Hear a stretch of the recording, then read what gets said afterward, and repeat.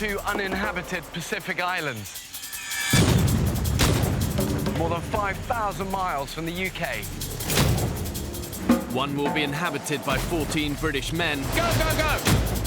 While a separate island will be home to 14 British women. For 6 weeks, they'll be utterly alone. Holy shit! With only the clothes they stand up in and a handful of basic tools. Filming everything themselves. When pushed to the limits of human endurance. So thin now. Will it be brute power or mental strength that wins the day? Watch him, go no, go no! Who will have what it takes to stay alive? Tonight, we follow the women's island. Oh my God, there's Cayman! Oh my God! Survival will be harder than ever. They'll have to make fire, hunt for food, and find water. Oh. Living on the island in the middle of tropical storm season. I'm still wet, worst night's sleep. Like, surely I'm gonna die soon. Hang on! Oh shit, no, no! When pitted against the extremes of nature. And these modern-day women got what it takes to survive. Just remember to how you felt when you felt shit and leave it there.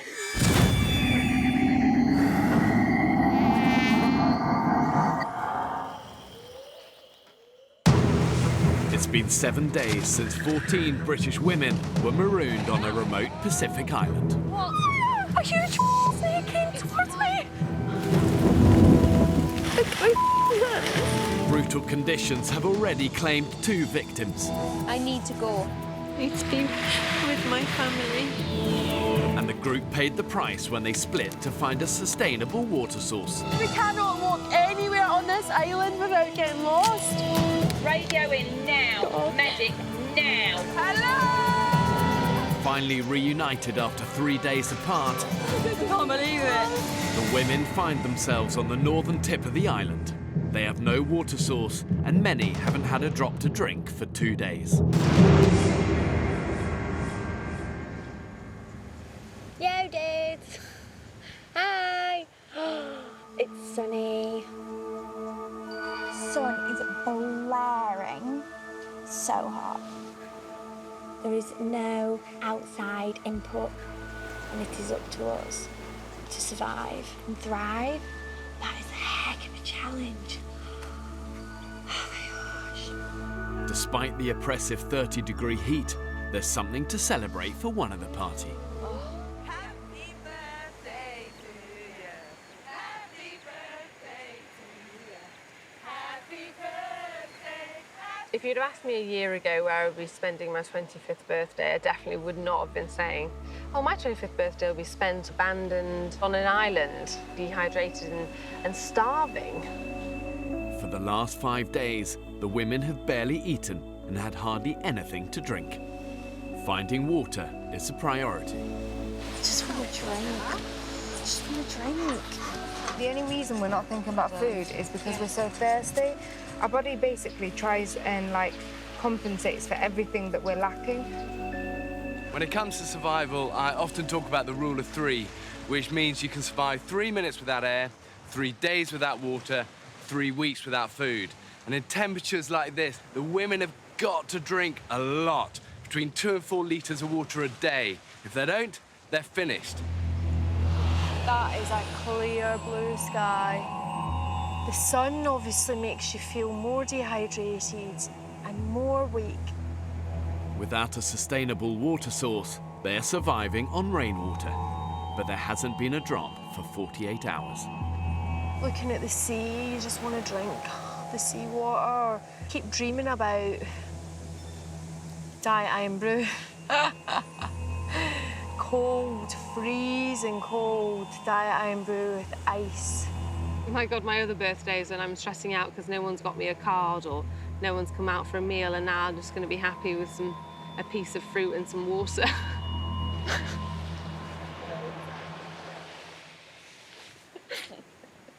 I think a bogey just came out of my nose.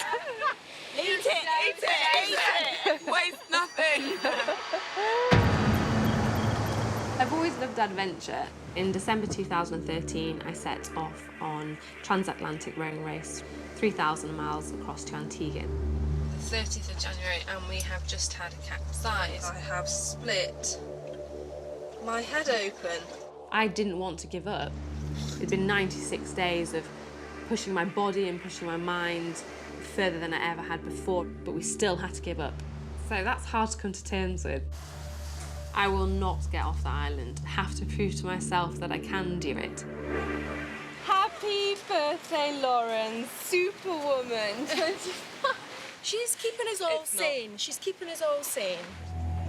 Celebrations are short-lived. The women have a life or death priority. Seeing the effect that dehydration has, I couldn't really have predicted that it could be so disabling.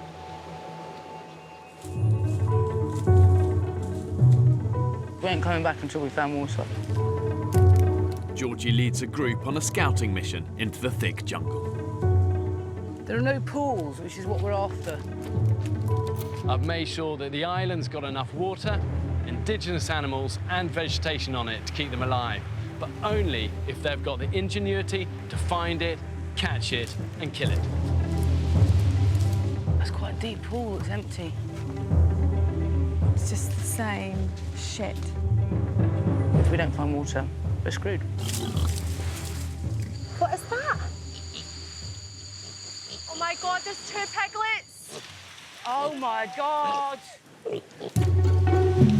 Oh my God. Be careful, because if Mum's near... I can actually see Mum over here. Oh, careful, come away. If Mum thinks the kids are threatened, that's when they get really aggressive. She's lying down. Come away, sweetheart. She's massive. She's enormous. She's like... really near. The piglets, the first thing I thought of was crackling, to be honest. I am hungry. I don't think I could look into his little piggy eyes and then kill him. I'm not ready for that yet.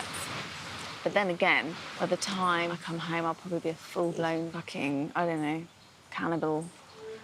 The pigs are given a reprieve. Right now, everyone's lives depend on finding water.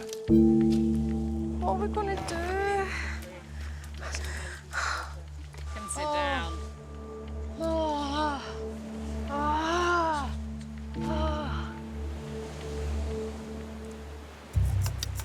We're all buggered. No energy to move. Fran, you all right? You okay? What's wrong?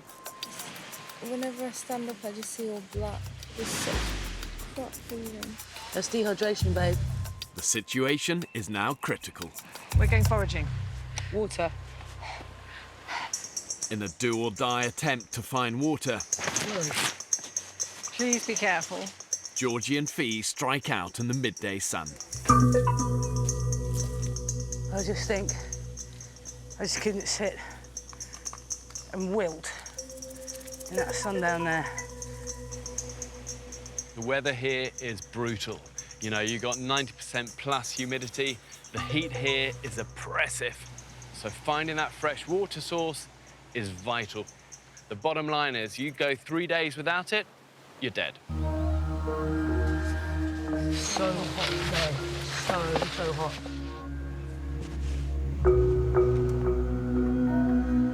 Like him being in a microwave.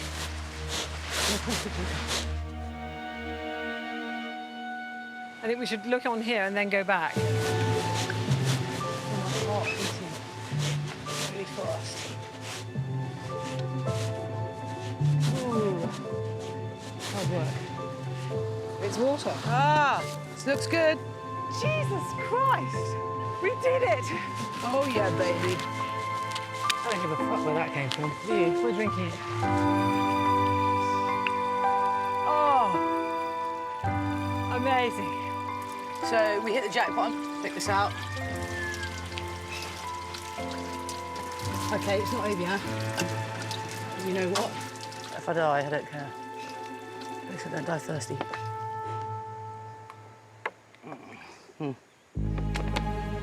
Obviously, rain itself is drinkable without purification, but once it hits the ground, it becomes contaminated. all sorts of bacteria and nasties there. And no matter how clean the water looks, You've got to boil it. Guess what I've got? Water! Yeah! I'm not going to lie to you. You drink it at your own risk.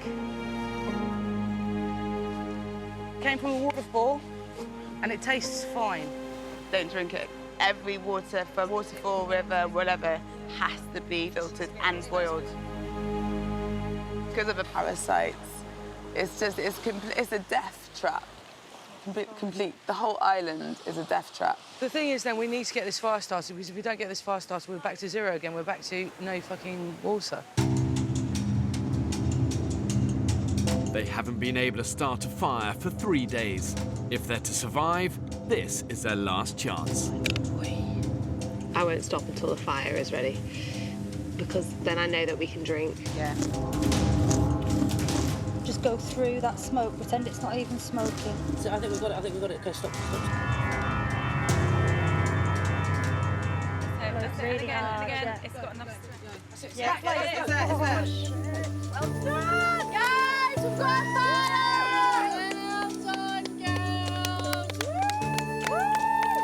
We just taste the water. Look. Look at that fire. The water won't be safe to drink until it has boiled some 3 hours later. Meanwhile, Lauren's keeping the fire going. The fire is so hot, it's burning through everything. The birthday girl is doing all the hard work and she's exhausted. I'd say that Lauren and Beth are always first in there to help. Also, they think of things. Oh shit! Lauren, come this way! Go into the sea now! Fucking hell! Shit! She opened the lid and it just exploded in her face. Oh fuck! Right in there, babe. Get her right immersed in the sea. Jesus! Oh fuck! Oh shit! Lauren, come this way! Go into the sea now! Go right into the sea because it's cold. Day 7 on the island, and Lauren's been tending a jerry can of boiling water on the fire. She opened the lid and it just exploded in her face. Jesus! What's happened? So the pressure of the jerry cans exploded. How are you feeling? Okay. Stay there for now. Keep in the water. For the moment, Dr. Belinda can't tell how badly scalded Lauren is. What you say is to run whatever it is under cold water for... Exactly. We'll see the extent of it in a minute. Just everything seems to be going a bit tipsy-turny. I just hope everything goes well, especially since Lauren's like one of our strongest people. So if she goes down, I think it would be a big detriment to us. It's like doing your water on your engine. You've got to let it cool down before you open the top screw top. If her burns prove to be severe, Lauren may have to be evacuated. Poor Lauren, she's not having the best birthday ever, is she? Dehydrated and now scalded by boiling water. I'm just going to keep dampening you and letting it cool. Hopefully she will be back to full strength soon. Lauren's face isn't scalded, and Dr. Belinda believes she can treat the burns on her arm. Especially in the blistered area. That's the worst bit. It feels like someone is singeing my arm with a hot poker. I will not let people see that I'm feeling just as weak as them, because I actually feel like some people need strength in other people to keep them going, and I'm determined to be that person. Hello! I'm still standing. Keep going. Despite the jerry can exploding, just enough water remains for everyone to have a life-saving drink. Pick your own bottle, love, they're all the same. You just used it. No, I asked for whiskey and Coke. Oh, I've went for some aloe vera original drink. And aloe vera is disgusting. I tried it with a detox and it tastes like sperm.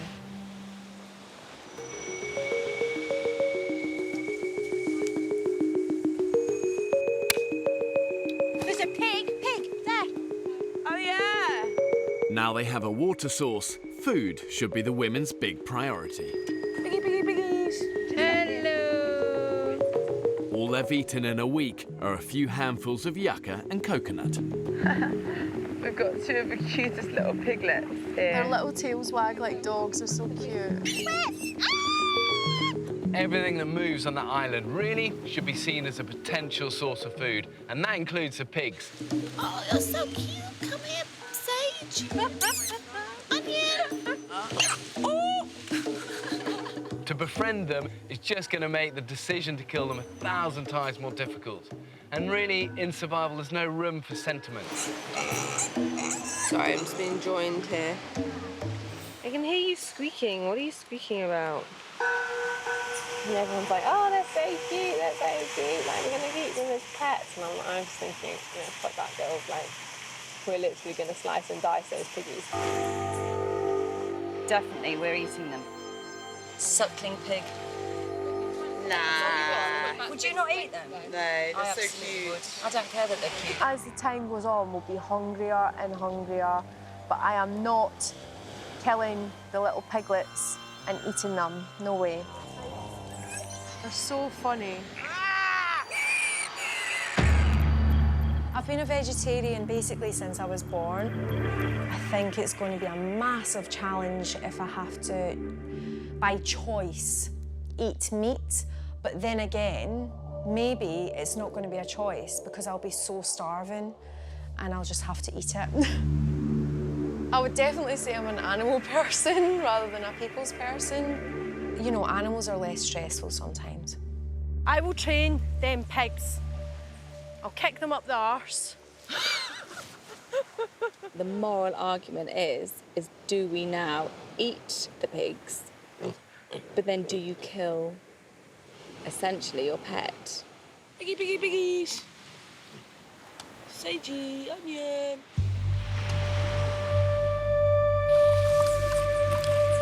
That's it, I think, and With water running low, Careful, these rocks are uber fucking slippy.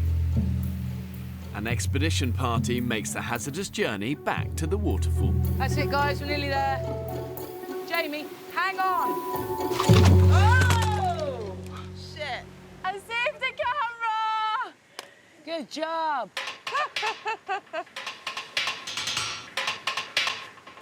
That's it there. Shit, doesn't look like it's running. Fuck's sake. No! I don't understand. This was pouring with water the other day. And it's dry. Totally.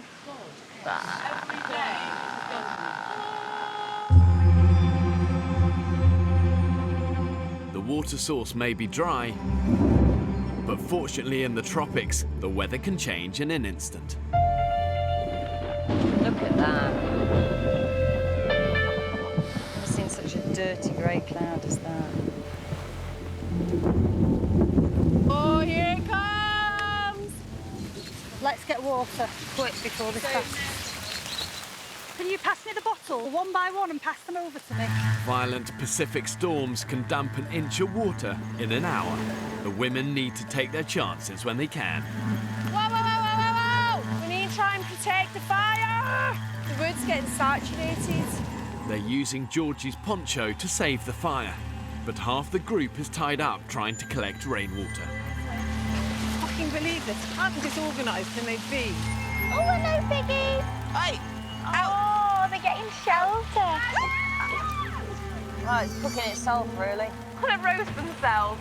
Let them roast themselves. Is that a tornado? Wow. You want to see what's out there, girls? It's like a big thing in the sky. Honestly, I've never seen anything like it. Fuck, if that touches down, we're in trouble. Oh, my God. At their worst, water tornadoes are capable of travelling up to 150 miles an hour. If this hits the island, it could destroy everything in its path. It's like one of those. It's growing as well. It is growing. So that's pretty scary. We're really vulnerable here and no one can get to us if anything like that happens. So, oh, hang on. Is it dissipating or is it just curving? It's gone. Seems to just split up and gone. We get to live another day. Shame. While they've kept the fire alight, they've hardly collected any water. Is that the total amount of what we've just got from that rainfall? I am struggling. But as much as we nest here, Mother Nature turns up and she just shits on it. And it's like a fucking mudslide everywhere now. It's become clear to the women they can't survive here on Coconut Beach. They must move camp. Whoa! 5 days ago, the women discovered a beach on the western side of the island with a sustainable water source nearby. They christened it Home Beach. Now Lauren wants to take everyone back there. You need to get to that home beach now. The beach, the water, it's just going to make people feel like they can actually do this. I'm pretty confident in where that beach is.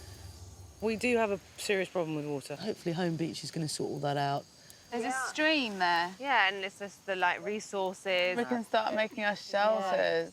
You guys haven't seen it yet either, have you? So I've got this image of this beach that flows for like miles, palm trees, hammocks, shelter, waterfall, fish jumping from the sea. Yeah, we saw that. We did see that. Oh, I'm so excited. What's the plan with the fire, guys? We're going to try and transport it. We haven't got anything metal, have we, yet? So we'll just have to light another one. So we're experts now. I'm excited. It's going to be ace.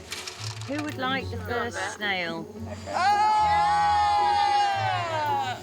Sage and onion remain off the menu. Tonight it's just foraged snails.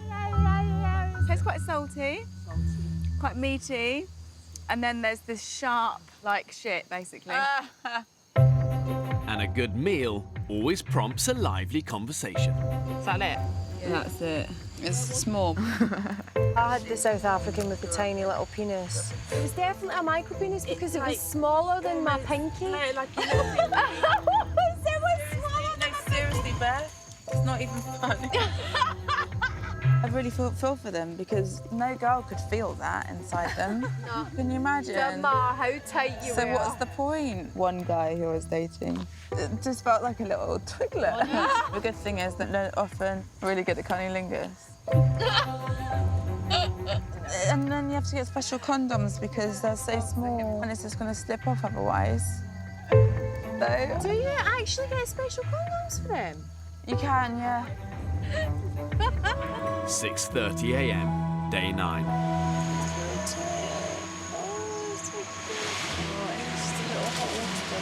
All night, honestly adorable. I'm saying this about a pig. Oh, and they're very cute. It's just made me happy. Today the women face an arduous trek, seeking the beach where they want to build a permanent camp. What do you think, Jamie? What? Is it worth cracking these open to get a mouthful of coconut before we set off? No, it's too heavy. There's loads there. Oh, I really want a coconut. I'm so hungry. I'm so hungry, but someone's just said no. I want you to just take your backpack off. I'm going to give it to Jamie. It's a hard walk, and you will find it difficult.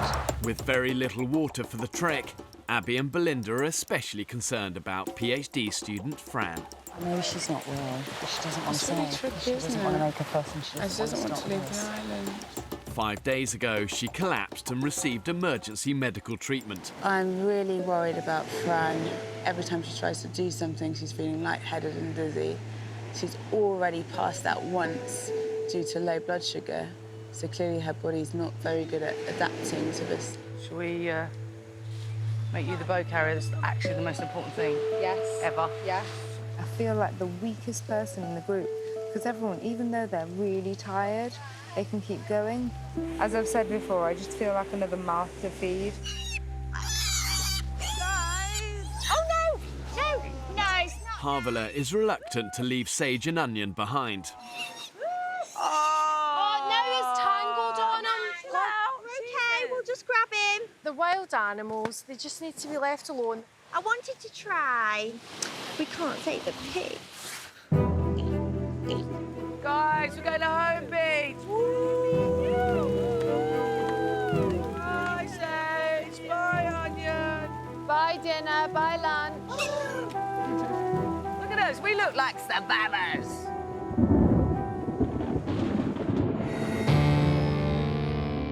"9 a.m, the women depart for Home Beach.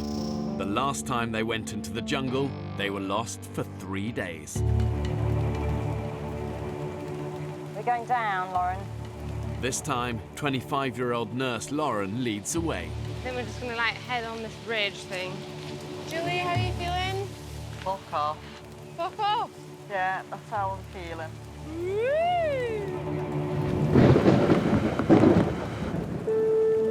After just half an hour, Becky's in trouble. Hold up, guys. Just got a dry mouth.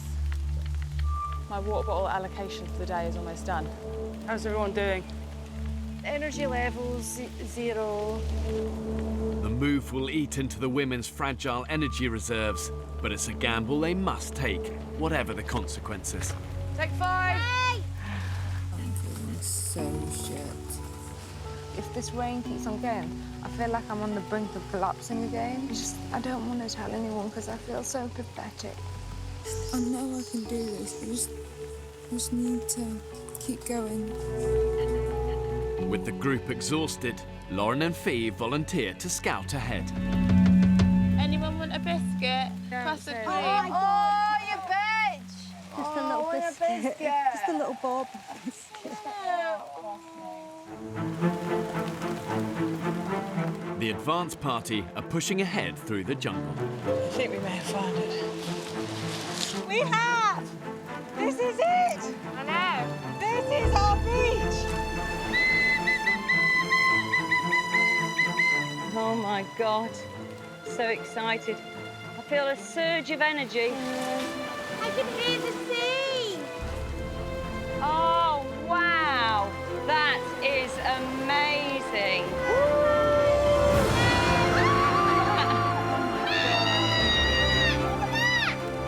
Even in the piss-soaked rain, this place looks ridiculous. I just think paradise compared to where we've been. The sea looks bluer. Everything looks better. Everything. Our pig! The pigs! Yay! They've traipsed all that way after us. I don't know whether I could eat them now. Oh. I'm glad they came. They love us. What the hell? Ketchup. Found a ketchup bottle, and I just think that's a sign. Opening ketchup.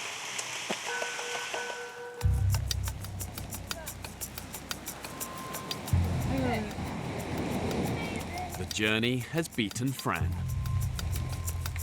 This beach is extra cold because it's kind of like open. I don't feel like I can do anything in this weather because I can't move. It's a little bit damp. Oh, thank you so much, Robin. Oh, I love you. Coming through the jungle again today in pouring rain has tipped her over the edge. She's been proper poorly. She's cold all the time. And so when we're cold, it's for her, it's like bloody hypothermia. When you're wet, you're malnourished, your body temperature just is going to drop. And it only takes a 2-degree drop to take you right bang into that danger zone for hypothermia. So the women have an uphill struggle getting Fran warm. I am on firewood duty. We need to get dry firewood. Nothing is dry. There's just no dry standing wood. It's not a little bit wet. Honestly, the place is just sodden water. I don't feel that I could cope with another rainstorm. I don't think I'm medically fit for this. It really is torture for Fran. She clearly is not a well person. I don't even have any sort of rescue meds, so if she were to collapse, it would take a while to get any further medical help to us. Stop, Bravo. This is Bravo 1, go ahead, over. Fran now feels she has no option. My body can't take it anymore. Over. Do you then want to take off the island? Yes, please. Over. I hope you feel so much better, honey. I think you might have died if you stayed. And I'm serious. Oh no, thank you. I think I would as well. I am absolutely gutted. I absolutely love Fran. She's ace. She's our little baby.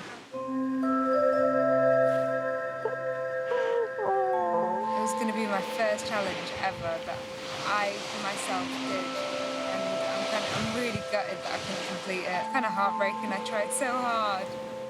Fran, bye, my darling. We love you. We love you. Another one down. Now we need to go and anchor the others to trees and make sure none of the others are thinking of leaving. To lose another team member, it's so demoralising, and you can just feel the atmosphere in camp at the minute is just on tenterhooks, and everyone's thinking, I don't know how long I can keep going like this.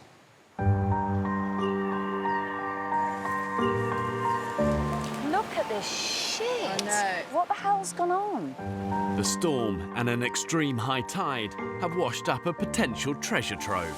Like Paradise Beach, no longer. Oh, false alarm, half a hair clip. Ta-da! Not only is it a can, it's a can with a lid. I think one of the real unsung heroes in the survivor's arsenal is resourcefulness. What's that? Is that Andrew? Oh my God. Oh my God. I thought it was Andrew. Oh my God. Here, hold that. I thought it was Andrew. Oh my God. Wait, check the sell-by date. I don't care.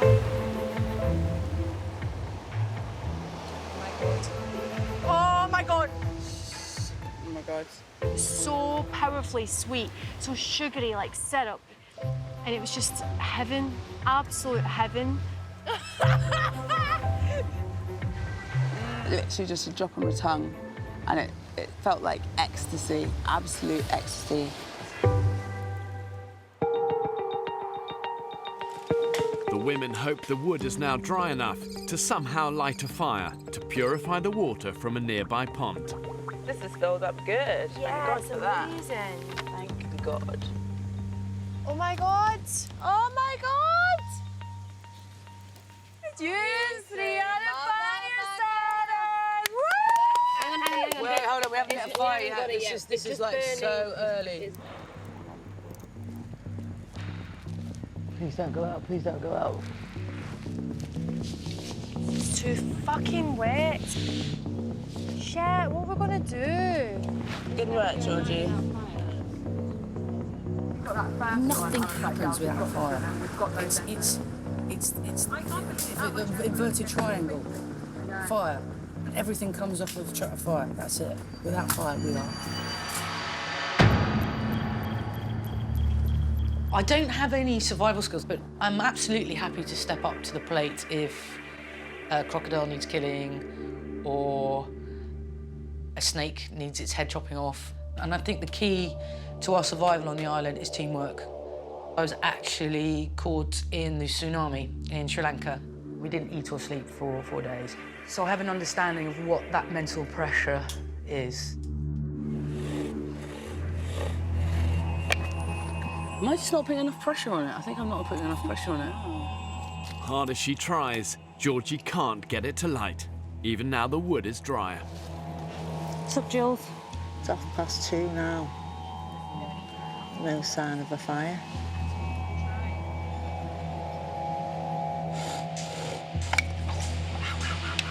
There's hardly any spindle left, is there? I know, that's the thing. That's probably why it's flicking off. Just give it another go.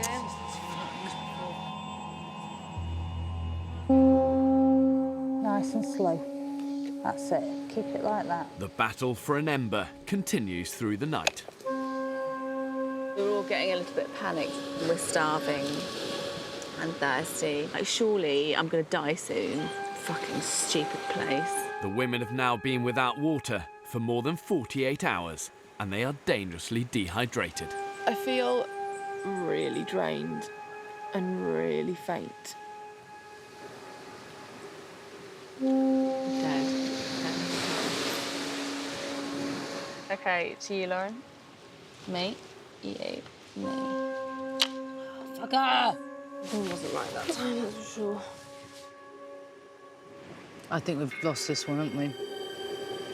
So this bow drill set, really all the parts need to be in perfect proportion for this to work. The problem is the women's drill is now too small because it's been so used. They need to start again. Their situation is now beyond critical. I feel so dizzy. It's fucking hard work when you've not drunk anything and the heat. I'm really struggling. It feels like my purpose on this island is just to be dehydrated. I'm so thirsty. Foxtrot to Bravo 1, over. I just wanted to let you know we need some supplies from you. Medical advice is that the castaways are now so critically dehydrated that within a few hours, their lives will genuinely be in danger. So really, I've got no choice but to intervene. And the women will be given a working bow drill set.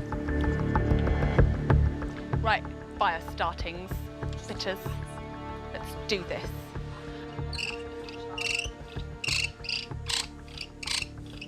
Purring, ladies, it's purring action. Stand still.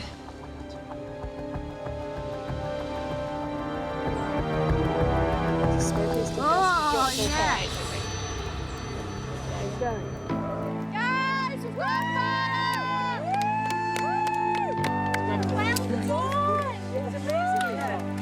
This is great. Now we can start thinking about the bigger things like our bellies, for example. There's a little something down there which is sitting a bit dangerously close to the fire to me. This is amazing. It's cool and clear. And that view, I feel like we're in a luxury hotel, and then shortly our butler will come. What have you ordered for butler service? Oh, oysters. Oh no, not oysters. We can get them here. Oh, yeah. Please, order something you can't get here. What would be your first? Double cheeseburger, absolute whopper with everything on it. I want to find out what you... Now, what have you ordered from our butler? From our room service, I've started with some... well, sorry, it is seafood, actually. Oh, really? Some deep-fried calamari. And then, for some weird reason, it's a bit like being pregnant, I want jelly and custard and ice cream. And I don't even like ice cream. But I'd like, jelly, custard and ice cream. And then a kids' buffet. Oh, kids buffet, I'm with you with that. Until I vomit.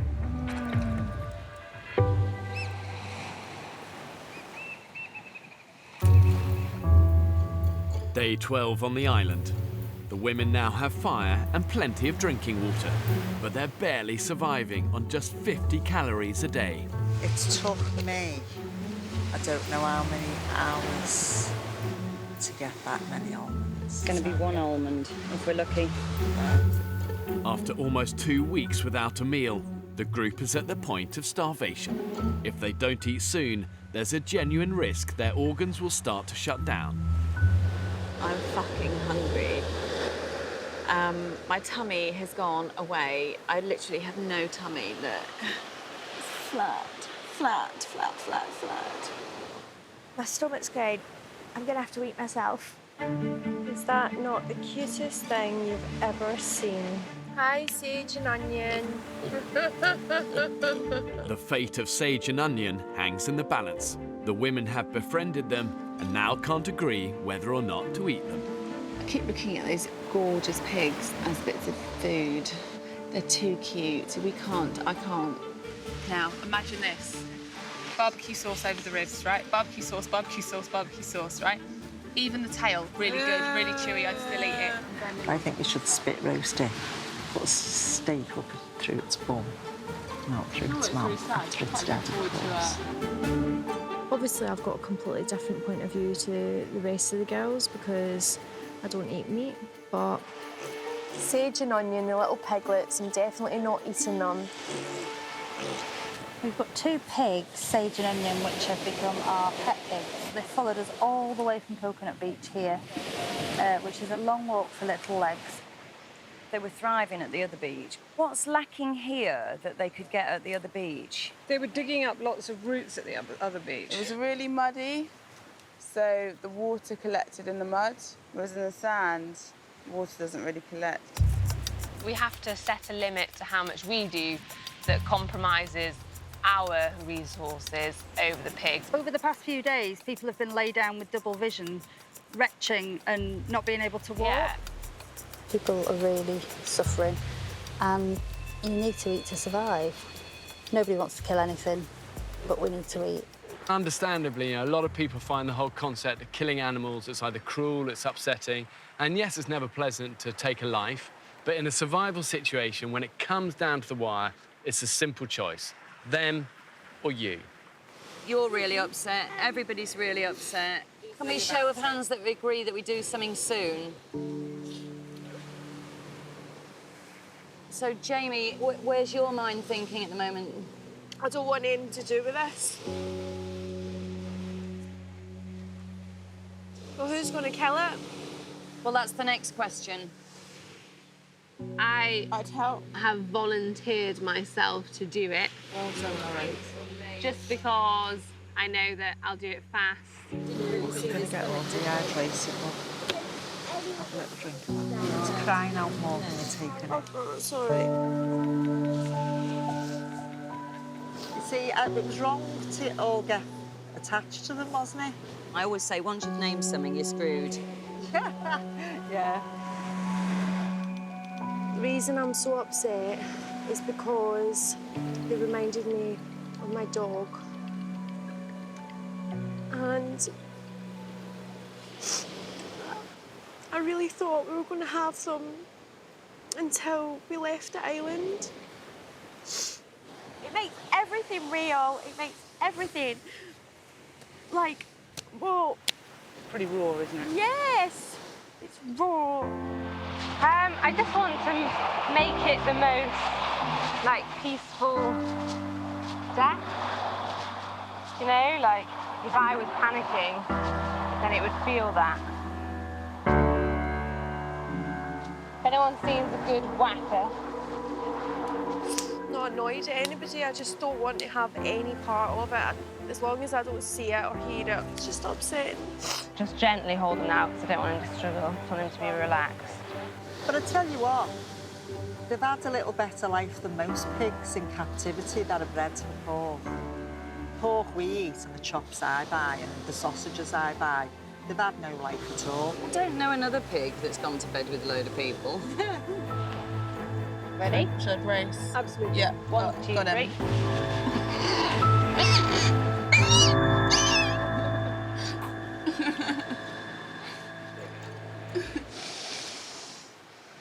Well, Lauren, absolutely amazingly well done.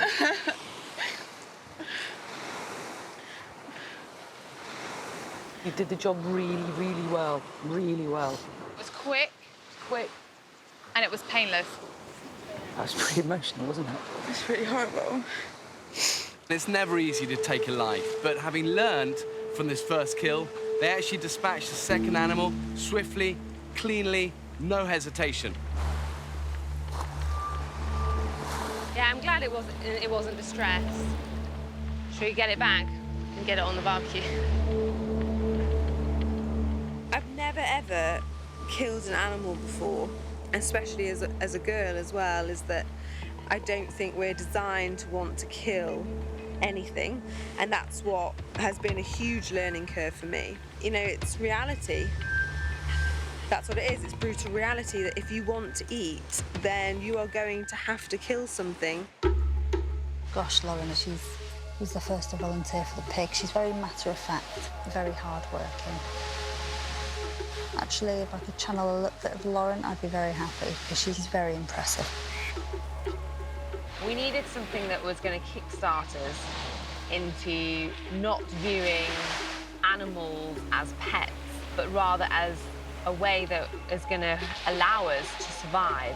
You know, it's going to give us the energy that we need to get hunting, get finding water, to find wood, because that is all exhausting work. It's very sad, but if I'm perfectly honest, I'm really looking forward to the meat. Because I think we're all in dire need of a bit of a meal. Harvey, just to let you know, the pig's on the fire. I'm not being a hypocrite. I'll look later. I'm just not ready. Thank you. There's no way I'm going in there until it's all done with. I wouldn't go in there. I'm not eating a pig. This is a really decisive moment in the women's struggle for survival. Now, they have the mindset to progress as hunters and killers. They've actually crossed a very important psychological line, and for the first time, they're behaving like survivors. Are you ready, guys? Yeah. This tastes good. Oh my God, it's unbelievably delicious. I don't like the fact that I'm eating the piggy, but it is good. I don't know about anyone else, but I feel like a wild animal. like a cave woman. What do you think that tube is? It's a testicle. I quite like things like that. Do you know what I mean? It's quite savage. We needed that. I'm not gonna lie, it was gorgeous. I could have ate it all myself. It's all good. That's it for now. Over and out. Next time on the island. You lazy bunch of bone-idle bastards! We're not even halfway through, and tensions are beginning to fray. We're not all just grand to bash on bits of wood. To some would look like you didn't want to do a harder job. I would say fuck you to that person. Fucking calm down, eh? There is absolutely no food in this camp. This island is infested. Roundy boy! Yay!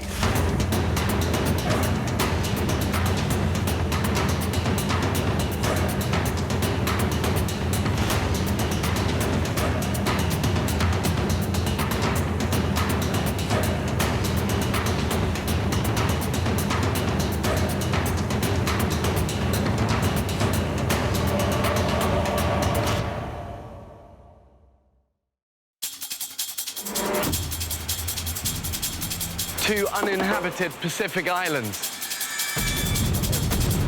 More than 5,000 miles from the UK. One is inhabited by 14 British men. Go, go, go! While a separate island is home to 14 British women. For 6 weeks, they'll be utterly alone. Holy shit! With only the clothes they stand up in. Woo! Yeah! And a handful of basic tools. Filming everything themselves. When pushed to the limits of human endurance. Will it be brute power or mental strength that wins the day? Yes! Pull him, pull him, pull him, pull him, pull him! Who will have what it takes to stay alive? Tonight, we follow the women's island. Jeez, I'm so weak. Survival will be harder than ever. The search for water and the hunt for food is now a matter of life or death. Living on the island in the middle of tropical storm season. It's really hard. When pitted against the extremes of nature, have these modern-day women got what it takes to survive? Your bodies are just starting to fail. I'm right on the brink of pulling you all off the island for medical reasons. Over.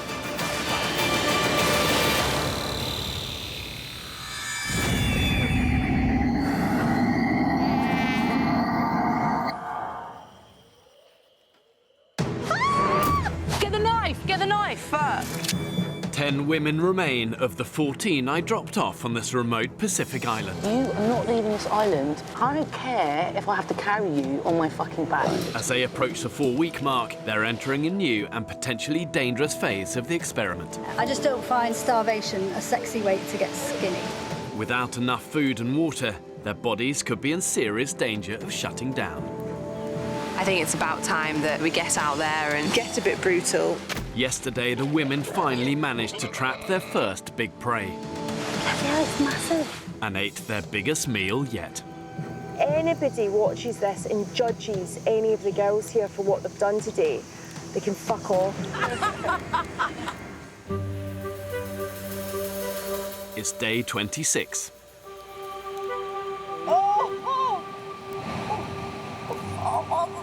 What's that? It's moving. It's from the pig. I knew there was things here that tried to burrow into your skin. Don't worry about hurting me, just get it out. A plague of parasites from yesterday's pig carcass has hit camp. Basically, camp is infested with ticks. Oh, Christ. Let's wash down and we'll basically give each other a visual check. Who says we don't have to take our clothes off to have a good time? Hello! She looks a bit angry. It was angry, it bit me. Turns out I've had a tick right on my bum. It's made a right mess. Oh, it didn't have it. I've got one there, but it's like it's got its head in there. These blood-sucking insects burrow their heads deep under the skin to feed, exposing the women to a host of dangerous tropical diseases. And as I went like that with my fingernail, the arse end of this tick came up with its legs moving. Well, oh God, it knocked me sick.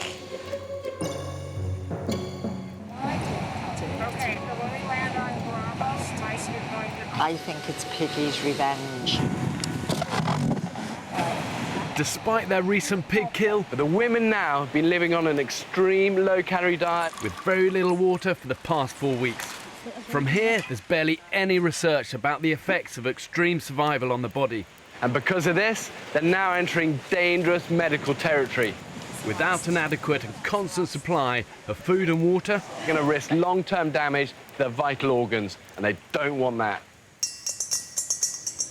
Like that? Yeah. You caught the pig. We cooked it as well, and now we're staying up all night to preserve it in salt water from the sea so that everybody can eat meat for the next 3 days. Hunters Lauren and Beth, along with Havila and Becky, are working through the night to ensure they make the most of yesterday's pig kill.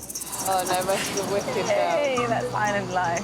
While they're doing that, we are going to dig a hole in the ground to bury the jerry can. So it's going to be a bit like a fridge, but a fridge for like cavemen.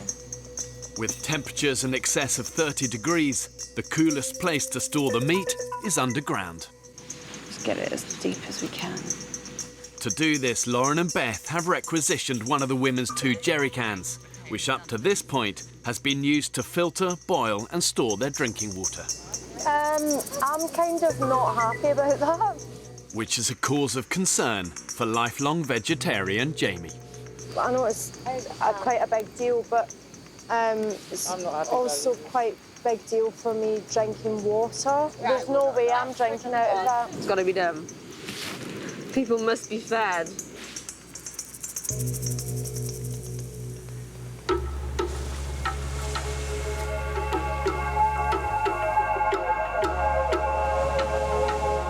I'm a bit devastated about still being awake at this time in the morning.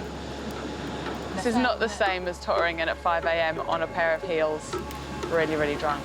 Having worked through the night, the pig preservers head back to camp with the jerry can filled with pork. I think people have their priorities wrong.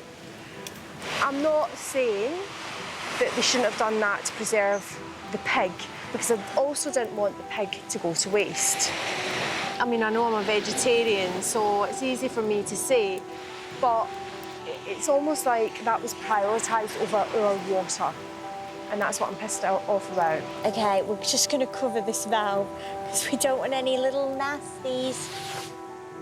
On the island, Jamie's helped establish a successful water purification system, using 1 jerry can for filtering and the other jerry can as a kettle for boiling. It's fucked up the whole water system. I've been sitting there for days doing it. 1 jerry can, get it on the boil. Filter out another jerry can, get that on the boil. And even then, we're struggling with the water. Now we've got 1 shitty jerry can without a lid. So now I'm suffering. Midday. With tonight's dinner stored in their makeshift fridge, the women who stayed up preserving the pig are resting on the beach. You smell so clean. No, I don't. I'm sniffing you. 55-year-old Julie is hard at work, determined to supplement the women's dinner. She spotted at their fish. But what I'm going to do is, I'm going to tie this up and tie it to my ankle and see if anything else comes to eat it that I can scoop up in my kiddie net. What a lack in talent I make up for in enthusiasm. My mum used to say that.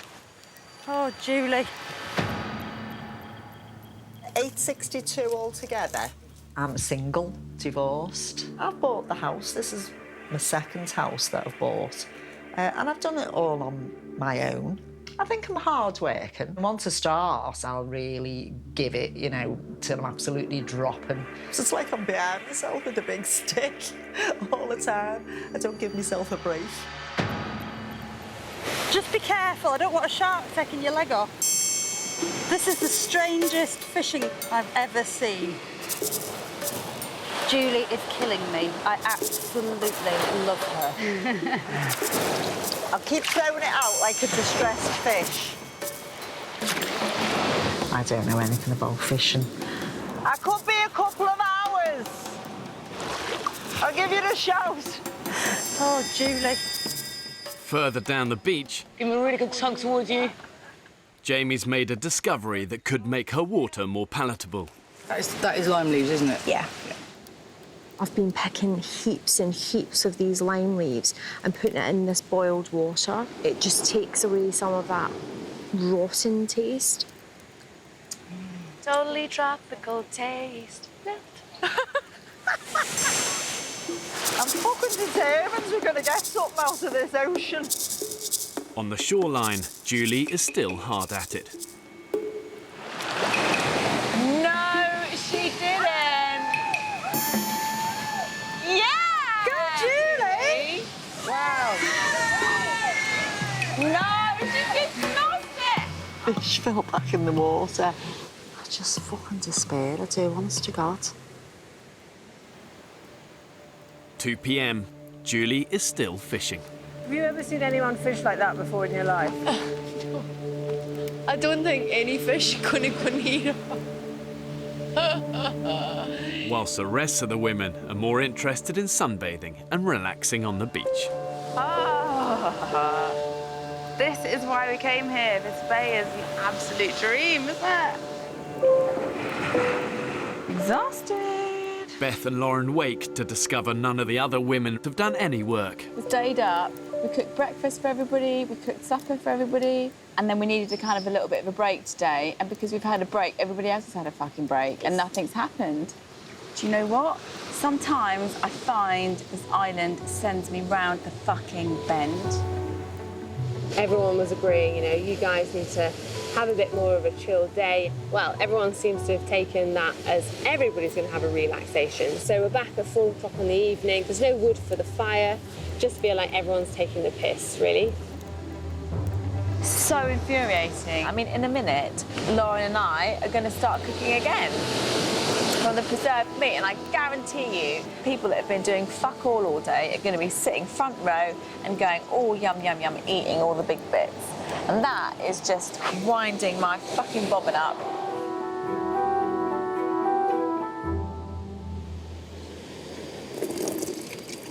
Oh my God. That smells funky, doesn't it? Lauren and Beth have dug up the jerry can of preserved meat. I mean, that jerry can does smell of fucking vomit, though, doesn't it? I think it's borderline. It goes off very quickly, doesn't it? With no other food collected during the day, the women risk eating the suspect pork. Come and grab a coconut bowl and fill up. What do you think, girls? Doesn't taste right, does it? Makes you feel a bit ill. It is absolutely disgusting. Like, totes gross. It's disgusting. But, you know, when it's the only thing you've got to eat... The pork may have been foul, but at least Jamie's flavoured lime water has hit the spot. Oh, my God, Jamie, it's so good. Oh, my God, it's amazing. That was really exciting. It's the best thing ever. Oh, that's almost better than cunnilingus. I don't like them being down there. What? Yeah, I get scared. I don't like, what the fuck are they doing? And their little beady eyes. Don't like it. Don't like it at all. I'm like, well, get up, get up. My stomach.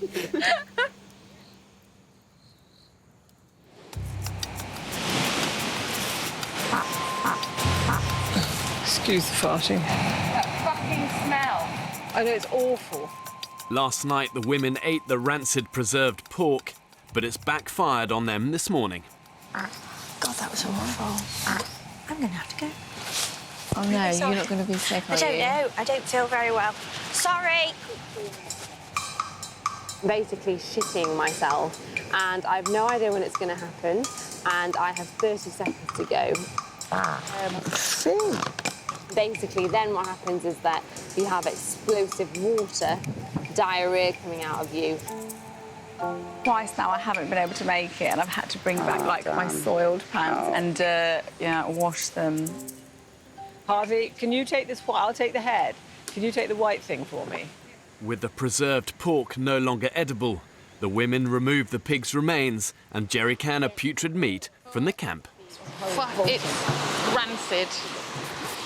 Is the head in here? Rotting head. Fucking tick. I think we just ditch all of this shit. Yeah, none of it's coming back. Don't need that canister, we don't need any of this. I don't need this in my life right now. Unconvinced they could salvage a rancid jerrycan and use it to purify the water again, the women throw it away. Oh, sorry, its eyes are sort of popping out. I've learned from experience that big disasters are often made up of quite small mistakes, but they have consequences, and it sets off like a chain reaction, and that chain can be very hard to break. Now with only one jerrycan to produce all their water, the women are unknowingly heading towards a dehydration crisis. Oh, we've lost half our buckets and half our containers now. Yes. But we'll find more buckets and containers, but we couldn't possibly have brought those back. I mean, they were just rack. In one stroke, the women have halved the amount of drinking water they can produce and have permanently disrupted their purification system. Vegetarian Jamie is unimpressed. I'm not happy. That's how much water I've got left. I had that in this morning, so that's all I've drank today. I'm pissed off at the fucking situation. And I think I've got PMT. Uh-oh. Yeah. 4 weeks in, and the women are entering uncharted survival territory. It's fucking hard. Like, it's not a joke. It's really hard. And I miss everybody. I miss my family so much, and I miss my boyfriend so much, and my best friend so much. And all I want to do is, you know, have something substantial to eat or have some water that doesn't taste like the bottom of a swamp. But I just keep telling myself I have to keep pushing on. The women have unwittingly put themselves at risk of dehydration after discarding a contaminated jerrycan. It means they can now only boil and purify half the amount of drinking water. When that happened yesterday, I was like... Yeah, she lost it. Don't ask for much, do you? Coconuts and water. Exactly. Jamie is furious with the other women and decides to take drastic action. Really annoyed, actually. I'm going on strike now. I'm going to do what I want, when I want. I'm not doing anything else apart from the water. Because I cannot live without water. Rolling! Jamie has withdrawn her labour from the group and will now only do the one job that benefits her, collecting and purifying the water. I'm going to be water bitch. Because nobody else gives a shit. I don't understand. Where do you think it fucking comes from? Yeah. A tap. I work on my own now, so it's quite fun not having anybody to tell me what to do. I don't really like anybody bossing me about. On the island, ideally, I would really like a fun bunch of girls. Anyone that took themselves too seriously, I would find that a bit difficult. It's just a never-ending circle of chores to be done. Yeah. In camp, the women are working through their long list of daily jobs. We have basic chores that have to be done on a daily basis, or else we won't survive. Getting wood for the fire, getting water, and finding food. And if we don't succeed in those, everything goes to hell in a handcart. After this, I'm going to filter water, and then I'm going to have a bath, brush my teeth, wash my clothes, chill out. Surviving takes hard graft and everyone working together as a community. You've got to do all you can to keep a group cohesive and together, because when it's together, it's strong. It's not strong when it's fragmented and broken. definitely have more water than you. You bitch. You topped it up. No, you topped the bag up. You should have seen mine. The water wanderers return. Jamie starts purifying the water. It's a process that takes up to 3 hours, but will now only produce 1 can's worth of water to drink. Feel like I'm in a faint. Julie and Havilah have moved on to their next job of the day, collecting firewood. Is that hard work, girls? So hard work. I'll have to sit down. Don't know where. Drains? Drains. My mum had an expression, and it's very true. Only willing horses get worked to death. My mum used to say that. Dead now. She was worked to death. She wasn't.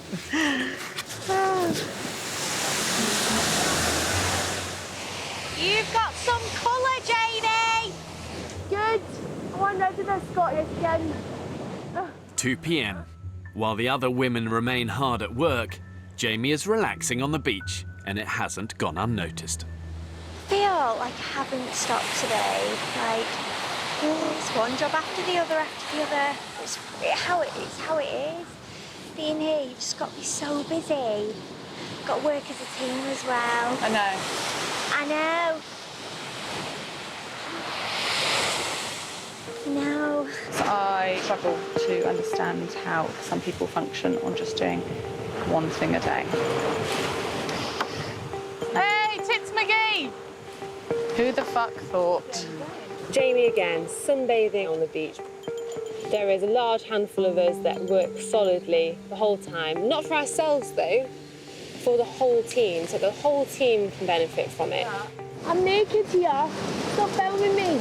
And not everyone has that same level of responsibility, and it's a joke. Jamie is so annoying. If she hadn't have gone and got water, then she'd have done absolutely nothing for the whole day. Especially because there's so much to do right now. It just made me really frustrated and angry, kind of a little bit like, where's the fucking team spirit gone, man? Right, meeting.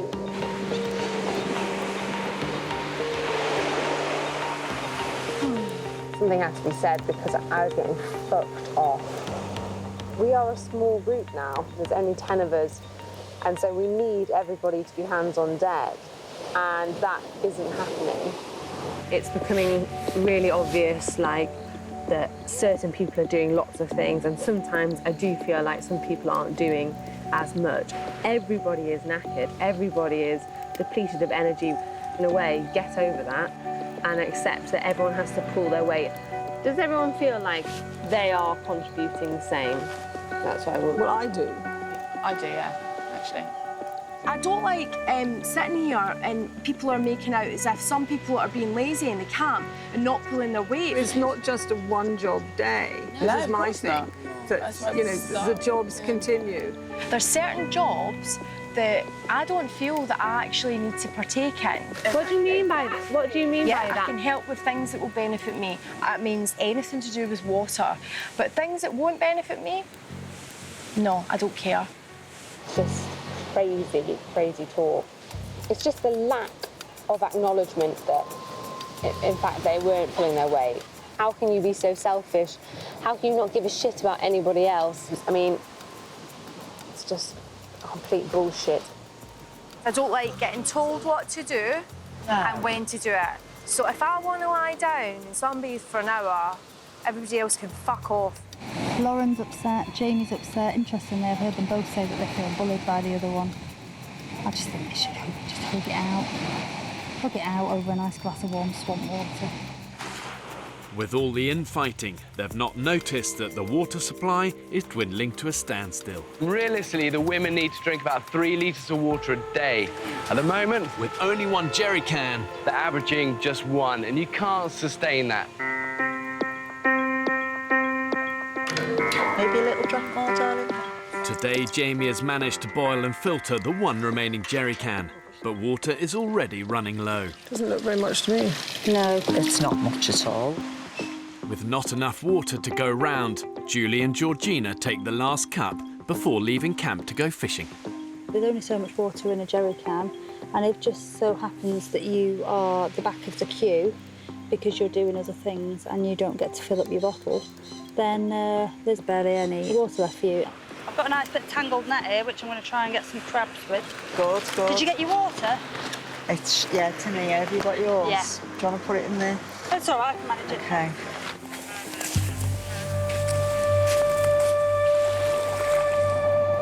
Come on, fellas. Just even a little one. Exhausting, isn't it? Back in camp, Lauren and Becky are getting ready to hunt. They're prepared just in case. We have no water to drink. We're going to have to go, aren't we? Yes, boss. Lauren, Beth and Becky have to leave camp to hunt with nothing to drink. Trying to look for food in around here is like trying to look for a needle in a haystack. I definitely feel like Beyonce in the Survivor video now. Just not as glamorous. Bit humid in here, isn't it? Hot, no water either. The best idea. Without water, the heat is beating them, and the hunting party have no choice but to return to camp empty-handed. Oh my God, that sun is hot. Come on, fishies. On the rocks, Julie and Georgina have now been fishing for 4 hours in 30-degree heat. Oh, here's a boxfish. Bugger off. Look at that. Don't you go any further forward on that rule. Shit. Oh dear, my head just went then. Just sit down. Oh dear me. I nearly hit the deck then, Julie.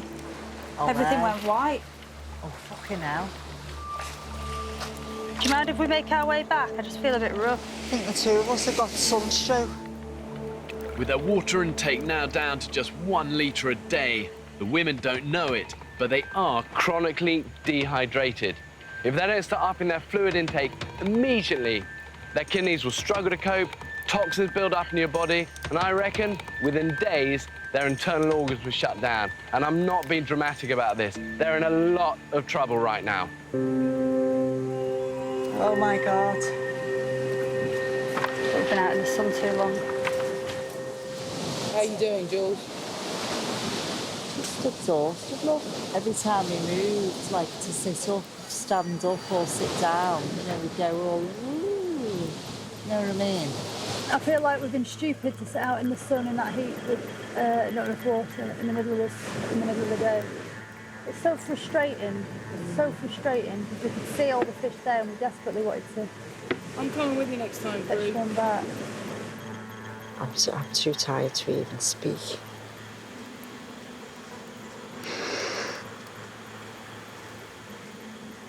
I hate being like this.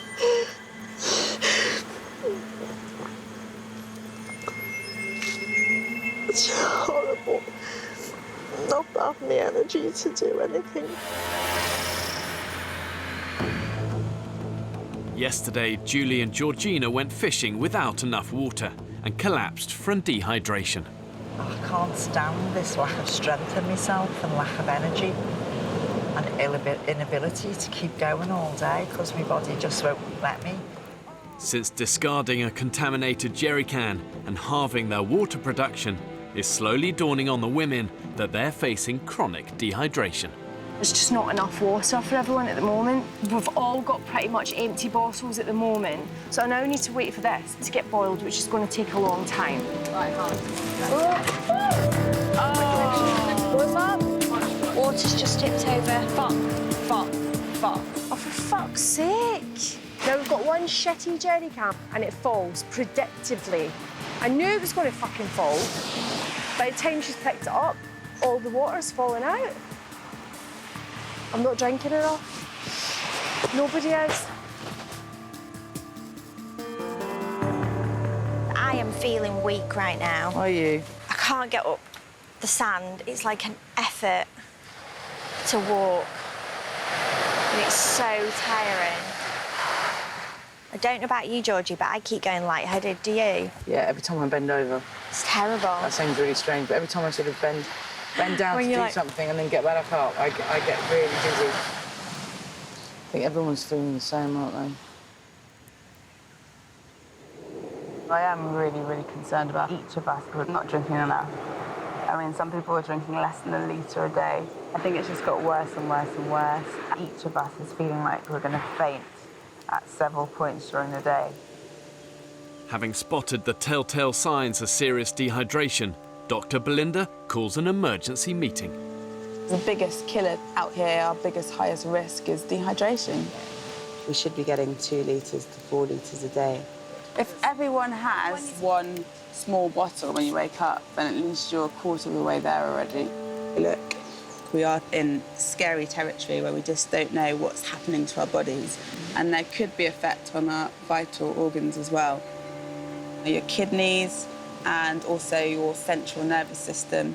So if you experience any weird symptoms at all, do tell me.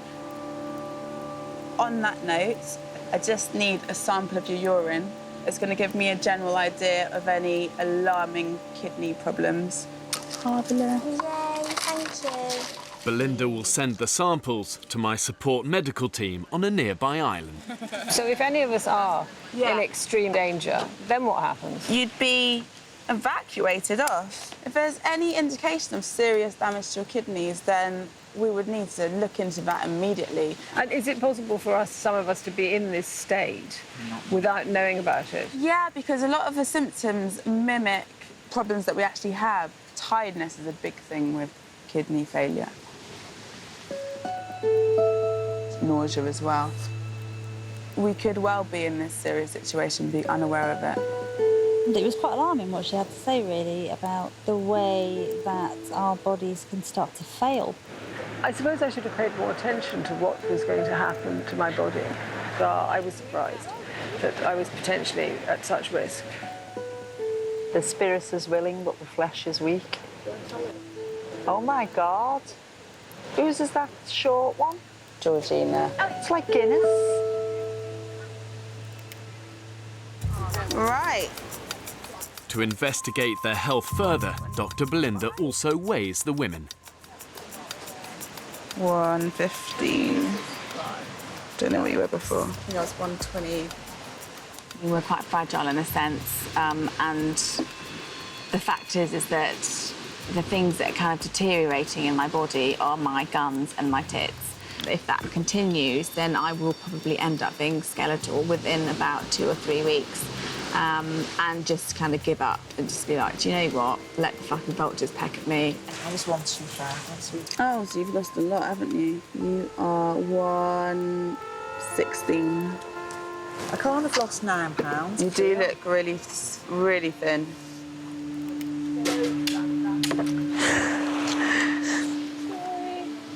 Expected to lose a few pounds each week.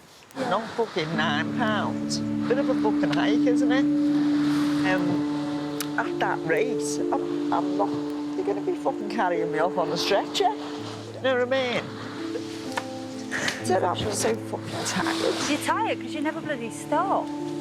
Well, you're like a bloody Duracell bunny, Julie. You are. Really not. You are. The women may feel at rock bottom, but an instinct to stay alive really is deep within us all. You know, our subconscious wants us to survive and to thrive. Well, let's have a little scavenge and see what we can find in this shit heap. The group make a last-ditch attempt to produce more drinking water. Having discarded one of the jerry cans, Fee, Julie and the others forage for a second suitable container to boil water. Oh, what's that there? Basically just a load of shit. Nothing very useful, I don't think. Metal is something that really is important. I haven't seen any. It's all plastic, and you can't obviously boil them. I am so thirsty. If we don't get the things we need, we won't survive. It's as simple as that. Plastic bottles, plastic cans, basically plastic. And that's it. Oh, we don't want that. They've failed to find any metal containers, but Julie is not giving up. So we have to find something.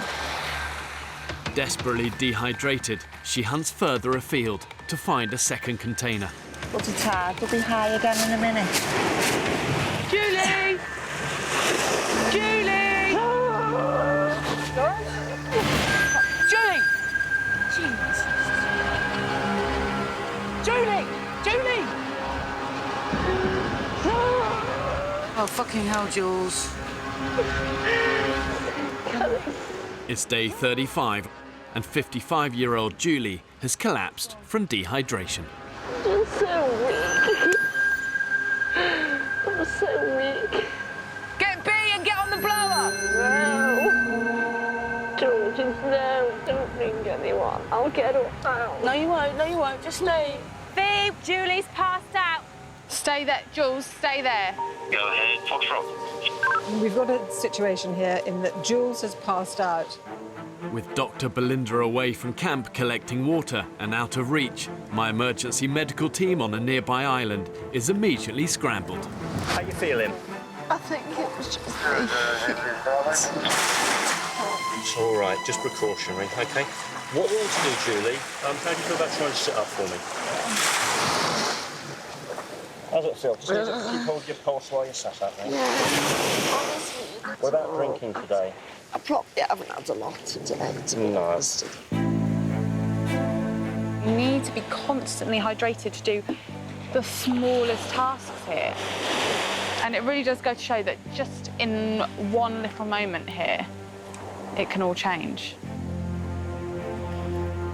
Yeah. I'm happy you're bright enough, everything's fine.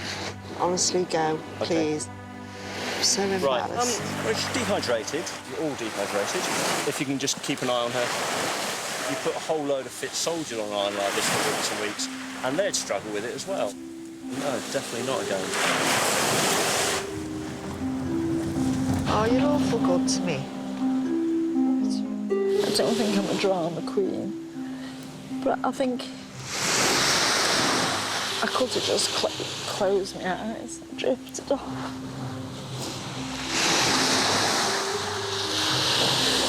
And not come back.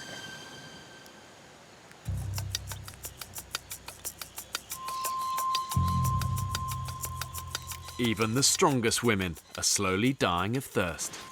I need to lie down again. For nearly 5 weeks, the group has been subsisting on barely any food, and they remain down 1 jerry can, producing half the water they need to survive.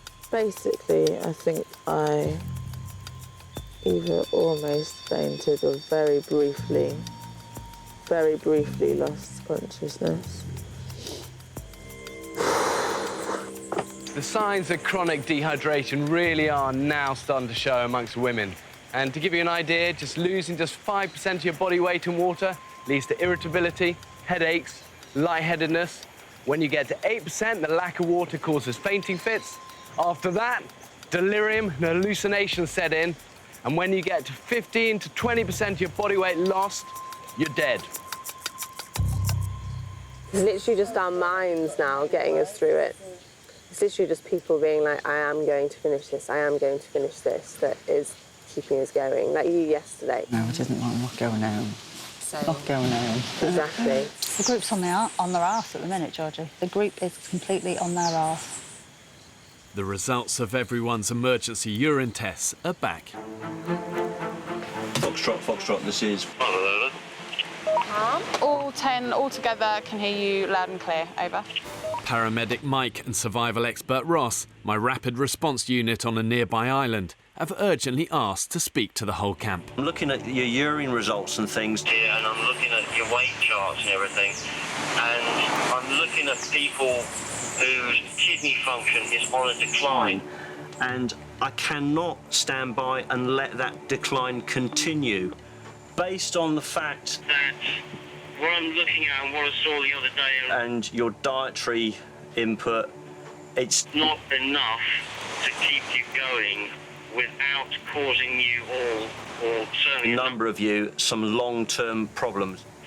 Your bodies are just starting to fail at this point. Now, there's no easy way to say this. I'm teetering right on the brink of pulling you all off the island for medical reasons, over.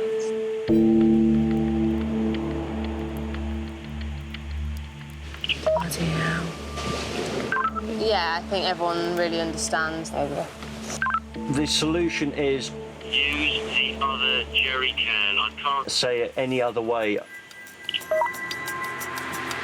You need to be drinking, at a minimum, 3 litres of water per day. Worst case scenario, when you're all sitting in a hospital, the thought of drinking out of a slightly disgusting jerry can that's had pigs in it will not seem as bad as potentially a lifetime on dialysis. Copy that. If you do not get control, in 36 hours' time, you're coming off the island. Over. There you go. The women have just 36 hours to pull back from the brink. They're not fucking about. We are going to be pulled off this island. I mean, very fucking seriously. I know that we all need water, full stop, and that's the only thing that's going to stop our kidneys failing. Secondarily, let's get some regular food into us. That's going to help with our general energy levels. For us to get to the end of this, it's about keeping our energy levels up and hydration levels up so that we actually survive for the next couple of days and don't go into renal failure. And if we don't, then we're going to be taken off and we're all going to look like massive dickheads. I know some people are struggling more than others, but what we need to do is, you know, try and work together without causing arguments, disagreements, unnecessary stress. Everyone's knackered, everyone is tired, everyone has no energy, hasn't eaten food, we're all in the same boat, but we all need to come together. Exactly. We have to get through it. We have to pull together. And in a way, it's going to force us to do that. At times, we work as individuals and not really work as a team, but we're going to have to. We have to work together now. When a group faces a life-threatening crisis, do you lie down and die, or do you pick yourself up and determine that you're going to control your destiny? You're going to go out there, you're going to be resourceful, you're going to work hard, and you're going to turn the situation around. If these women have any hope of surviving, it means teamwork, and that takes courage and hard graft. Right, Nick. So I've got to cross that swamp. Yeah. With everyone agreed they need the crucial second jerry can, Fee has volunteered to retrieve and sanitise it so the women can immediately double their water intake. That can is going to be full of all sorts of shit and bugs. I'm not really breathing very deeply. Rank with putrid pork, it's been sweltering in the swamp for 10 days. Oh, nice. Splashed on my foot. But sometimes the island can be unexpectedly generous. Not that smelly, is it? Absolutely amazing. It doesn't smell rank on any level. Maybe the maggots have done the job. There's a lot to be said for maggots. I'm so glad we got that jerry can back, actually. Yeah. Now the 2 jerry can system is back up and running, the women should at last be able to hit the daily target of 3 litres of water each. So we've got 1 can on the boil. And I just want to get this one filtered. Well, I'm less stressed now about the water. Just drink that anyway, shut up. Get it down you. I should squeeze away out. Thank God, seriously. But I don't want to, I'm not leaving. We've been walking too long before we find some yucca. With the water production line back on a roll, Jamie is happy to return to work, joining forces with Lauren and Beth to find carbohydrates the group urgently needs. God, I can barely walk. It's really hard. It's hard, you know, being in a group and put under so much stress, and nobody's perfect. Everybody has their moments, but we have to stick together as a team. Our muscles were stronger. Oh, I can see some yucca. Bring What back. you got there? Woo!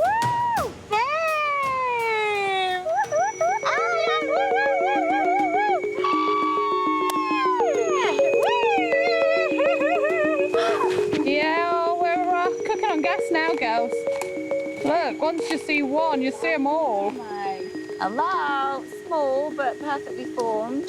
Uh-oh, Lauren as always. That's amazing. The girls got yucca. Yeah, we got yucca. Woo! That's amazing, Lauren. Well, Lauren. Yes. Just me. High five over there. Yay. Yay. Way! Check out my yucca. It's like a piece of my yucca in and around like that. Please, you're right on the edge. It's freaking me out. It's all right, love. A rehydrated Julie is with Georgie and Beth, determined to finally land that elusive fish for supper. Okay, another little fishy. And they've come up with a new way to attract fish, a sparkling lure. And that is a state-of-the-art bit of fishing kit there. Fishing tackle. Right. Coca-Cola, give us some luck. If I get pulled in, I'm going to swim round that way. You won't? I'm so cack-handed at everything. Oh! I can see, like... Oh! Oh! As hard as you can. Oh my God! I can't believe it! Got a fish! Is it alive? Well done, Julie! Oh my God! I thought you'd have to... Supper, dinner. Basically, whatever it takes to stay, whatever it takes. Go on, Jules, persuade that fisherman to give us some fish. Hola! Hola! He's coming. Not content with just one small fish, Julie spots another opportunity. The first passing boat the women have seen in these waters. Don't know, Jules, it's your turn to get the baps out. He's not going to want to see a 55-year-old's baps. I don't know, mate, your baps are way better than mine. You have fish? Get a fish? One fish? Fish. We have none. We have none. No fish. He's going to throw it. Oh, you're very, very kind. Whoa! Thank you very much. Thank you. Bless you. Bless you. Good luck. Gracias, amigo. Now, I think that is a... Barracuda. I could just go and bite it and eat it raw. I'm so hungry. I don't know whether that was actually playing by Queensberry rules, but innovation, innovation, innovation. Woo! We caught a fish! Yeah! Oh my God, it's massive! Woo! Listen about Barracuda. Barracuda. Yeah! Oh my God, incredible, I love it.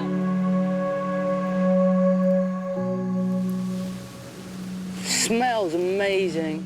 We should have got this place licked. You know, 10 women. Hey, this place should have been shipshape. Tragically, not the case. That's the hero of the moment. I don't even want to talk. It's so tasty. But at least we've started now. Not too late. Next time on the men's island. It's little old me. Unfortunately, I don't trust you. Whoa! It's a death trap round here. Snake! We have no food. Stop it! Holy shit!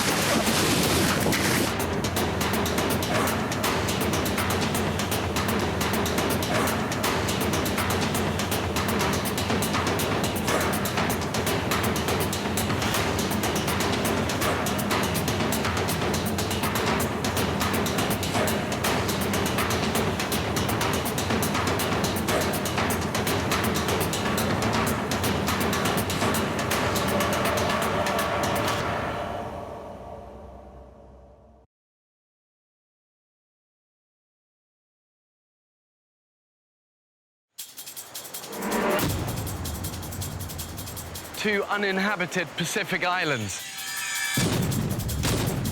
More than 5,000 miles from the UK. One will be inhabited by 14 British men, while a separate island will be home to 14 British women. For 6 weeks, they will be utterly alone, with only the clothes they stand up in and a handful of basic tools. Filming everything themselves. When pushed to the limits of human endurance. Will it be brute power? Woo, that's what a bit of graft does for you, boys. Or mental strength that wins the day? What's that? Is that Iron Brew? Oh my God. Oh, my God. Who will have what it takes to stay alive? Tonight, we follow the men's island. Yay! You all right? I think the current's got them. Start paddling now. Paddle, paddle. Like, actually could have died. Survival will be harder than ever. They'll have to endure the height of the harsh tropical storm season. Everyone's wet, everyone's cold, everyone's miserable, everyone's tired. They'll have to find their own water and hunt for their own food. What the effing hell is that? Have these modern-day men got what it takes to survive? Your 3.5-hour making soup could be done in 25 minutes. You tell any chef that cooking for 11 people is physically easy and he'll stab you in the eye.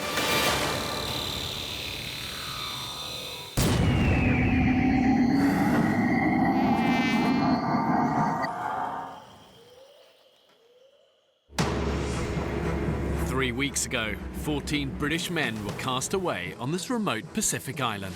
Woo! That was the damnedest thing I ever did. Living on the edge of existence. OK, Vic, go now, go now. Right, that's it. Until 47-year-old Vic... Here we go, puppy dog. ...led them to capture and kill the island's #1 predator. We just caught a prehistoric animal. But despite their best efforts, they've not been able to repeat the success. Trap empty. The onset of starvation looks upon us. And feast has turned to famine. Hey, look, you can see Pierce's heart beating through his chest. Boys, there's no meat on you. I think we're going to run some really hard times in the next couple of weeks, and we'll see. It'll test everybody's mettle, mine as much as anybody else.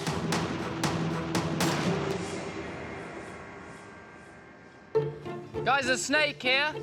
Keep track of it, we're coming. Okay, Bonnie. Knock it off. Oh my gosh. Bonnie, you've become a killer. It's food, but I take no pleasure from doing that whatsoever. It's the second bloody animal I've beheaded since being here. Killer. In the 4 days since the men caught and ate the crocodile, they've had to survive on slim pickings. Oh, hello. It's It's a little bird or something. Baby bird. Yeah, look at that. A bird and a snake. Get him on the fire too. Yeah, Leave him in there. Pass me a bit. It's like snake crisps. Like pork. It's very like pork scratching. Oh, man, guilt. Apart from the odd opportunistic kill, the only man who's been able to provide anything like a regular supply of food for the group is 47-year-old Vic. Woo! Look at the size of that bitch! Woo! If I didn't have the mouths to feed, I would live like a king. There's no two ways about that. It's a shame nobody else is raking food in, because that would be helpful. If he wants to go out and catch amazing fish and keeps me fed every night, I'm not going to stop the guy. But even with Vic's contributions, the men are burning far more calories than they're consuming. I'm slowly evaporating. Soon to disappear down the plug hole. What happens in these periods of starvation is that the body starts to eat into its own fat reserves and key muscle groups, like your legs, that you desperately need in a survival situation. And then over time, as the brain also gets starved of nutrients, that decline becomes mental as well as physical. And that then affects your ability to make smart, rational decisions.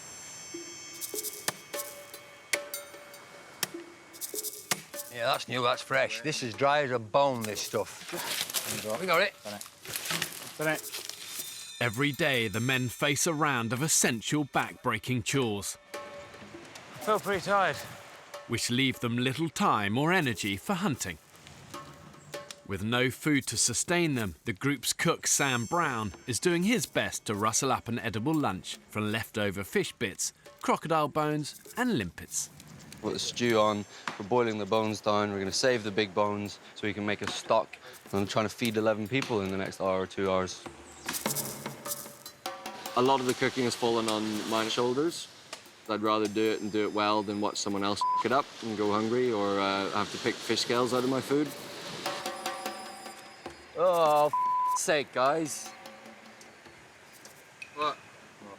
Filled with limpet guts. We've got 11 bowls, 3 of which have been used as spittoons. That's overnight rotting limpet guts. That's disgusting, and that's going to give us diarrhea, vomiting. That's going to get you off the island really fast. Right, somebody needs to be on washing up detail. What, wash all them? Yeah. They don't wash themselves, boys. I think what you just said, they were a little bit unfair there, Sam. I'll talk to them when we get back. No, why didn't you do it? Do what? Why don't you take them down and wash them? Because I'm watching the fire, and I'm cooking the soup. That's not a massive hard task, though, is it? It's not. Well, if that soup pot falls over, we'll all starve. We're all fucked. It's not a physically hard task, though, is it? That's all I'm going at. It's not a physically hard task. Some of us are really working really hard. We're all sweating us balls off. We are. Okay, mate, cook a pot of soup and we'll talk. That's all I'm saying. There are 1 or 2 people that are fantastic at avoiding what they're meant to do and lucky busy doing very little. I kind of think, like, if a tree falls in the forest and Vic's not there to hear it, it doesn't count. Like, only work that he does or work that people do right next to him counts. Fuck that shit. For the men on the island, they're spending every waking hour in each other's company, and they get no respite from the intensity of that situation. And in many ways, it's little surprise that they're starting to turn on each other. Okay. This should be good. After a morning of hard labour, the hungry men sit down, hoping to enjoy Sam's soup. God, it smells funky, doesn't it? Smells like crap. There is some distinct smell of poo about this. Smells a bit like dog shit, doesn't it? Yeah. I just couldn't swallow it. I literally couldn't swallow it. Ugh, almost made me puke.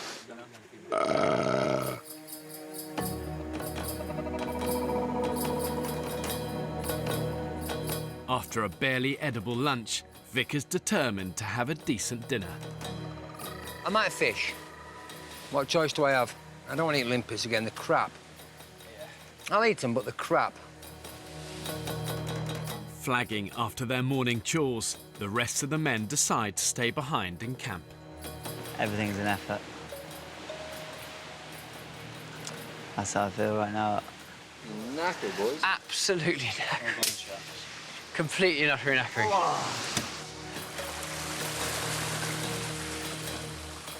Nobody asks me to go fishing, but they know I'll go fishing to get food. And I know they're doing the daily chores, but guys just aren't going that extra yard. Come on, boys. Once you've finished your duties, or you don't have much of a duty, that ain't end of day, is it?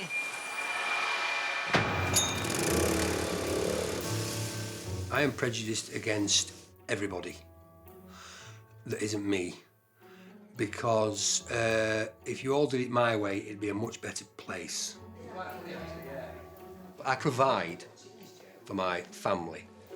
I'm a good father. I'm a good husband, I hope. I hope I'm an excellent lover. I don't know how I'm going to cope without speaking to my wife and kids for that length of time. I've no idea. Really don't know. No idea. Gives me goosebumps. Not sure. Dude, you are an absolute fish-tickling bastard, aren't you? Late afternoon. Do you want a hand with them? After 4 hours of fishing, Vic has single-handedly provided dinner for the rest of the men. That is so hard. I'm fucked. Nobody been and got any coconut, no? No.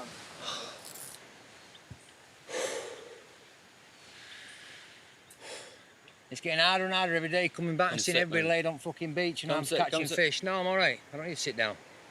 I need coconut. I need water. Coconuts we're getting tomorrow. Fucking hell. I thought we were going out for coconut or something. How difficult would it be for 2 or 3 lads to go across and get a bag full of coconuts? What do you want me to do that as well? Fed up of the group taking him for granted, Vic's made a big decision. Bollocks to it. I'm not fishing anymore. Somebody else go fishing. I might have a couple of days off. See how everybody fares then. It's somebody else's turn to step up to the plate. Wowzers. You've done incredibly well, Vic. Yeah, you really have, You've done it absolutely brilliantly. You absolutely nailed it. Thanks so much. I have a couple of things to say, and I'm unsure whether to say them now because I don't want to spoil the atmosphere or save them to the end of the night. So, do I do them now? Say them now? Let's have them now. OK. Today, I spent fishing all day on my own. But we're all sat around here happy as pigs in shit eating, though, now. And I went without a buddy. Perhaps you shouldn't have gone without a buddy. But if I hadn't have gone when I went, we wouldn't all be eating. I certainly don't want to be busting a gut and come back to see people kipping, pampering, tossing it off, doing whatever. It's not fair. It's not fair. That's top and bottom of it. It's not fair. I think it's a very good point, Vic, and I'm glad you've raised it. So, I'll put my rods down, you'll fish for your own snap, and I'll eat limpets like rest of yous. The group's most skilled hunter has gone on fishing strike. And that's it. OK? Yeah, that's fair. Understood. The burden of finding food will now fall on the rest of the men. We are knackered. We are screwed. We have relied solely on fish, rod catching, most of them from Vic. But tomorrow, I'm a bit worried because I'm not sure the guys are going to cope. It scares me.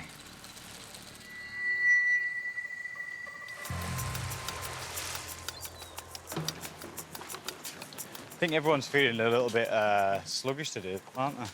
Yeah, I know what you mean. 7 a.m. Dan and Sam Brown are on the early morning water run. How are you feeling after your little debate yesterday? Oh, with Vic? Yeah. Pretty good. I think Vic was just maybe trying to pick a bit of a fight yesterday. Yeah, he likes to push buttons. I think he likes to niggle. He likes a little... Yeah. You know, he has a sort of like, oh, I'm nice as pie, da-da-da. Fuck off, he is. Where's my hat? Last night, 47-year-old Vic, the group's most successful hunter, announced that he was going on fishing strike. I'm absolutely knackered. Are you? Yeah, I am, yeah. This trudging out, catching fish and trudging back day after day after day after day after day. It's not fair. How many fishing lines have you hooked up before, Phil? None.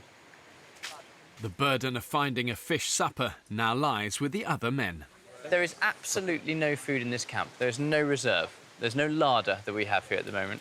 So if we don't catch anything today, we don't eat. Right, so where are the points to go fishing?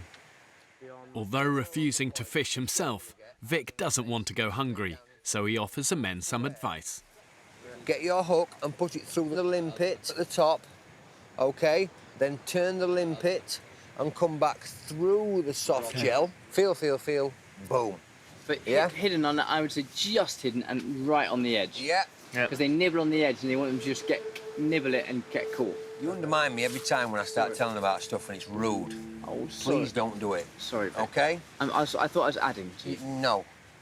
So, if you put 2 limpets on... He was very quick to swipe at me. And I think maybe Vic has lost perspective a little bit. He thinks that he's the kingpin and that he is providing more than anyone else and doing more than everyone else. I don't know if he feels he needs to contribute, so if we all think he's contributed, or... I don't know, but it's rude. You shouldn't do it.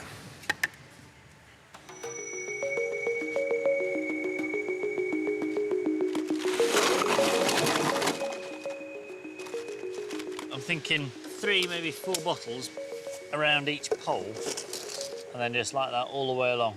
We are going to adapt and overcome. 36-year-old Will has come up with an ambitious plan to fish the deeper waters surrounding the island. We've got to make a raft so we can get in the middle of the channel, massive hook, big fish bait. I would love it on a tuna. That would be the best day ever. Imagine that. Sashimi. We don't have any oil drums or anything. What we've got on this island is shed loads of empty plastic bottles. Fingers crossed she'll float. Right. Let's get cracking.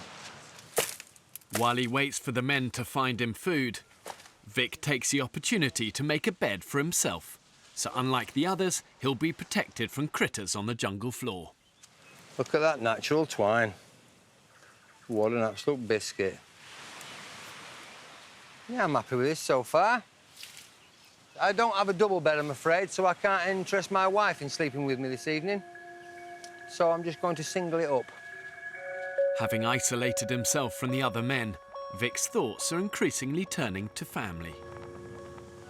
I had a very unnerving dream last night about home, which was very horrible, woke me up in not such a pleasant mood. I'm missing home desperately, keep thinking more and more about my wife and kids every day. I could do with a kiss and a cuddle off my missus. Squeeze the life out of a blesser.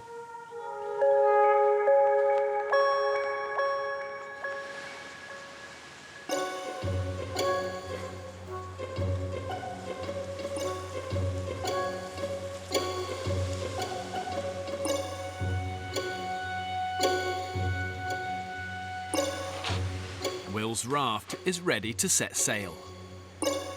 I came up with the idea I shall name this raft after my two gorgeous daughters, Freya and Pippa. So we call it Fripster. Nice, mate. You're getting reactions, I'm getting white. I'll get the guys. Even. It looks like a bunch of bottles attached to some planks, because it is a bunch of bottles attached to some planks. But our livelihood and our dependency on food relies on it. So go on, Fripster. Fingers crossed for the inaugural launch. Get some fish. I named this boat Fripster the First. Long may she catch us fish from the deep. Right, on we get. Are you ready? Away! You are sailing the Fripster roll! Come on, lads. See you in 2 weeks. Bye. She floats!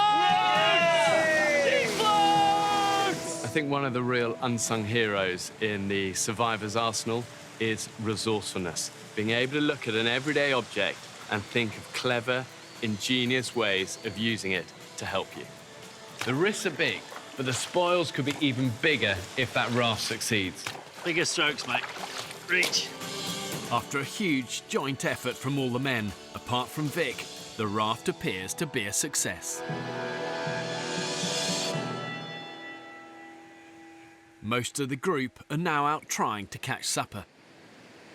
I've not got the patience for fishing, I'll tell you that for nothing. Leaving the grueling job of firewood to Vic and IT consultant Kyle.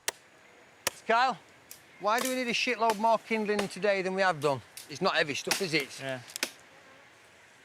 Kyle's still quite gifted at doing very little. But that's the problem with intelligent people, because they think they're cleverer than the people that they're help doing the job for. They think they can outthink them. When it comes to manual labour, Jesus Christ, lads, stop getting all crazy. It's manual labour, which is every job we've got.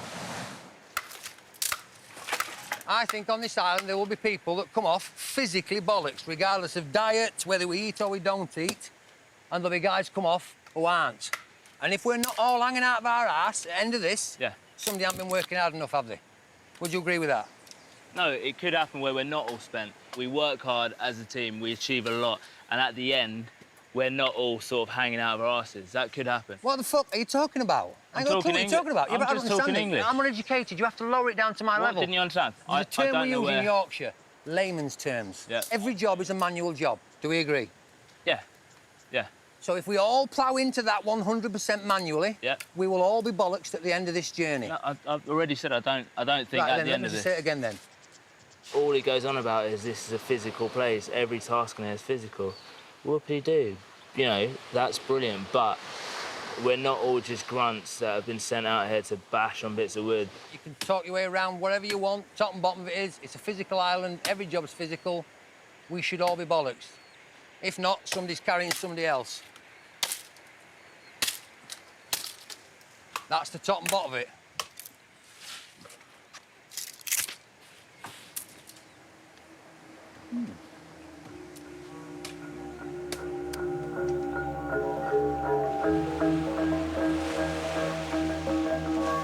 Mid-afternoon. Still reeling from yesterday's argument with Vic, Sam Brown is trying to catch some dinner. Vic keeps making little remarks to me that just make me seethe. So what was getting his goat this morning? Oh, mate, a whole load of things. If we can catch some fish, hopefully Vic will be in a slightly better mood. After 3 hours on the water, Barney and Sam haven't had a single bite.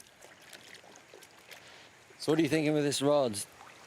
I'm thinking, I don't know, maybe they always say patience is a virtue, don't they? And I'm quite impatient. Is that line tight? No. No, no bite. Oh, fuck it, let's go in.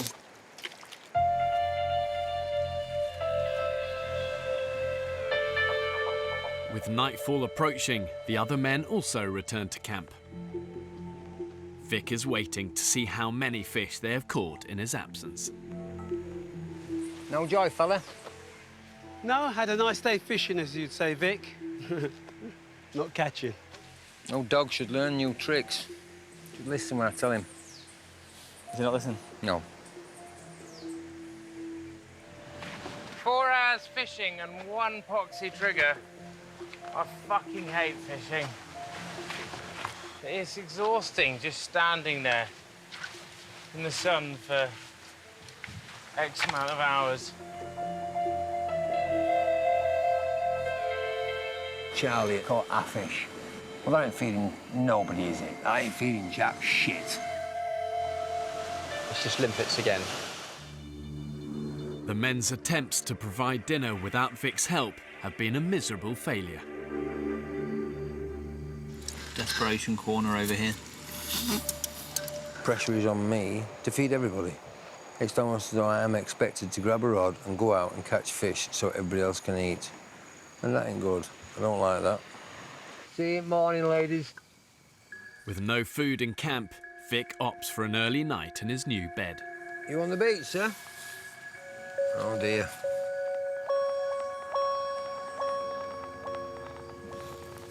Oh, yeah. Let me get myself ready for bed. Oh, dear God, yeah, that's lovely. That is...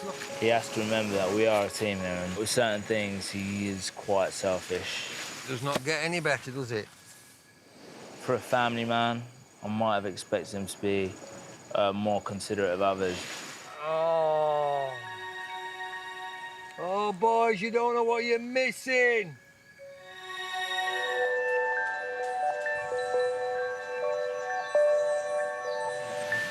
Vic's bed is a success. While on fishing strike, 47-year-old Vic has built himself a raised bed. Yeah, that was a good night's skip. That had some lovely dreams. For some reason, one of us knew Jonathan Ross, and we ended up in his house eating, trying to catch his fish out of his fish tank.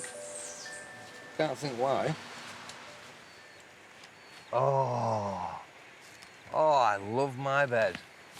Protected from the jungle critters, Vic has had his best sleep yet.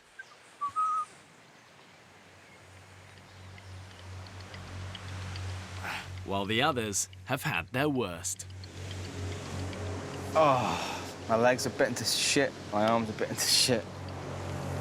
Sleeping rough on the jungle floor, the men have been attacked overnight by a swarm of sandflies.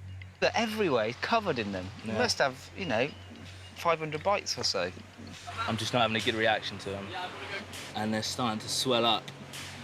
You may think on a desert island your real enemies are the crocs, the scorpions, the snakes, but actually it's often the little things you can't see. And worse of these are sandflies. They're super itchy, 10 times worse than a mosquito. You scratch away, it's hot, it's humid, and that's when the bites can become infected. They have had a massive go. Oh. This island either wants to decompose you from the outside in or eat you alive.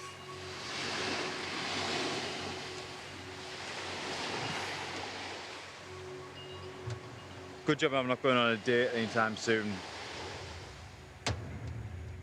Reeling from last night's infestation, the men call an emergency meeting. I've got to put my hands up and say my insect bites are so bad I can barely walk. I can't even walk, I can't even go in the sun. So I'm happy to chop wood and stuff in here, but if I go in the sun, my legs just flare up and I can't even move them. Yeah.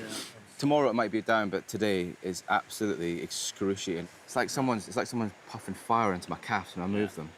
My worry with these bites, because they just seem to be like escalating a notch, like that's. I worry that what with all the rain, some other kind of bug might have hatched. They might be starting to feast on us. Today, priorities. I think we just concentrate on just trying to get as many of these beds up as possible. Raised beds are the group's best protection against further attacks. Right, you ready? Because this one might jump.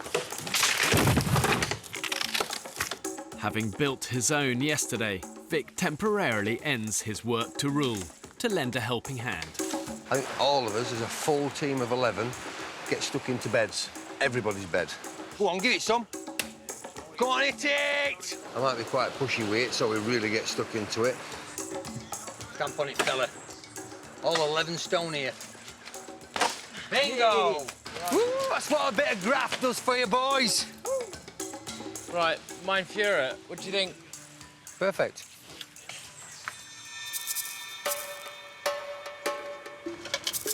With all available hands on beds and nobody hunting or fishing, cameraman Sam Brown has once again spent the morning trying to conjure up something for lunch. I feel a little bit like this child catcher this morning. We're going to boil them all to death and then eat them as soup. Shush, my pretties. It's nearly over. I think the only job I haven't done so far on this tour is the difficult task of cooking. Cooking. Right, Sam, there's guys up there busting the knackers. I don't know how many blisters. I'm going to help the lads with wood. That's all. I've just been up to help the lads with wood, No and problem. there's no more for me to carry down, Let's Vic. chop some down, then. If he keeps going like that, you know, I'll react, you know. I know I will. It's good for us to vent. Fucking hell. Shit! It's good to get it off your chest now and again, Barney. You lazy bunch of bone-idle bastards! Makes us all feel much better. They're chopping wood. They're not busting a gut. I can't help them chop more because I don't have a fucking machete. We've only got 3 in camp. A leaderless group fighting to stay alive is always going to face conflict. And what happens is individuals tend to push their own agendas, and that in turn takes away valuable time, valuable energy from the things that really matter. How's the soup looking, Sam? Really good, mate. Really, really good. Your 3.5 hour making soup could be done in 25 minutes. You really? How difficult can stirring soup be? To some would look like you didn't want to go do the harder job. Excuse me? Some would say it's because you didn't want to go bust a gut. I would say fuck you to that person. That's what I'd say. No, hang on. Should we just calm it down a bit? We're here for another, what, 3 or 4 weeks? Just let's fucking calm down, eh? There's no need to be like this. You're saying I'm avoiding graft, Vic. Is that what you're saying? Are you?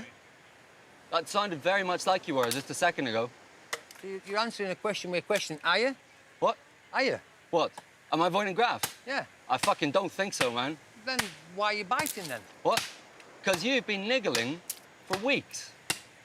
Have I? This is what it boils down to for me, Vic. You act like certain jobs are like macho jobs, fishing, chopping wood, everything else, women's work. That's the feeling I get, right?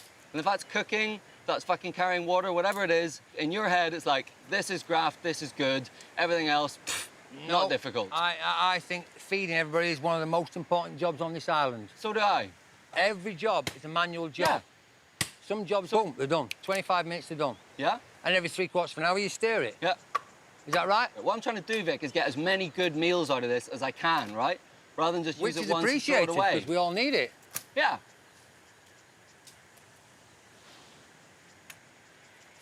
So maybe just keep your comments to yourself if you don't know about it, huh? I thought we were allowed to air us comments. Yeah, well, it's great, but if you want to fucking, like, if you want to piss me off, you're going about it the right way.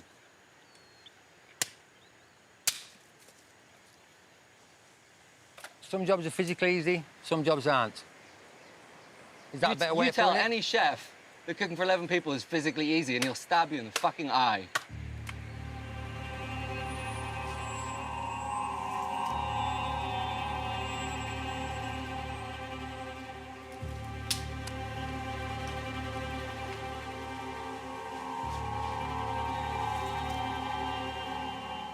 They're absolutely furious.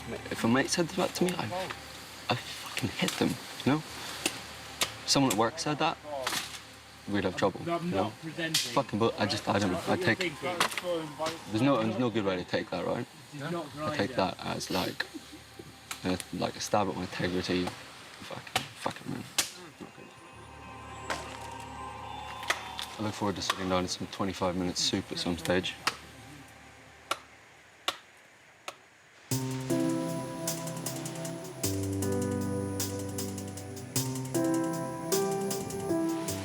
We built the honeymoon suite. It is strong enough for the rumpy-pumpy, you'll say? Yeah. 4 p.m. After a day of hard graft, the beds are finished. Welcome to the chateau. Let's open the curtain. And that there is the most uncomfortable beds anyone will ever sleep on. Ah. This is where the magic happens. It's not too bad, actually. I will say one thing. What? Right above your head, a lot of daylight. That, Pierce, is my skylight. The men will now have better protection from the jungle critters. But the day of hard physical labour has left them hungry and shattered. I am running on empty. I feel like I'm lugging my body about. I can't even stand up straight. I'm starting to sway, starting to slur my words a bit. Since Vic went on fishing strike, the men have survived on Sam's leftover soup and slithers of coconut. And Vic isn't impressed. If I eat any more of this shit, I'm gonna puke. It's horrible. Coconut. Yay! Makes you shit through an iron needle. Mother Nature, you can be a cruel, cruel mistress. Do you know that? She's not gonna beat me. She certainly ain't gonna beat me.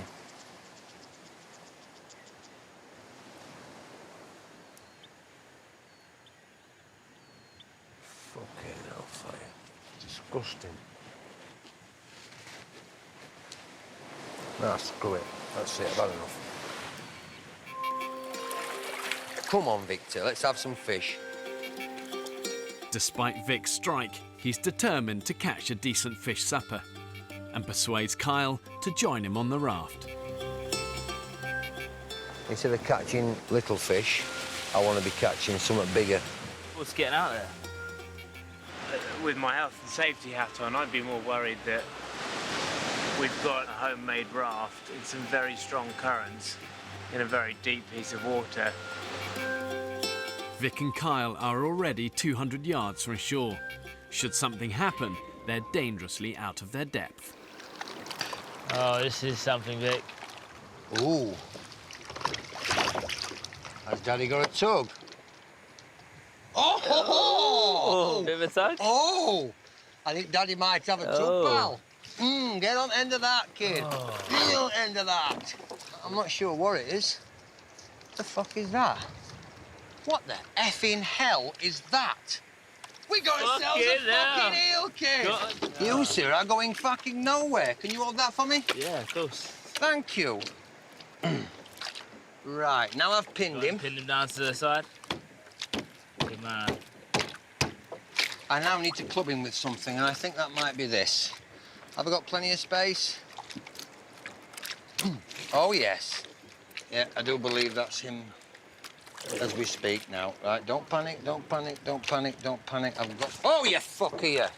I don't like this fucking fighting back bollocks at all. I really don't.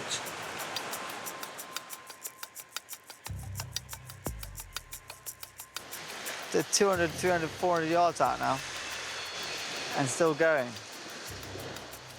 One of the most precious resources that the men actually have is their own energy. When you're living hand to mouth, struggling for every mouthful of food, the temptation is to go to greater and greater lengths to get that precious energy. Well, that's it. I can now tie you up safely. But here's the danger.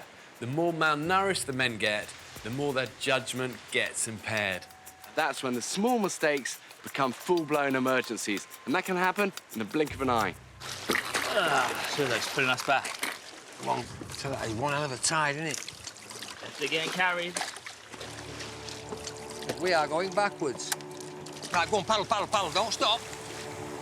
Vic and Kyle are attempting to paddle back to the beach. I don't like liquids, mate. No, neither do I. Start paddling now! But they've been caught by a powerful undercurrent. Paddle. Paddle, guys! You all right? I think the current's got them. Come on, let's go. Fucking hell.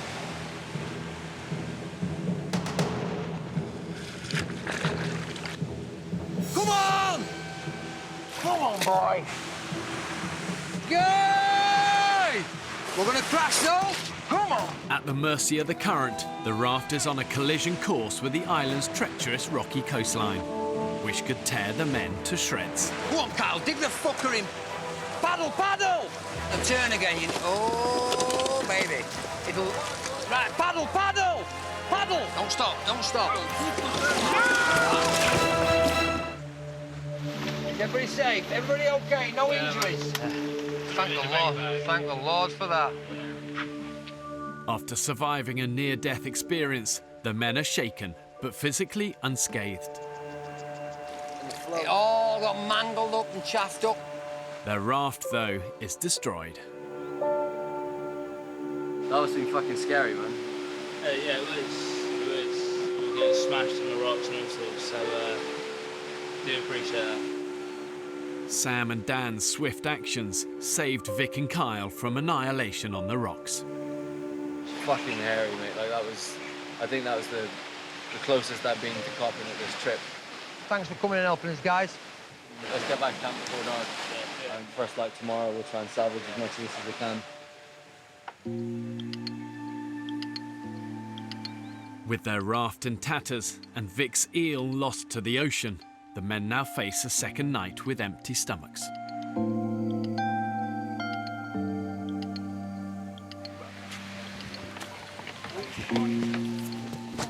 Where the hell's the rest of the raft? Oh shit, is that the raft? Fripster is no longer, boys.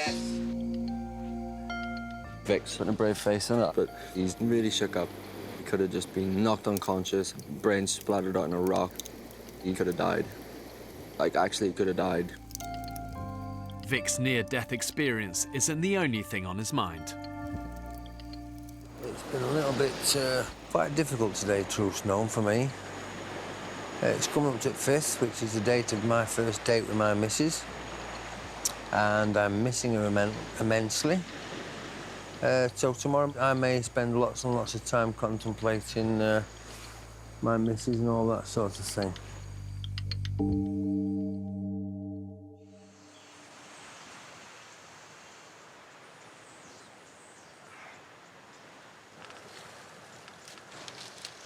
Morning. Oh, that was a good sleep. Oh, morning. After a savage sandfly attack 24 hours ago, the men have spent their first night raised off the ground in their own beds. Good morning. Oh, last night was wonderful. Last night was the best unbroken sleep I've had by a mile. This time it's Vic who hasn't slept a wink. Vic looks like he spent the entire night sitting on a fence post. The poor bugger looks absolutely drained today. Victor looks a little bit edgy today. I can see him cracking a little bit. Hopefully he's all right. You know, he's not the kind of guy who would show his emotions. He's definitely that kind of old school British macho male. Today is the 20th anniversary of Vic's first date with his wife. Never again this long. The greatest thing that ever happened to me, other than being born, was my wife.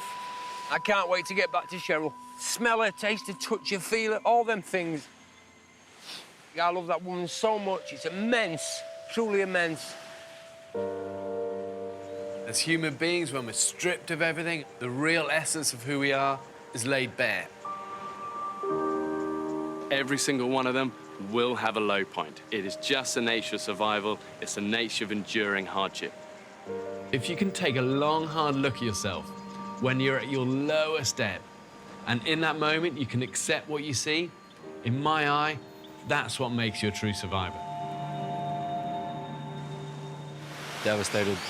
Absolutely devastated. This is literally what we were getting smashed against yesterday. It's so dangerous. Yeah. Oh, I feel so dreadful at the moment. It's unbelievable. This beautiful, dangerous paradise can be a killer. You take your eye off the ball and she's going to bite you in the ass. The raft crash will stay with me till the day I die. These guys saved my life.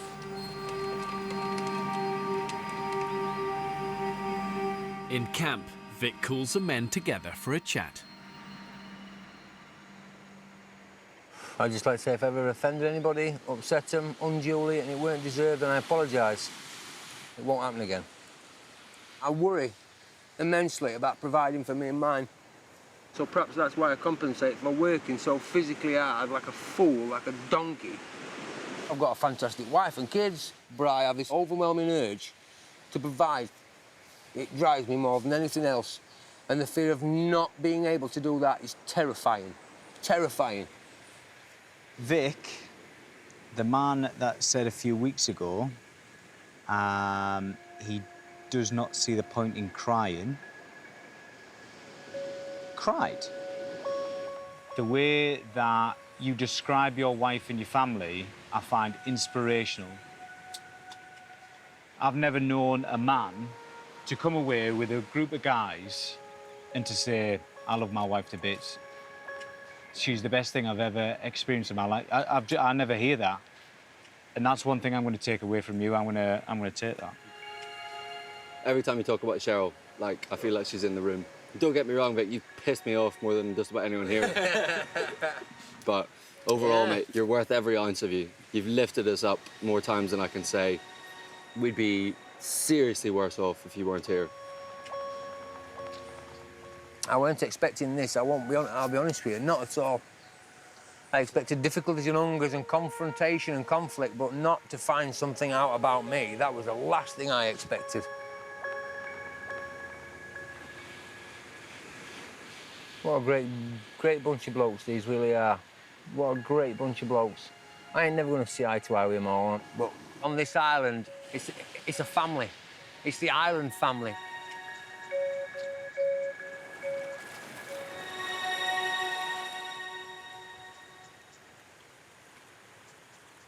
Vic calls an end to his fishing strike and heads out on his own to catch dinner for the group. So nice and steady, nice and fucking steady. Hold your ground. We're good, we're good, we're good. It's been 3 days since the men had anything substantial to eat, and they are obsessing about food. Basically, I saw this documentary about some women that were still breastfeeding kids at the age of, was it 3, 4? I always think that the longer you're on the breast, the better. What, 8, 9? Yeah, I think if you're taken off the breast too early, You become short. stunts your growth.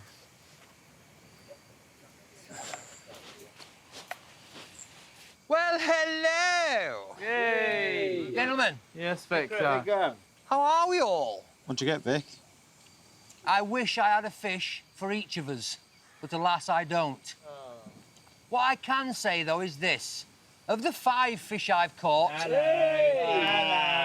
2 are the biggest I have ever caught in all my life.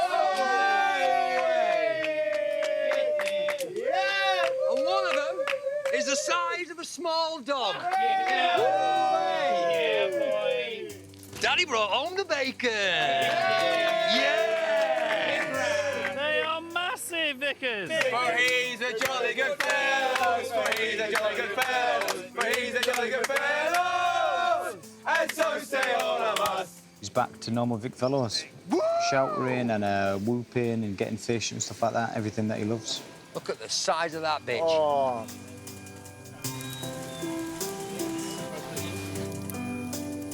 Fripster will sail again. Fripster 2 will sail again. I can't get the Titanic theme tune in my head. That was like Titanic. See, if I was Kate Winslet, who was Leonardo?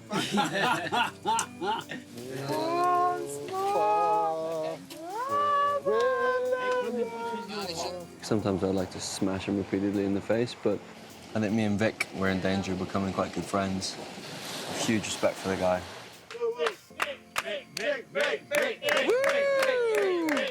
When in doubt, send Vic out. Next time on the Women's Island. You are not leaving this island. I don't care if I have to carry you on my fucking back. The one thing we need for George is food. Get the knife! Get the knife! Come here, come here, come here! I think it's about time that we get out there and get a bit brutal. There. Go.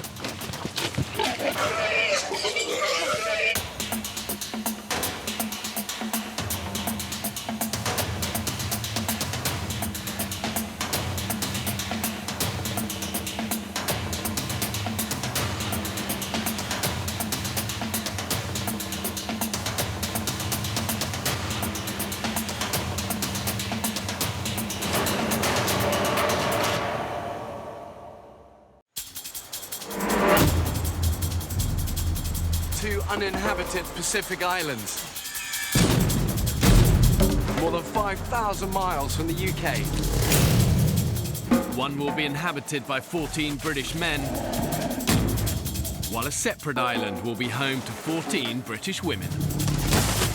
For 6 weeks, they'll be utterly alone, with only the clothes they stand up in and a handful of basic tools, filming everything themselves.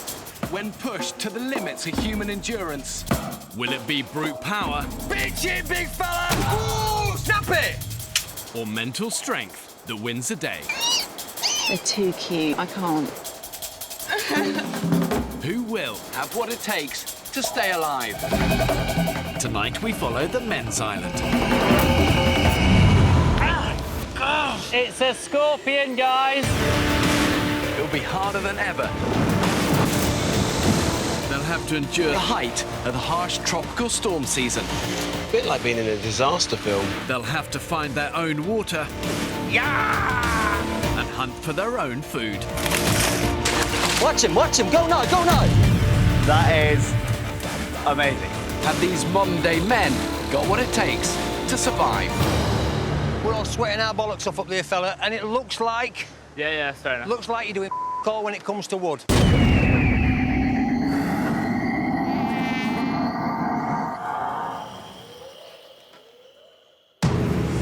2 weeks ago, 14 British men were cast away on this remote Pacific island. Woo! That was the damnedest thing I ever did. But now 3 of the men have quit. Now the dead weight's off, let's get on with it. And the island has taken its toll on the 11 that remain. I've never been so terrified in my life. You can only see why. Having barely found anything substantial to eat, they're now on the brink of starvation. We ain't conquered jack shit. Nothing.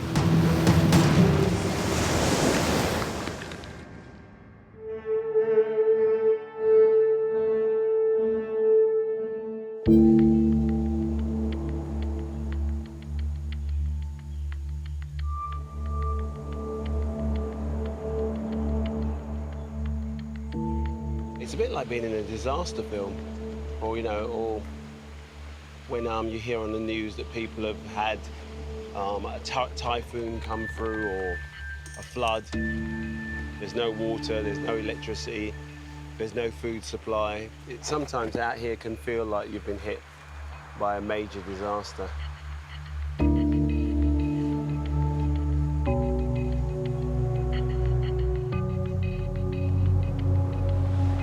Oh, look, another day in paradise. It's been 15 days since the men arrived on the island. And so far, they have survived on a meager diet of a few hundred calories a day. So thin now, like ribs, all sorts of like bones appearing that I haven't seen since I was a bloody teenager. Oh, hang on. Oh, hang on.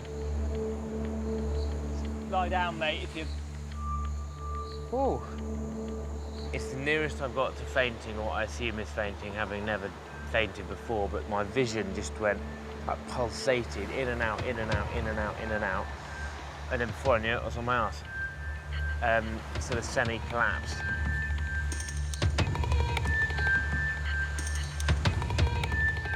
We're surviving off limpets and like the odd one fish. It's not going to sustain us for the next God however weeks. And I think another week of this, we'll be struggling massively just to even get up in the morning. We need to find a solid source of food, or, you know, we could be facing meltdown.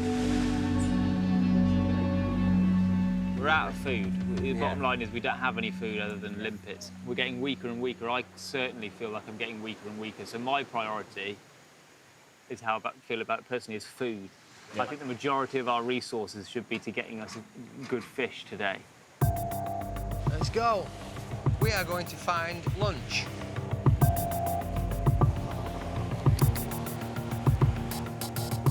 Come on, fishy, fishy, fishy.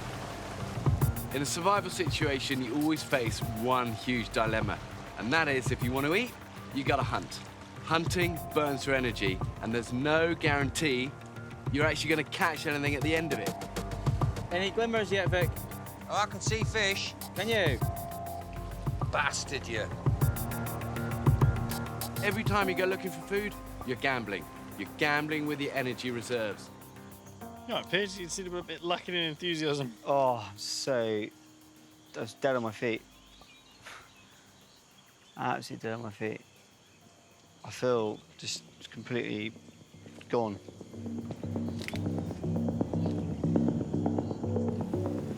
You just keep nibbling it straight off end. The luck of the gods is not with us today. Everyone's getting tired. Everyone's hungry. Everyone's sick of bacon bit limpets.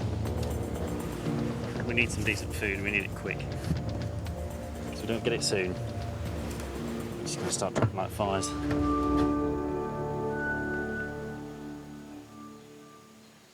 Despite the group's desperation, one man refuses to be beaten.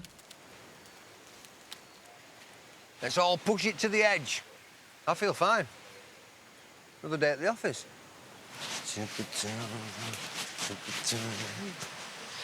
I feel really good, yeah. Vic wants to change tactics and take the hunt to an unexplored part of the island. 1 kilometre from camp is a vast freshwater lagoon where he believes a much bigger prize could be lurking. One that could provide the group with the calories they so desperately need. We are going hunting for Mr. Cayman. Let's go lay some traps, fellas. Let's go hunt some beast. As well as the search for food, the men's survival depends on them having a constant supply of drinking water. They need at least 30 litres a day, which they must collect on a back-breaking 2 kilometre round trip. Sam, when you go past Carl, can you ask him to come and help do the water run, please? He's not shirking, is he? Hey, I'm just saying the water run he's doing, and he's chewing his gums. You do the maths. Right, let's go. Grab Carl. Kyle, are those Crocs going to be OK for going across to get some water? Is anyone else knocking about to do water? I've done a lot of mileage the last few days. I think I'd rather do something a bit more camp-based today. I've done water 2 days in a row, mate, so Yeah. this is my 3rd day, so... Yeah, you know. appreciate it. Well, we've got 11 people here. Yeah, but they're not here now, mate. Yeah. Carl, white mate, just sit here and tidy the camp then. I'll do it. That's no problem, mate. Cheers. Cheers, thanks, Pierce. Right, off we go. Just sat in the office in front of the screens. I know there's more to life than that, so I just got to a stage where I wanted to break away from it, step away from the screens and just do something different. I like to think I can step up to most challenges. I like to see myself as someone who will see things through to the end, so if I was the person who was struggling in the group and was the useless one, that would be a big knock to my confidence, big knock. a little disappointed in Kyle. It'd have been nice if he just stepped up to the plate and said, you know what, I'll step in, but he wasn't in the mood to do that today. It's not so much that I'm hungry, the worst thing is just the energy. I never for a second thought my energy would be as low as it has been. Fuck, I can't even lift up my legs. Now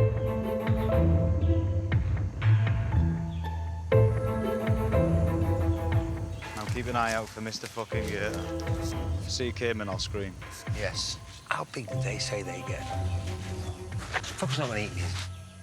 6 foot the caiman and 6 meters the alligator. Oh, these are alligators? Yeah. Fuck it. I don't know where Vic gets his energy, but I need half of that energy. Because Vic has got energy all the way through the day. If I could take anything away from this island, I would like to be a little bit more like Vic Fellows. See, like that? That is actual shit. What the fuck is this, Jurassic Park? That's not shit. That's shit. That's not shit, fella. That's What is it? That's mud out of there. Do you know what it is? I'm sure there's a T-Rex here. Oh, fuck, that's great. What do you do? If you see something snapping at your feet, what are you going to do? You're going to just machete it? Worst case scenario, if we can't pin him, what have you, I'm fighting for my life. It's having it, isn't it? Yeah. As best as a facilities manager can do.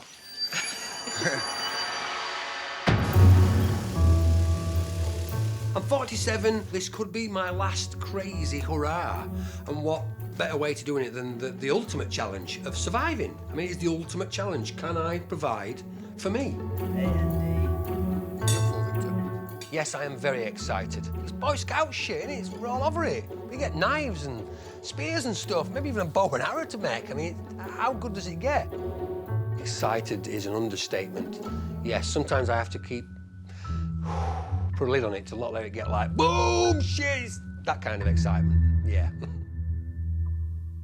So just keep quiet, guy, because if there is a croc, we'll see it. Where do caimans live? I don't know. I presume they lived in the water. I thought they lived up trees. Do caimans live in holes? I reckon caimans live in holes. Dear. Well, I'm making that up, but... It sounds good, though. If it gets up to my bollocks, I'm coming out. Crocodiles are ambush predators. They hunt their prey in shallow waters and are masters of the stealth attack. With razor-sharp teeth and a bite that's 3 times more powerful than a lion. Sam. That is a caiman. Look, he's up. Fuck, he's a biggie. That there is our baby. That is dinner, yeah. That is our dinner. Would it be worth swimming in? Not for me. I'm not swimming in that. Not a chance. That is insanity, yeah. Fucking bastard him. Look, he's moving. He's got a bit of a ripple behind him. Look at that size of that fucking head. He's getting inquisitive, is that little boy, isn't he? Come to daddy. We now need to find where he comes in and goes out. OK. Wherever we are now is where they come out. Yeah, dead right. That is where crocs come out of the water. Yep, that is perfect, isn't it? I'm gonna make a snare there, right towards the water. You ever caught anything in a snare before? Have I ever made a snare before? No. Oh, he's there, he's back. Where? Yeah, straight away. Straight away, see him? He fucker's got closer as well, hasn't he? That shifty little bastard's got closer, hasn't he? He's not scared of us. You'll have to keep an eye on him while I'm setting the trap. That's why I keep looking past you. He keeps dropping and doesn't he? The bugger him. The men have had just 2 days survival training, where they learnt how to set basic traps. But the reality of catching a crocodile that can measure up to 13 feet is a different matter entirely. This is proper Boy Scout shit, this, isn't it? He's going to test it. I'll test it. Yeah? Oh, dinner is served. Eh? That's not bad, is it? That's all right, that, fellas. Oh. That's the one. Let's go. Let's bust a move. Back to base, yeah? Back to base. Late afternoon. 58-year-old Phil is returning from the water run with the help from Dr. Pierce. Watch your step. Yeah. It's a good thing we didn't carry with the jerry can up and down these rocks. And home. While Kyle continues to rest on the beach. There's a feeling amongst camp that he's not contributing as much as he should be. It's just I feel like I've just been trying to deal with the fire and do the water. And Kyle's been kind of doing the feet manicuring bit. It's a little bit like anything in life, you know, you can have a rest, but do the work first. It's been almost 2 weeks since Kyle ensured the group's survival by starting a fire with his glasses. Now, when Kyle first got in here, he cracked the fire. It was absolutely brilliant. Since then, man's not got a day's graft in him. Not a freaking day's graft in him. I get the distinct impression, Vic, that you're getting a bit miffed. I'm just getting miffed for anybody that springs into my mind that's not sweating as hard as me. Pull your thumb out your ass, you lazy bastard.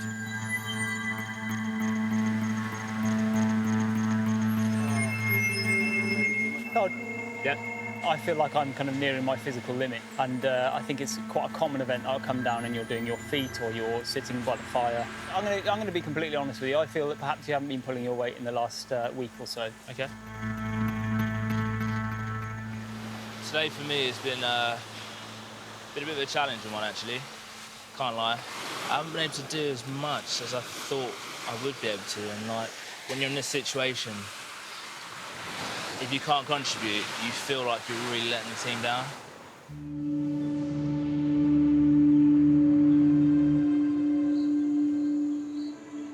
Despite the men's best efforts, it's yet another day with empty stomachs.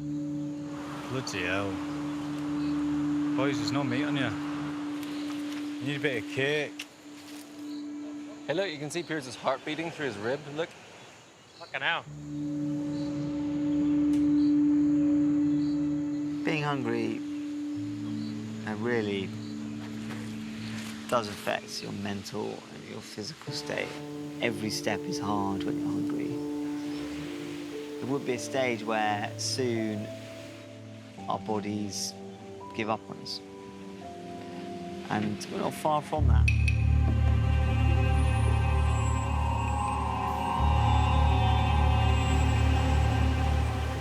You feeling well? Exhausted. After over 2 weeks of near starvation, the men's situation is becoming critical. We're going Tiger Lily. Desperate to catch a high-calorie prize, Vic and Dan have set multiple crocodile traps around the island's freshwater lagoon. Bingo. But so far, they haven't caught a thing. By the look of it, it's done sod all. Fuck. Shit. Nothing, I'm afraid. On such an extreme, low-calorie diet, you're susceptible to infection and your mental capacity is low. And if nothing changes, really, you're on borrowed time. Over 2 weeks with barely any food going in, the men's morning routines are anything but regular. I feel like it's got to that moment where I'm probably going to need to go for a shit soon. When it comes to options, we've got land or sea. I think I'm going to opt to the sea. Where are you going to go? I need to figure out, is it sort of washing that direction or...?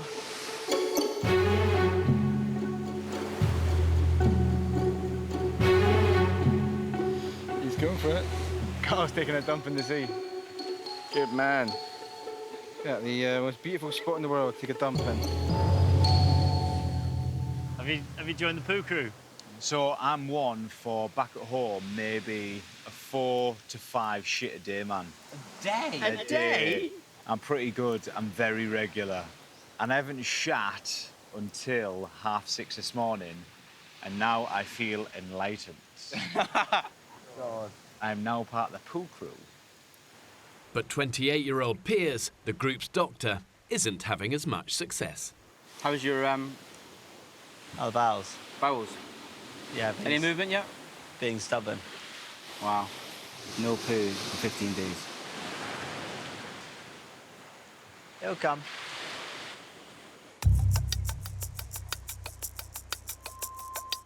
Ready? Up and 1, 2, 3. With no food to eat, the men still have to expend their energy on vital tasks, like keeping their fire going to boil and purify the water that they collect. Hello, hello. If you want to get a nice picture of Carl grooming himself, you're quite welcome to do that while we're all getting wood. Where's that? Just round the corner doing his toes after he's just had a swim. Today we were supposed to all contribute getting wood and then do individual tasks, and he has done nothing. I think my tolerance has kind of reached a bit of a limit. You know, if you do let it boil inside, it does become a bit of a problem when it comes to a head, like it is now. I can't hold stuff in. I can't. But listen, when everybody, and it injures me, when lots of people bitch and chaff and nobody seems to want to confront it, I think, come on, boys, we're teammates. Fuck it. Where is he? Up there, sat on his arse. He's taking piss. Come on, man, fucking hell. Kyle! Kyle! How you doing? I'm busting my knackers, fella, doing wood, and you're doing your feet. I'm not doing my feet. I'll come out of the water. Whatever. Yeah. It's not just me, it just seems that I'm the only one with balls to come up and speak to you. No, that's fine. Every fucker's bitching and moaning that you're never doing wood with us. We're all sweating our bollocks off up there, fella, and it looks like... Yeah, that's fair enough. Looks like you're doing fuck all when it comes to wood. Admittedly, I'm not getting wood now, because I just come out of water because I went for a shit. We're fucking pulling tree upon tree upon tree, and it does look like you're always doing your feet. I won't lie to you, it does. That's good.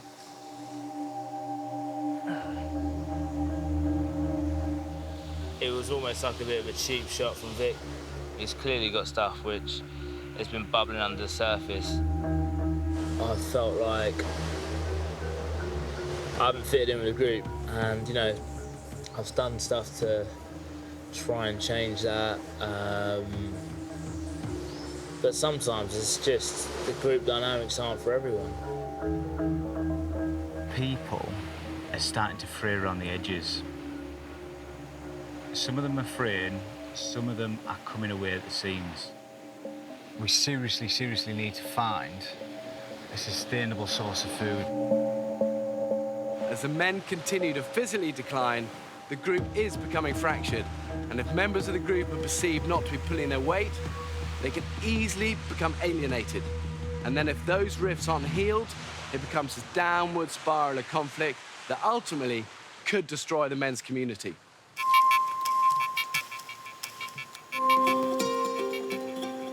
Oh, hello.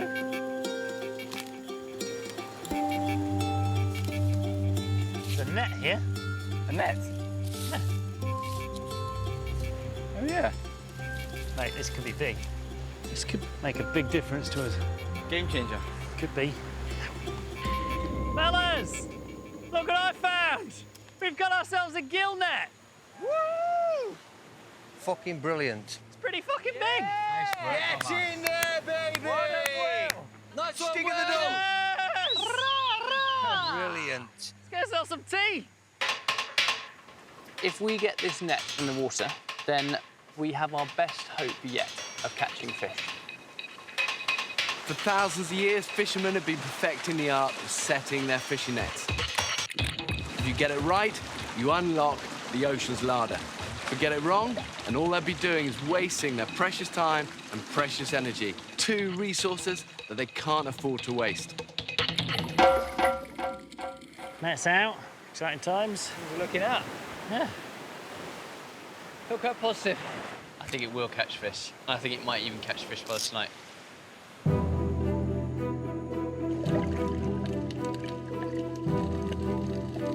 Exhausted after a morning's hard work, the men allow themselves some downtime.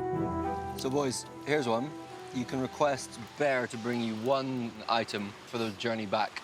Thermos full of English breakfast tea. I am going to get a bottle of Octomore whiskey. A whole bottle of whiskey? A whole bottle of Octomore whiskey for my journey back. Bam. If I could, chicken pie my wife makes, and she always puts your name in it as well. Nice. Oh, the big love heart and all Puff that sort of pastry thing. Yes, dead right. He's got to see. You see if it didn't work out with you and your missus. Can you give it I my number? I honestly think there's something wrong with her upstairs, because she really is a nice woman. How did you find such a nice woman? I have no idea. What have you done? You must have a size Not of a a dick clue. of a donkey. Not a clue, but God bless her. How did you meet your wife, if you don't mind me asking? I went around and knocked on the door. Did you? I fucking did, yeah, dead right, I did, yeah. What did you say?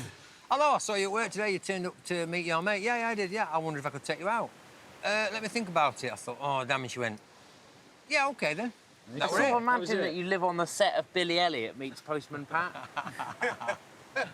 Absolutely brilliant it was. So, yeah, well done me. Well done you, man. Well done you.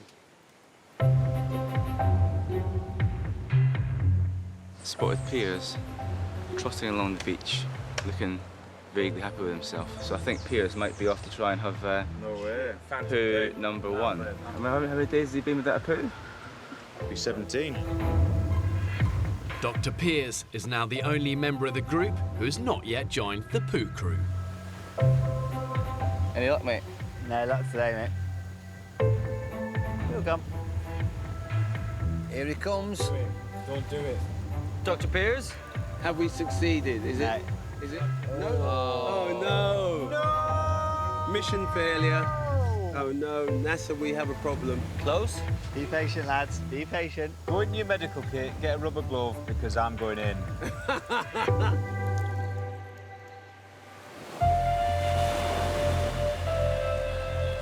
fun, boys. Cheers, We'll do our best. Mid-afternoon. After a couple of hours rest, the men get back to work. Come on, my son, bite. 2 weeks ago, they were dropped on the island with 8 fishing hooks. But now they're down to just 2. Shit. Could you unsnag my line? I've caught it on the rock. Oh, shit. No, we've lost another rod there, guys. Shit, we've lost a hook.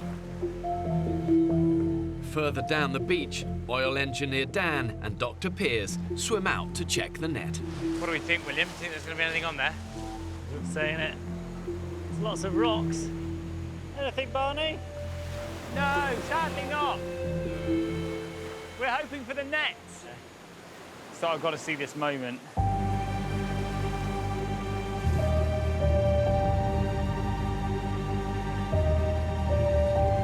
Doesn't look like a trawl. No, I'd go as far to say as it looks like the square root of F all. What's wrong?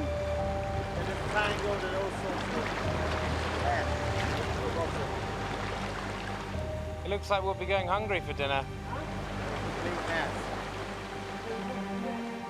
The nets are empty, is that right? Shit. What's happening, fella? This is what we've caught.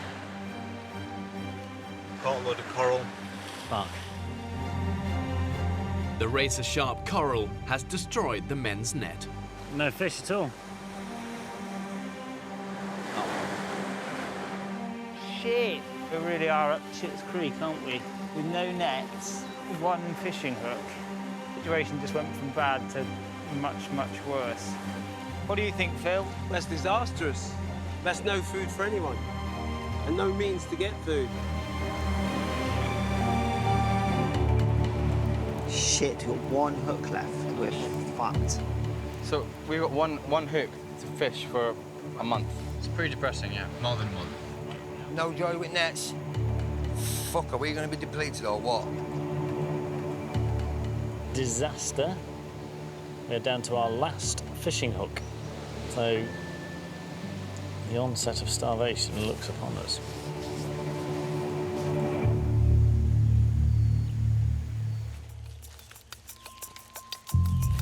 With morale at rock bottom, Barney, Phil and Sam Farmer head out to the lagoon for the daily check of Vic's crocodile traps. Chances of catching a caiman, 4%.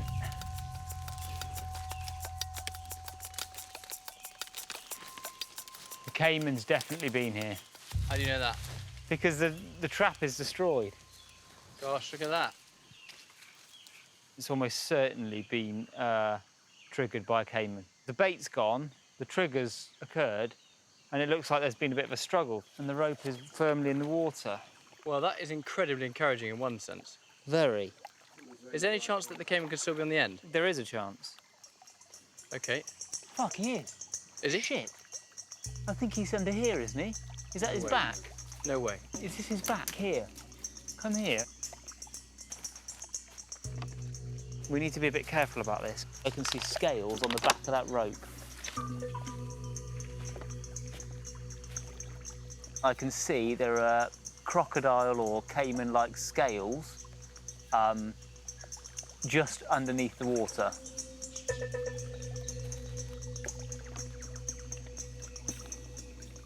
I'm convinced. Go and have a look. I'm convinced he's there.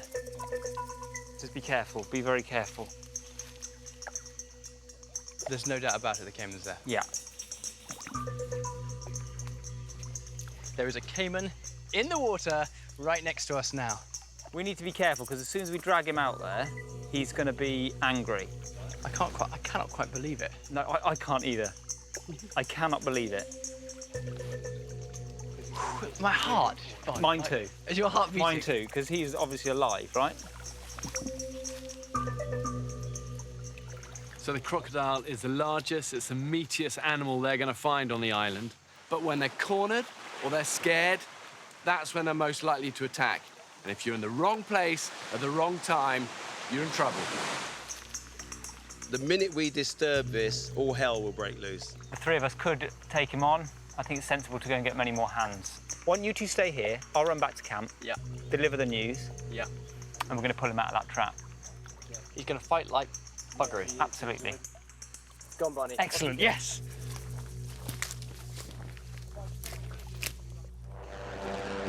Crocodiles can remain submerged for hours before surfacing. And as the lagoon is their ideal habitat, it's certain to be populated by more than just one. There's definitely an alligator moving this way.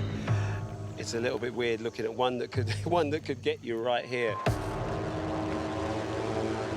And another one that's heading towards you. It's almost like where the bait. Barney's looking excited. What's up, Barney?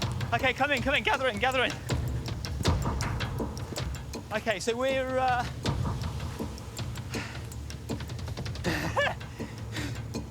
He's running. I'd say we're 95% sure we've got a caiman in our second trap. Fuck off. Let's rock and roll, boys. Let's rock and roll. I think we nailed it. Woo! Let's go. Woo! Let's go. Oh, this is exciting. This is exciting. Bingo, big fella. It's either that or a scaly log. A scaly log we will eat. Despite being too exhausted to help with the group's daily tasks, the prospect of a crocodile feast has inspired Kyle to join the hunting pack. Let's do it, lads. Let's go along, hunting. I feel like Gandalf with my giant shaft.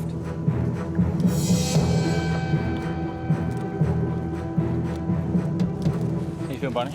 It's very difficult because I'm so excited and this is all what we want, but when it comes to actually pulling the animal out and having to kill it, I don't know how I'll feel at all.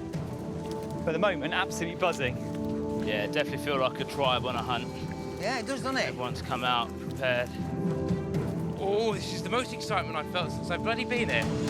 How are you feeling, Dick? I'm feeling excited, but we've got a job to do. We dispatch it in a humane manner as we can.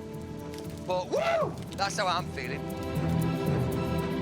When you're hunting crocs, you've got to make sure that you don't become the prey, because these prehistoric beasts are fast. Once they get hold of you, grab you, drag you into the water, and then they strike, bam, lightning speed and incredible power.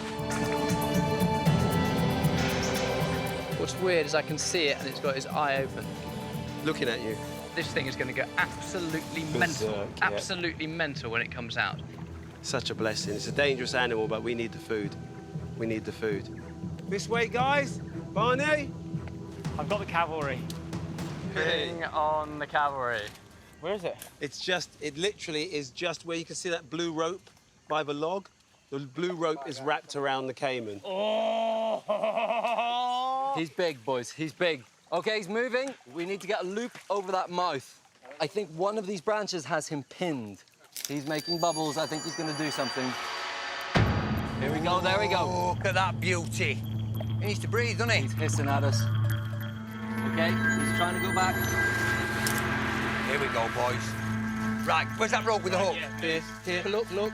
Okay, boys, we need 2 people on that rope. We need to pull him ashore. Is his mouth open? His mouth is slightly open. Okay, Vic. Nice and calmly, boys. Come on, Vic. Whoa, come on, baby. Come on, Vic. Right, nobody move because his mouth's open. Yeah, you get him. You get him. You fucking get him. Let him Round his slow. neck, It's round his neck. That's it. We got it. Come on, you big little boy. sod. Come on, boys. Come on. Right, I'll distract him. Hey, Mr. Croc. Hey, look at me. Look at me. Look at me. Ooh. Okay, Vic, go now. Probably gonna roll soon. Over the teeth. Oh, The branch won't let me. one more. Mate, you've almost got it. Watch him.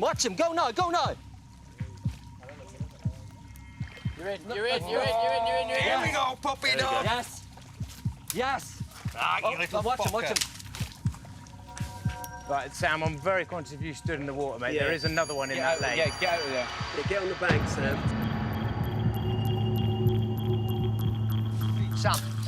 Sam, watch his that is on. tail. Sam, get out of the water, mate. Mate, I think we're good. No, see, there is another one in this lake. If he came along and nipped your heel. Let's just fucking get this guy. Have we got enough people tugging on that rope? Yeah, Charles has Lovely. got it. There we go. Right, we now have 2. That's it. He can still snap, can't he? Watch his tail on your leg, Yeah. Sam. I'm on it, don't worry. All right. I'm staying And with again, the Barney, and again, Barney. No, look what it's snagged on now. Take Right, your time, snag on fellas. this one. Take your time, fellas. Right, don't cut the rope. Oh, shit. He's growling. This fucker is fucking powerful. Give him a minute. I think he speaks English. Where's the knife? I've got a knife with me. Get the knife out ready. And then, Kyle, what are you doing? You're going to drive the knife. Take him out. Right, where are you going to put it? Just behind his eyes. Let's go. Heads on, guys. Heads on. We go on go. 1, 2, 3. We all go on go. 1, 2, 3, go. Nice and calm, nice and calm. Go on, lads, push it in. Push it, lads. That's the one, boys. That's it. Yes, mate. Yes. That's it. Gentlemen, we have handbags. Come on. Nice teamwork, fellas. Take them down, boys. Come on. Boys. Back it out. They're in there. Oh, he's twitching. He's moving. Kyle, fucking killer blow, mate. That was awesome. Get in there, boys. Woo! Actually wrapping up a dinosaur. We just caught a prehistoric animal. Damn it. Amazing. Feels so caveman. But it feels so caveman. If Pierce doesn't shit after eating a load of this, he's got a serious problem. I just.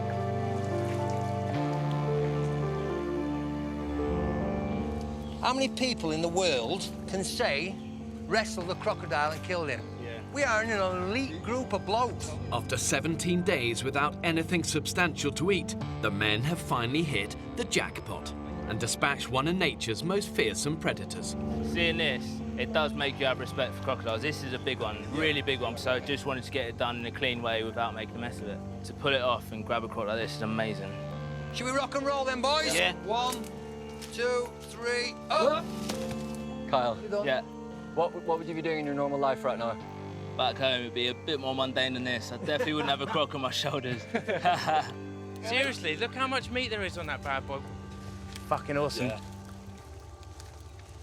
Not only have the men proved that they're top of the island's food chain, but after surviving on roughly 400 or 500 calories a day, suddenly they've landed themselves a feast of just epic proportions. Just think of that fucking delicious dinner we're gonna have later, boys. News of the big catch soon spreads around the island. Come on, fellas! Oh my God! Holy shit! Oh my God! No fucking way. You are absolutely shitting me. That is absolutely enormous. That's amazing, isn't it? That is amazing. Yes. Well done, lads. Fucking hell. And roll, roll. Get in there, boys.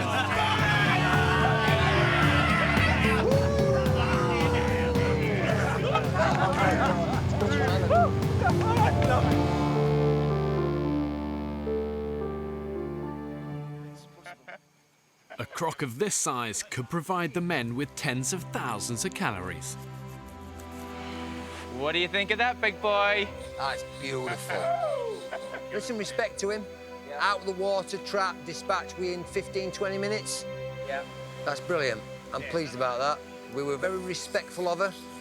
Oh my God, I think I can see a plate of meat coming along. Oh, hello. Look at this, boys, as if you didn't need any more motivation. Today, I managed to catch a bloody crocodile. And my God, was it something. I'm normally at a desk or on a phone talking to clients. I don't kill crocodiles. God, look at that! Mommy, get in! Unbelievable! Wow, look at that! Let the feast begin, boys! Yes! Boys get stuck in, it's like chicken. That is wonderful.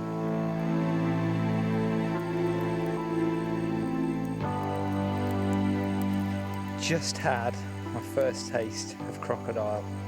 To me, it just tasted absolutely divine.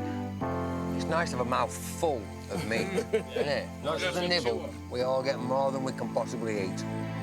Here's the heart. This is Kyle's, the killer. Kyle, salute you, sir. Based on the fact that I killed the croc, I was given the privilege of eating its heart. It felt like a good feeling, almost like the prize for doing a good job. Go on, Kyle. Do you feel like you're inheriting its strength? Like a boss. Yeah. Oh, fuck, that was nice. God, that was nice. Oh, that second piece I took was beautiful. Oh, God, I feel like I after Sunday dinner at home. Absolutely lovely. What a lovely, lovely feeling that is. I feel sorry for Piers because he needs to open his bowels, otherwise it's going to be painful. Oh, he's going to open them after this. So I was absolutely dead on my feet earlier. Completely and utterly gone. And suddenly, the morale boost the team needed that so badly to kick the spirits up.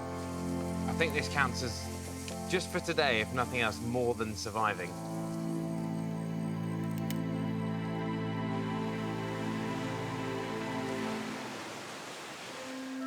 "6 a.m. Dr. Piers is feeling the benefit of last night's feast. Here you've got some big news for me. Yeah, I am the last member of the Poo Club. Last man Well squatted. done, Piers. Everyone give Piers a round of applause? Yes, Piers. Brilliant. Yes, Piers. How did it feel? It felt great, actually. Really good. I thought it was going to be really hard. I thought it was going to be like rabbit droppings stuck together. Oh, what was it like? Like a wet sausage. A wet sausage? Yeah. Oh. Dreamy. Absolutely dreamy. Yeah. It's that croc pushed it all down. Lads, croc's ready. With plenty of crocodile meat still left over, cameraman Ross serves up breakfast. Char grilled to smoky perfection. Oh, that's good, isn't it? I think it's better. I think it's better than yesterday.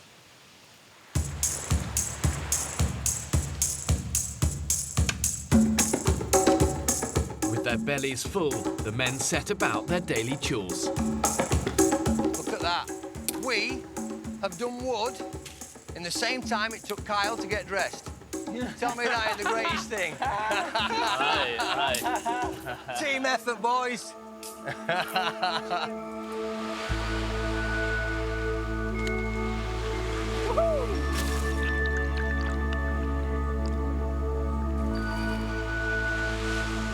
I feel like I can just lie on this beach right now and think about nothing and do nothing and not feel guilty for the first time pretty much since we got here. Is this for your personal collection? This is only for me. I thought so, mate. I thought that A bit slower. I thought that. A bit slower. That's it. That's it. Bring it. Oh, what? Lovely. Enjoy the idyllic tropical sunshine. I think life isn't too bad after all.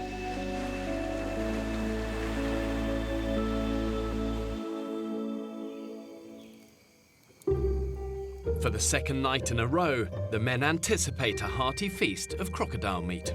Does everyone fancy the last of the croc? I would love a bit. As well as giving the group vital calories, the sudden intake of rich food appears to have solved another of the men's problems. Dan, how are your ablutions this afternoon? Oh, Danny had a trump and a follow through, didn't he? He shit himself this afternoon while he was making his bed. Dribbling down my legs. Just a little bit. A little bit of boo came I out. had to squeeze my socks out. Who's that bad? Oh, God. Well, you fucking asked, didn't you? Crocodile broth this evening. It's going to be superb. Come on, boys, dig in, please. Pass it round. How is it, Vic? Oh, it's strong. I think strong is a good word. There is some distinct smell of poo about this. It smells a bit like dog shit, doesn't it? It does smell a bit suspicious, doesn't it? Yeah. Shit. Oh, crikey. Phil, what's the verdict? I've had 2 mouthfuls, and that's 2 mouthfuls too many. I can feel the squirts coming on. The 30-degree tropical heat has spoiled the remains of the crocodile, leaving the men, once again, with nothing to eat. The final meal from our croc, it was basically rotten meat. It was pretty... I don't want to think about it too much. It was pretty much the worst thing I've ever had in my life. Oh dear. Make your shoulder pierce. Yeah? Well, tonight marked the end of our crocodile feast.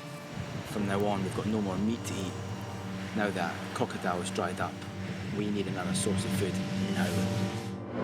Oh my God, what's that? Is that Andrew? Oh my God. Next time on the Women's Island, Oh my God. thoughts turn to food. I think a bogey just came out of my nose. Eat it, waste nothing. Oh my God, there's 2 piglets. The first thing I thought of was crackling.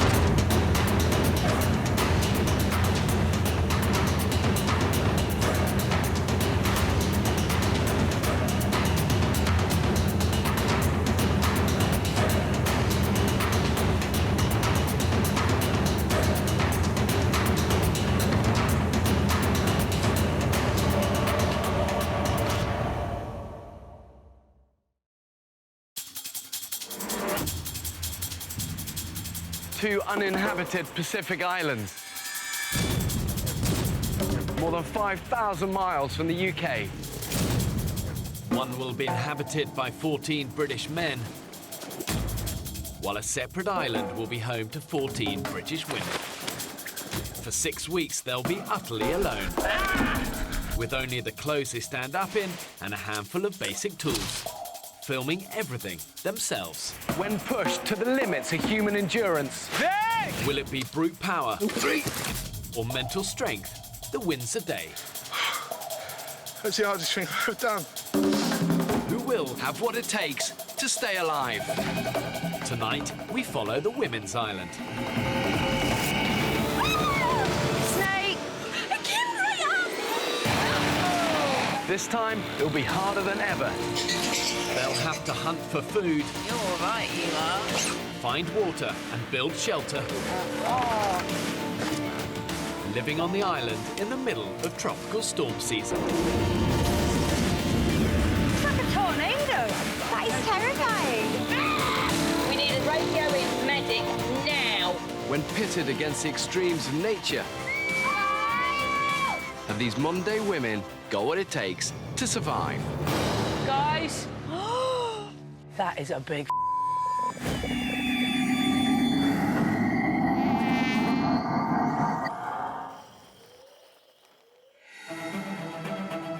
4 days ago, 14 British women were cast away on this remote, uninhabited Pacific island.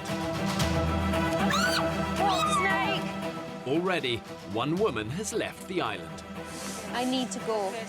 It's like, if you don't want to be here, just off. Who's up for this? Some of the group stayed behind at the makeshift camp, whilst an expedition party went in search of a permanent base with a sustainable water source. It's not salty. But with no idea how to get back to the others, I've ripped my trousers even more. they are now lost in the thick of the jungle and are completely out of water. We have nothing to drink. We don't know where we are. The women left behind have just rainwater to drink. Their fire has gone out and panic is setting in. You just order me about all the time. With both groups now starving and critically dehydrated, their time on the island could be over before it's really begun. It's day 4. The 5 women left in camp have been waiting for over 24 hours for the others to return from their expedition. I feel dreadful. Honestly, I feel absolutely dreadful. I never thought I would be so desperate for food and water.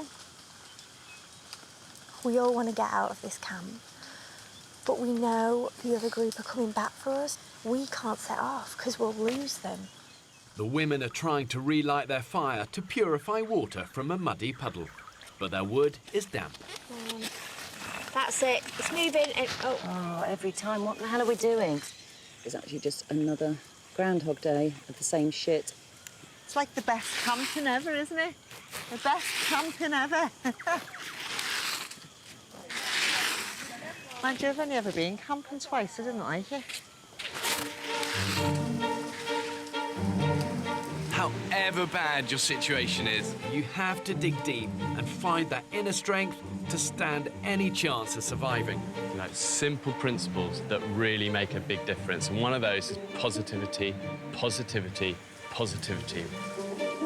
I might as well, honestly, I might as well have gone and sat in my horse's field for 5 days and not eaten, but just sat in the muddiest part of the horse's field. But the difference is I might have had a horse for company.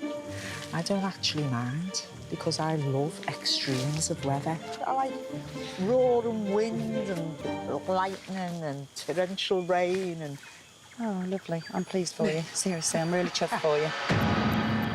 I've always wanted an adventure.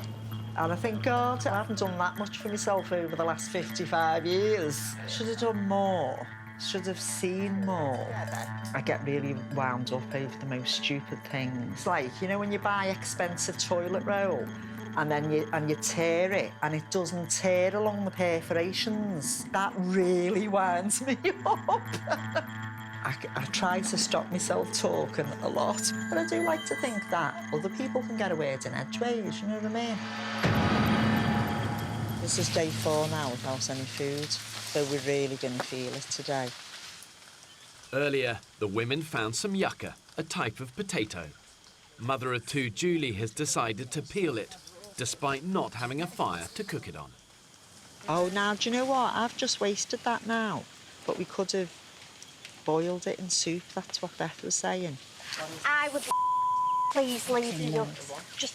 If she goes on about those potatoes anymore, I'm going to stab her.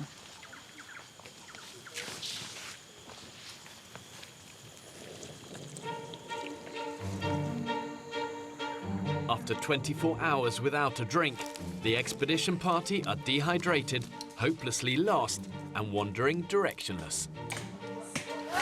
Walking is painful now. Physically and mentally. I just hope we can find a drink. Oh. I can't remember the time I felt this thirsty. Careful here, guys. It's really slippy. Oh, shit. Hey, you're right. Super slippery. It's really slippy. Oh, God. Oh. Hey. Who was that? That was me. Oh, my God, there's a caiman. That is a big... Oh, yes, I can see it. Straight ahead. Shit. Oh my God, that's Yeah, it's enormous. It's watching us though. We actually, I just can't, I literally must have walked past his nose by that much. Didn't spot him. Do we throw things at its hip? No. No. Though potentially deadly to humans, a crocodile of this size could provide tens of thousands of calories for the women, who have barely eaten in days. Billy Big Balls, that. That is serious Billy Big Ball. Not going for that one for dinner then? Not tonight, not without a fire. We wouldn't tackle that. Not as we don't have a sharp knife on us. We'll be back for you, man. Sleep with one eye open.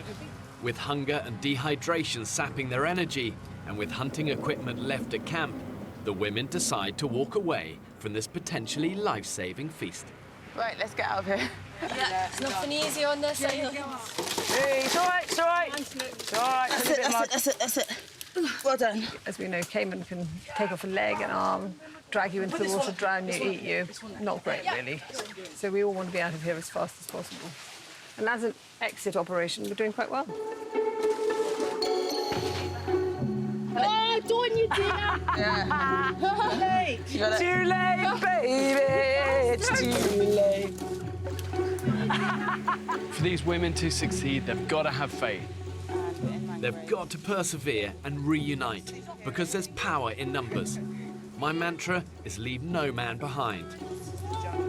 It's that sort of attitude that's going to make the critical difference for them. I've got a beach on my left. Let's get on there. Let's get an orientation. The women have been trekking through the jungle for 2 hours, but instead of finding camp, they've stumbled upon another beach on the north of the island.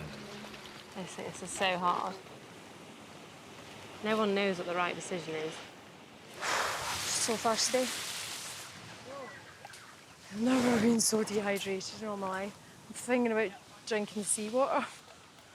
I know you can't, but I'm not there. The women scavenge the area and strike lucky. We found coconut. Oh my God! It's just enough to keep them going. Come on, let's go, let's go. Let's do it. As they head back into the jungle to try and find the others once more.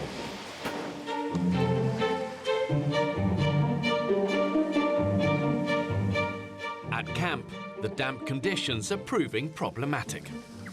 I was looking forward to trying to start another fire.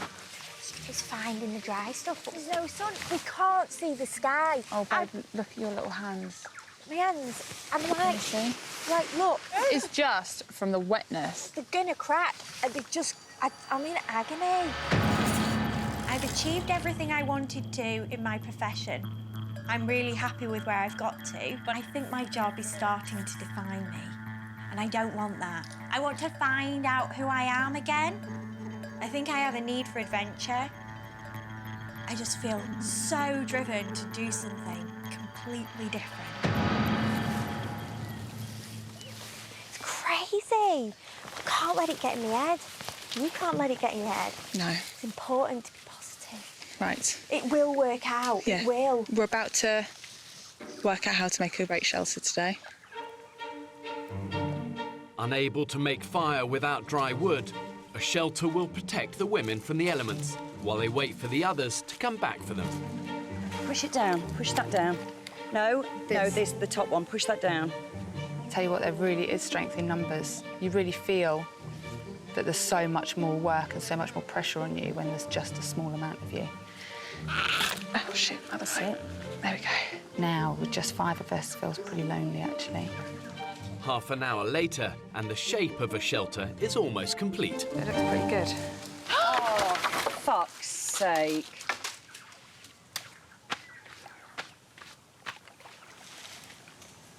Positivity, positivity, positivity.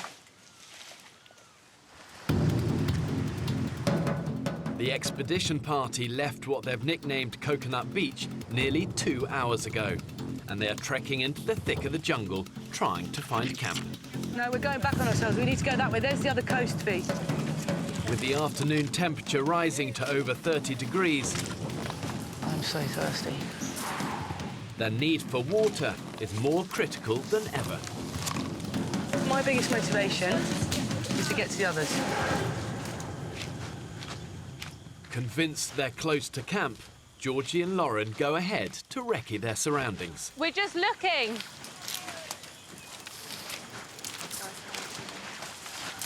Go back to where we are. No fucking way. Can't be. We are. No, we can't be. We haven't done one massive...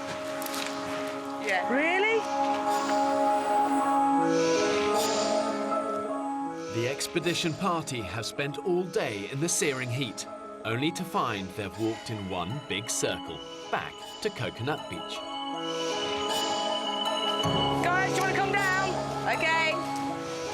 Without a GPS or visual landmarks to guide us, human beings are naturally prone to walk in circles, even when we're convinced we're going in a straight line. Put dehydration into the mix, which slows down brain function, and the women find themselves in crisis. OK, so there's some bad news. It's back where we were. If the women don't find a proper water source soon, their time on the island will end. Bad news is we fucked up and we've just done a massive circle and we've wasted a load of energy for nothing. How the fuck did that happen? All too easily. We're in the jungle. Got no fucking We have reference no points of reference. And we're tired and dehydrated. I vote we bed in for the night. I think I'm going to cry, George. I think I'm going to cry with you. This is absolutely... fucking ludicrous. Ludicrous. Physically, I don't know, people have got holes in their feet that are turning green. We can't sustain this. Oh my God, what are they going to do back at the camp? 4 days ago, I abandoned a group of ordinary British women on a remote, uninhabited Pacific island. After separating over 24 hours ago, the expedition party are desperately trying to get back to camp. But disorientated by the jungle, they remain in the north of the island. The women left waiting at camp have no fire to purify water and are also worryingly dehydrated. We're drinking water from a roof like wild animals. Mum of two, Julie, has been down at the rocks washing the women's muddy underwear. There's only 5 of us here at the moment. The other group have got lost. We've no idea where they are. A couple of our group are just moaning all the time. I mean, for God's sake, it's supposed to be survival. It's not supposed to be a holiday. You know what I mean? We knew it was going to be tough. Facing a second night isolated from the others, Fuck. the claustrophobic jungle environment is testing the women's mental strength. But it's very difficult to stay positive. I don't feel we've got anything to look forward to. I just feel like we've been dumped. Can I say something positive? No, fuck off. I don't feel too bad, you know. And I just think it can only get better. To be fair, Julie, you really haven't gone on any expeditions to get anything. You kind of conserved your energy by staying in camp the most of the time. You are good at talking the talk. Let's do this, let's do that. But actually, actively doing it is a different story. Maybe that's why you're feeling so good. I appreciate everybody is really fucking pissed off. All I said was a bit of positivity. I've spent fucking hours rearranging wet knickers and washing all around this camp and squeezing it out and hanging it up for you. I've been biting my tongue all the time. You don't want me to do it? Personally, I feel that constantly wringing out people's knickers that aren't even here and other clothes is futile. The group dynamics of these 5 people is not working. It's not productive, and I'm sat here thinking, I am stuck with this. But we collected it at night as well, Julie, but you just walked with us. I know what How the fuck do you keep a fire going then? To me, No, do you know what? I'm not, you're right. What I'm saying is, we should collect wood and So, I'm doing the selfie now because you really need to know how I'm feeling.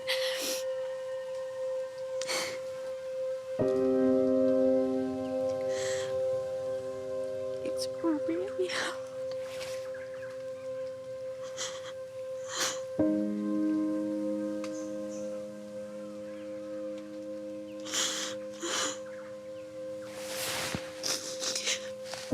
We can't eat because we have no fire.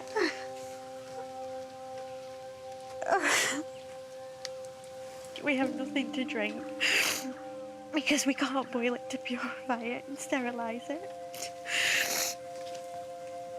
don't know where everyone else is. The other group have gone missing, and I'm really worried about them. But I'm just questioning, like, how on earth are we expected to survive in this?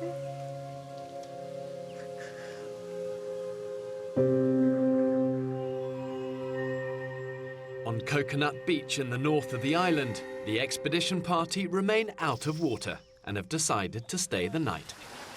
I think that needs to go higher. Yeah. They're building a makeshift shelter. We've basically spent 2 days walking for 4.5 hours. That's 9 hours in total we've spent walking around this bloody island trying to get back to where we started. Everybody's very dehydrated. We've not had actual water for 2 days. It's just, it's ridiculous. It's absolutely ridiculous. And then the other side would go like that. Yeah, brilliant. After spotting a storm on the horizon, the women scavenged a beach for containers to collect rainwater, their only hope of rehydrating. I'm going to have to support the bottles in this polystyrene thing so that they're upright and don't spill. I may have to keep it behind my slug so that the tide doesn't wash it out. Finding fresh water is so important. That combination of very oppressive 30-degree heat plus the humidity, at over 90%, can easily mean the women get through a litre of water an hour. That is a lot. Unless they find water, I reckon the women only have one more day. As night draws in, the women abandoned at camp are attempting to light a new fire to purify their muddy rainwater. Remember, all we're doing now is trying to make a hole. Out, it's out. Oh, fuck's sake. So we thought we'd get a fire going tonight, but it hasn't happened. Well, we must all be dehydrated by now. I don't know where the other girls have gone from the other camp. I don't know where the hell they could be. Or what they're doing to shelter up. Excuse me. What they're doing for shelter. All day, Julie's been at me non-stop. I've come on this experience to try new things, to push my comfort zones. Hello? Guys, can someone shine their light over here? Because I swear I'm hearing noises. Please, it's like a... It's... Someone moving? It's coming close to me, please! It's Julie! It's Julie! Oh, fuck my life. Oh, shit. On Coconut Beach, the storm is still in the distance, and the dehydrated women are pinning all their hopes on their makeshift containers collecting rain. I've never actually wanted water so much in my life. Check this lightning out behind me. Yeah! It's so cool. Sometimes you can actually see the line of lightning. I feel like a weather girl. And here we have a big fuck-off shiny storm. And to the north, we have a storm. And just there, a bolt of lightning. And I imagine around here, in just a moment, we're going to have a bolt of lightning. And I imagine just about there, we're going to have a bolt of lightning to the right. Because sometimes it jumps from cloud to cloud.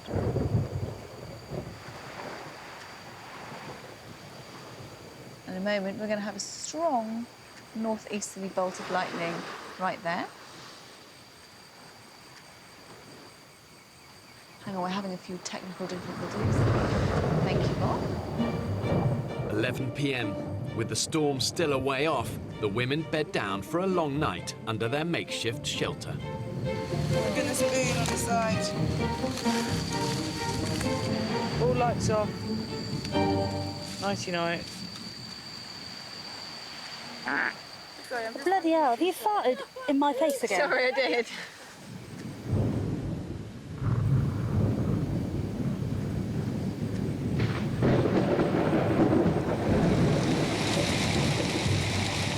It's 5:30 a.m. and the storm has finally hit the island. The women are hoping their containers are full of rainwater.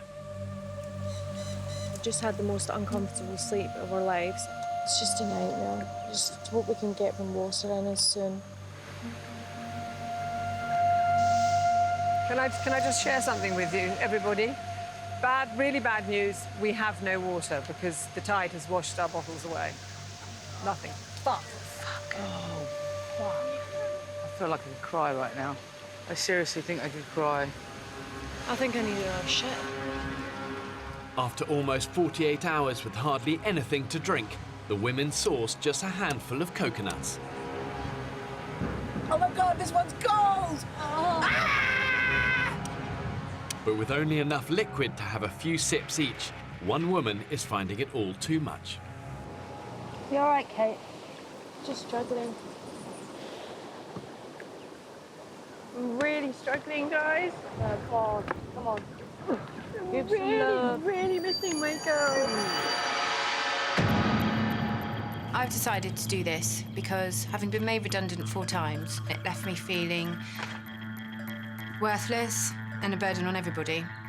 And I wanted to set myself a challenge and do something that was extremely difficult, but that I had to do, that I can't walk away from it.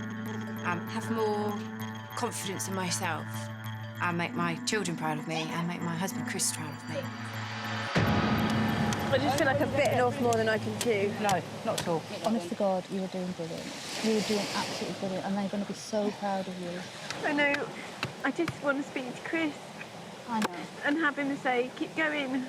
You can't do everything through your kids and your husband. You have to have some me time. But I like doing everything through them. OK, well, that's cool. I think initially when people get marooned, it's all about the physical, the fact that they're tired and they're hungry and they're hurting. But after a while, people become accustomed to that. But then the battle becomes something much more meaningful. Actually, the fact that you're missing your loved ones, and those battles can be much harder. I'm so thirsty. We haven't managed to find any water. I'm so thirsty. Look at that. The good news for the women is that in tropical storm season, the weather can change in an instant. Guys, bring your pots! He's running like a bloody cat. The return of the rain proves to be their salvation.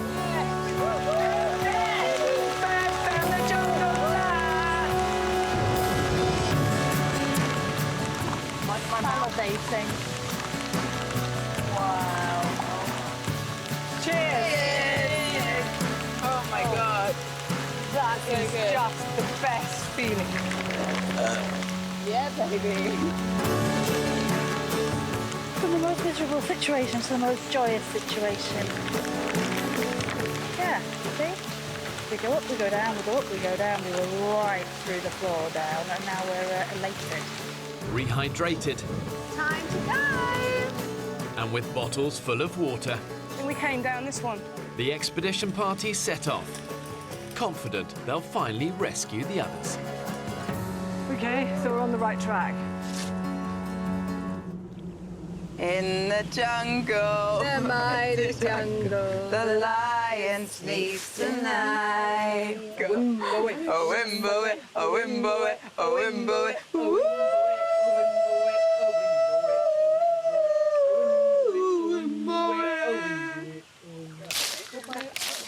It's the women's 5th day on the island. And the 2 groups have been separated for over 2 days.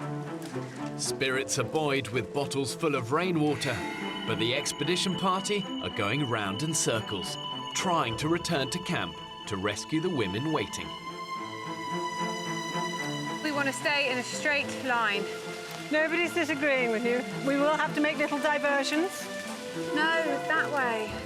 Mum of 2, Kate, remains desperately homesick, missing her family. Just do my din. Oh, because I'm not doing another night in this jungle like this. That will be it for me. And I've made that decision. If we don't make it back... feel that strongly about it now? Yeah, and I know the people who matter to me the most won't care if I come home early. To be Kate, honest. calm down. We're going the right direction. It might not be. I'm not talking like to a you. path. I'm talking to George. I know. Fucking attitude and a half. You do. And you can kiss my fucking ass.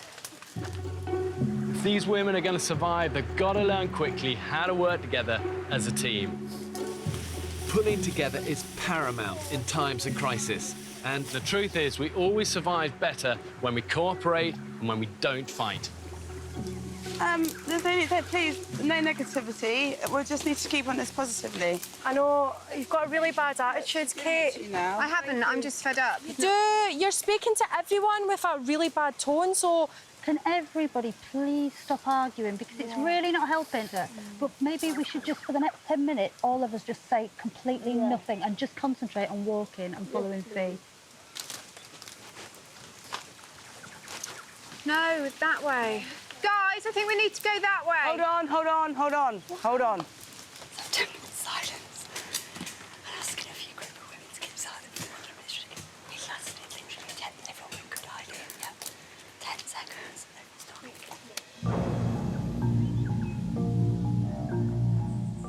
At camp, the group have spent over 2 days with no food, drinking just small amounts of rainwater, waiting for the expedition party to return. And damp conditions have brought out the jungle critters. Like right now, all my arse is proper itchy. It's only got a few bites, but above it, at my face, my hands. She has, we've just looked at her arse. Oh yeah, we have just looked at her bum. The rain last night was ridiculous. Like, I was so ill that I just need to sleep.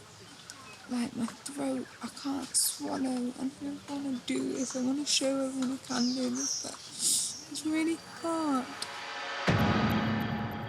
Whenever I have a problem, my parents always sort me out. Right now, my dad pays for everything that I want. My boyfriend looks after me, especially on nights out. They see me as their baby that they still need to protect. I don't do anything by myself, and I want to be more independent. I want to do something for myself and just be able to be like, yes, I did that. The worst part is I'm starting to think that my parents are right. I shouldn't have done this. Back in the jungle, Forrester's daughter Fee has taken over leadership of the trek back to camp. But it's only taken half an hour for the mood to disintegrate. We really strongly think we need to go right here. I've got to say, I do agree. Oh, brilliant. We have been travelling in this direction. No, we haven't. We've been travelling in that direction. No. Yeah. No. Why is it you're so adamant you're right all Just the time? hold on. I'm not adamant I'm right. Yes, you are, Listen, because you're listen. dismissing everybody else. Listen, I understand. Fee will not listen. I live in the woods, so I always circumnavigate woods. Well done. But we spent the night last night in a place that we had just left. You never noticed That was we'd my double fault. back on us. That was Fee my never fault. noticed we'd double back. Because she wasn't in charge. It's often when stress levels are high that all the social graces fall away, and it's also when tempers fray. They've got to learn quickly how to communicate better as a team. At this point, their survival and that of the women at camp depends on it. We have to spend another night in this jungle like this. I'm out of here. You need to listen to people. You don't listen to anybody. I do think that you really don't listen to anybody. And this is actually, this is life or death. I'm just so tempted to tell you to take the lead and do it. Yeah, because then if I leave, it's my own fault because I'd have got us lost. I give up. OK, I have the machete. Oh, my God! What? Help! Becky! Becky! I'm coming! Call the medics! She's Fran! Fran's fainted! Radio in, medic, now. She's absolutely fucking boiling. Oh, God. With Belinda, the only doctor amongst the 13 women lost with the expedition party, the group at camp must radio for a safety response team to intervene. Dr. Bravo, do you copy? Can you send your message over? Fran, passed out. They are on standby on a nearby island in case of emergency. She's boiling. I need to get some air to her. Oh, my God. This is way fucking beyond any fucking joke. Everyone needs off here. I swear to God. It's not a programme. It's fucking ridiculous. Having gone to the rocks for air, after 5 days with barely any food or water, Fran has taken a serious turn for the worse. the safety response team arrive. Yeah, we've got a code 77. We're just dealing with a collapse query cause at that location. Yeah, I think the problem is with Fran. I think she's not a moaner. I think she's been far iller than we knew.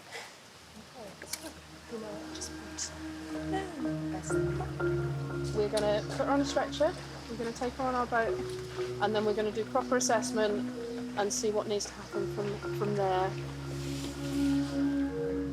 With the group at camp a member down and the expedition party lost with dwindling water supplies, the women's existence on the island hangs in the balance.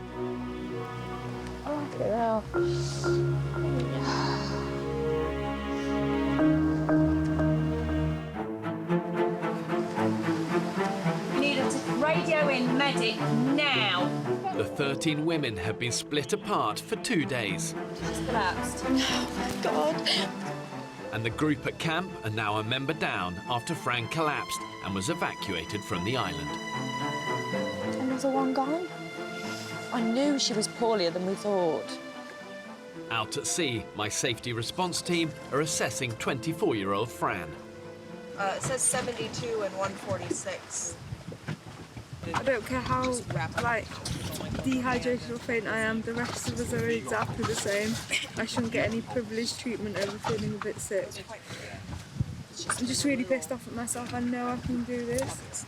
Till I faint 400 times, you're not allowed to take me off that thing. After 5 days without anywhere near enough water, Fran has succumbed to dehydration. And with the expedition party still nowhere in sight, the other 4 women are equally at risk. So many people dropping off. I'm just worried there's going to be more and more because people can't stand these conditions. Fran's coming back. Fran's coming back. She really? Fran's body temperature and heart rate have returned to normal. And in Dr. Belinda's absence, the safety response team deem her fit enough to rejoin the others. Is it like heaven seeing us? Oh, I'm sure. I'm sure there's things she'd rather see than us. I had to beg them to let me back on the island. I just had to come back though, because like, then it would be only 4 girls here and I couldn't leave them. I'm so glad I'm back. The expedition party have been walking for 2 days, trying to find their way back to camp. This is where I feel we should go. This looks like a pretty good path. Having wrestled leadership of the group, homesick mum of 2 Kate is now guiding the women through the jungle. This is going to go well. Just keep going. This is where you want to go. The thought of not getting there, stressing me out, you know. We will get there. I'm not confident to take responsibility for this. OK, well, where are we going now? Where are we going now? Just no keep more going confrontational straight. arguing. Just keep walking. It's just that way. Keep going, keep going, keep going. Well, I'm losing my confidence now. I don't want to lead. I'm sorry, I don't want to lead this group. I don't want to. Yeah, I'll lead it. You tell me where to go. Or, do you know what? Or you lead what you think, and I'm just... No, I'm not going to say another word, because I'm having a complete crisis of confidence in myself. I am so scared. We're all scared. Because you were so confident. Yeah, but that's... I know, but now it's gone. My confidence is gone. Sorry, I should just keep my mouth shut. You lead the way, please. Fuck!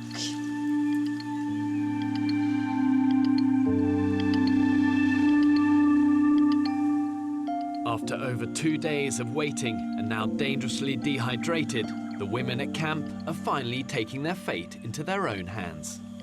They haven't found us, so we've got no alternative but to find them, because we've stayed and we waited. I don't even know, 2 days, 3 days to be rescued. If we don't find them, I think we're going to make a raft and go to another island. I just never, ever want to see this spot, ever, in my life again. Until now, staying put has actually been the surest way of allowing the others to try and find them. But after days with no fire, dwindling water supplies, no food, the women now need to weigh up the dangers of striking out into the unknown against the risk of waiting it out with no more resources. Now we have to just go and blow our whistles madly to see if anyone's hearing us, and that's what we're going to do. That's the plan. Blow, blow, blow. Everybody in this group is good at blowing, yeah? Yeah, I think we're all seasoned blowers here. Yeah, girls? Yeah. Unaware of the expedition party's whereabouts, the 5 women are searching the coastline. Our journey to find the other team begins now. Whoa! Are you all right, sweetheart? Yeah, sorry. Cracking on. Good on ya. Oh, it's so cold. Oh my gosh, my knickers are getting wet. Oh my God, at least our fannies will feel fresher. No. Having left Coconut Beach 3 hours ago, the expedition party are completely lost and their water supply is fast disappearing. After homesick mum of 2 Kate quit as leader, Georgie recognises where they are. Oh my God. I made these marks. I knew I recognised this place. The women are convinced they are finally about to find camp. Do you remember you, me, and Abby did a recce? This is where we came to. I know, that's what I was just saying. They're just down there. I'm ecstatic just because I got the hell out of Shit Creek. Fuck, that's so fucking deep. That's up to my tits, so that's swimming for Fran. It feels desperate because we feel so close right now, but yeah, we haven't had a response on the signal.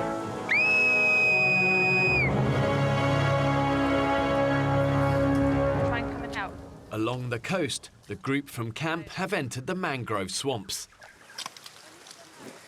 Oh, really? Oh, okay, okay. Can't do that. I've got you. You can totally do this. 1, 2, 3. There we go. With the sweltering midday sun beating down on the dehydrated women, 55-year-old cashier Julie is struggling. Oh, fuck. It's all right, hold me. Back one's in now. Left and right, left and right. That's it. Okay, so feet. I need to leave my boots. No, you're going to need to take those with you. You're going to need them. So we can do it. We'll just take our time. We're in no rush. We'll just take our time. Oh, bring it out. Oh, great. Yeah, thanks.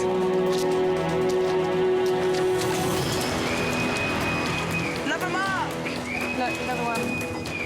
Snap. Yeah, brilliant. Yeah, this is it. This is good. I recognise this. We're so damn close, though. So close. This does look familiar. We're literally round this corner. Is that a pink potty down there? Yes. So you recognise it? We're at Coconut fucking Beach. No, we're not. Yeah, we're at Coconut Beach. You're right, we are. What the fuck? Go on, let's get down there. I can't fucking deal with this. The women have circled back to Coconut Beach for a second time. Having pushed through the jungle for 2 days, they're not one step closer to camp. How the fuck is that possible? How is this possible? We kept the sea to our left the whole time. After conquering the mangroves, the group from camp continue north. Guys, it's a beach! Woo! I can't believe we're here. Becky, this is what I've been dreaming of. After 5 days being trapped in the jungle, they remain determined to find the expedition party. I thought we were so fucking close, like 3 minutes away. And it's only round the corner, but we can't fucking navigate. We cannot navigate through that. I'm stressed because I thought we were so close. And then I can't walk and I'm just fucked and we're all fucked.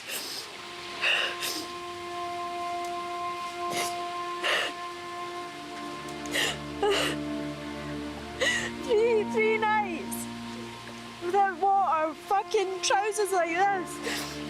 I can't do it, no way. I was wanting to see them and see if they were okay.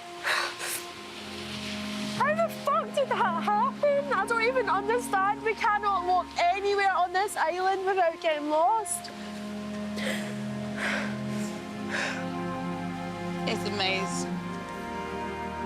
It's the world's trickiest maze. Should we have a 30-second shade break? No.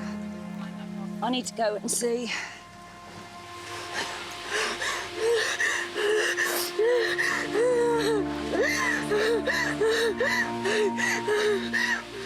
Another beach, but not as nice as the one we're on. Hang on, is that a load of clothes hanging in that tree? Hello?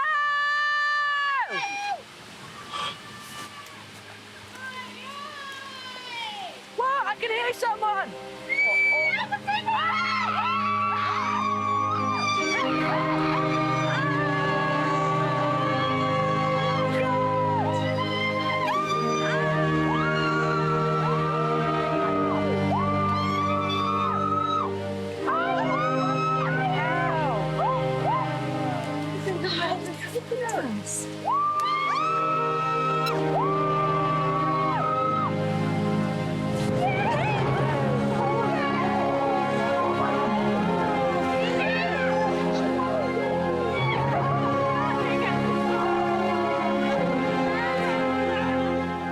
However bad your situation is, you can't wallow in negativity. You know, survival is about dogged determination, learning from your failures, and never giving up. So emotional. I cannot believe it. We found the group. Finally, back together. The women take a moment to savour their island home. Race! We needed them. We've all got different strengths and weaknesses that help. It's just kind of complete.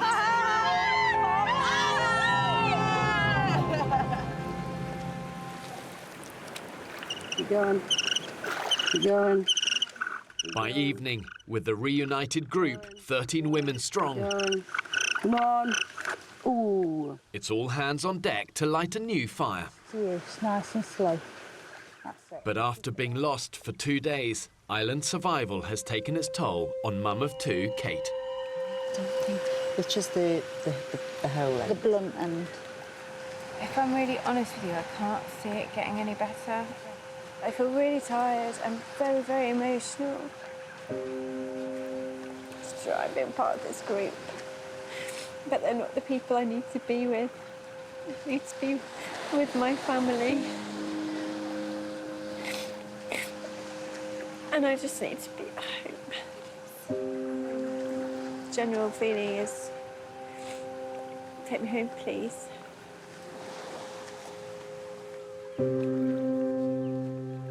By morning, furniture maker Kate has made her decision. I'm not going home because I'm dehydrated. I'm not going home because I can't hack it. I'm going home because I want to be at home. You contribute so much, you really do. But it's been difficult for me because I've been missing people so much. That won't get any easier. That'll get worse. Oh my God, it's horrible seeing another one go. I thought she'd hang on in there. We need everybody, and she had good knowledge of bloody building and stuff. Mum was fucking pissed off. I just think it's weak of her to do that. She's giving up too easily. We need each other to boost each other up. But it's the old thing, isn't it? Kids, mums and kids. It's the old pull. Men can do it, but a lot of women can't. After barely a week on the island, a second member of the team has quit. And with power in numbers, the women's ability to survive is diminishing. I'm a bit pissed off. I think it's a great shame because it was a fantastic experiment to see how 14 women could cope in this situation. And 2 of them have gone already, and I don't think that shows us all in particularly good light.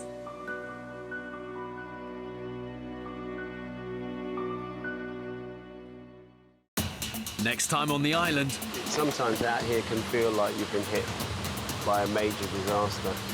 So thin now. All sorts of bones appearing that I haven't seen since I was a bloody teenager. We need to find a solid source of food or we're going to be facing meltdown. every fucker's bitching and moaning that you're doing fuck all when it comes to wood. I'd say we're 95% sure we've got a caiman in our second trap. Fuck. Come on, mate. Look, Sam, get out of the water, mate. Watch him, watch him. Go now, go now.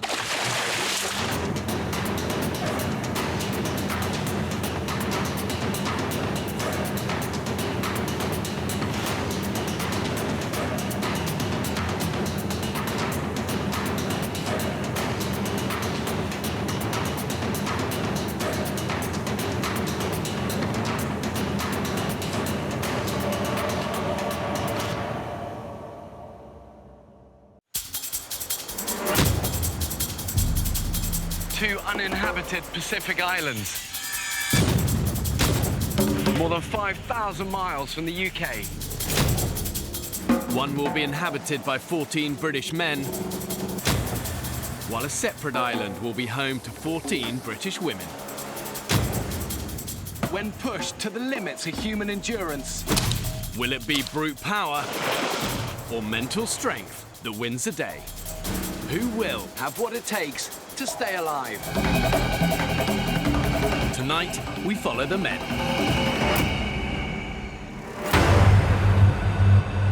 In Britain today, we've never been further from our hunter-gatherer origins. Doors are opening. But I want to know, when stripped of everything, has modern man still got that instinct to survive? To find out, I'm marooning 14 ordinary men on a desert island. This is crazy. This is absolutely crazy. This could be the worst decision we've ever made. This time, it'll be harder than ever. They'll have to endure 6 weeks in the height of the harsh tropical storm season. Bring it on, Mother Nature, I say. If this is the worst you can do. They will be utterly alone, filming everything themselves. We have two choices. One, we go down the 40-foot ravine. Holy shit! Or we keep going through this arsehole of a jungle. They'll have to find their own water and hunt for their own food. We've just caught a prehistoric animal. You lazy bunch of bone-idle bastards! Have these modern-day men got what it takes to survive?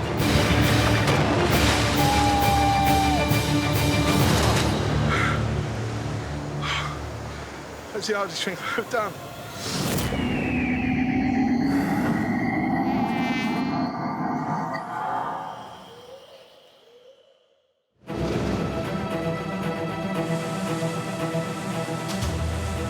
I personally don't think men are as strong now as they were, I wouldn't even say 50 years ago, even 5 years ago, because we have it too easy. The interesting question to ask, actually, is if we lost everything, what would happen to us? It would be nice to think I've come off the island feeling a little bit more macho, a little bit more alpha male, a little bit more popular with the ladies. I'm about to abandon these men on a remote Pacific island to see if they can survive. They will be utterly alone. My eldest lad's 19, he's at university. He only needs me for money and a lift. And the youngest one's too cool to hang around with Dad. My dream is for them guys to go, that's my dad, that. That's fantastic. My dad did that. I don't think I've done anything that's put myself at risk, really. But I'm scared when you're sticking a graphic designer on an island with no other skills whatsoever. Anything could happen. These 14 ordinary men do not know each other, and they have no experience of living in the wild. At the moment, I don't enjoy day-to-day life.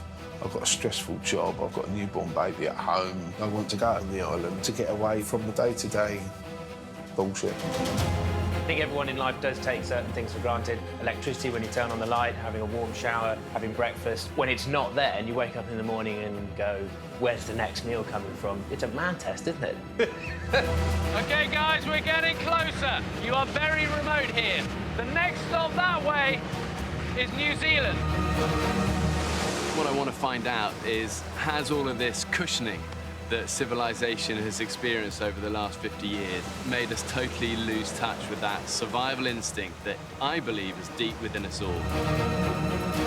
OK, guys, I need you to be my eyes for any rocks. There are loads of rocks here. It takes an extreme situation to find out what people are really made of. What you're about to embark on, it will be the toughest thing you will ever do. You can do this, all right? You can do it. The men's home for the next 6 weeks is an uninhabited island in a remote Pacific archipelago. The 11 kilometers of coastline is dominated by treacherous cliffs and rocky headlands. Vicious swells and powerful ocean currents means there's no easy way onto the island. I'm going to try and get you guys as close as I can, all right? But you will end up swimming. If any of you guys are weak swimmers, it is a good time to say. I've never swum this distance before, not even in a swimming pool, but I will get there. I will get there. Age won't stop me doing this. It's not often in one's life someone actually challenges your morals, challenges you physically. And this does. That's why I want to do it. Who can't swim confidently? Confident with unconfident, yeah? Let's go. The men must make the 75-meter swim to the island fully clothed. Help each other, help those who are weaker. Let's go, let's go. Strong undercurrents mean the men need to get to shore as quickly as possible. Get in! Doing good. Go, mate. Keep going. Keep going. Okay, go. Get out of the water. Go, go, go.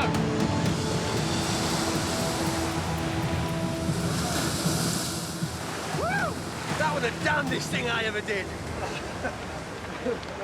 Glad you were there. Oh, I couldn't have got much further.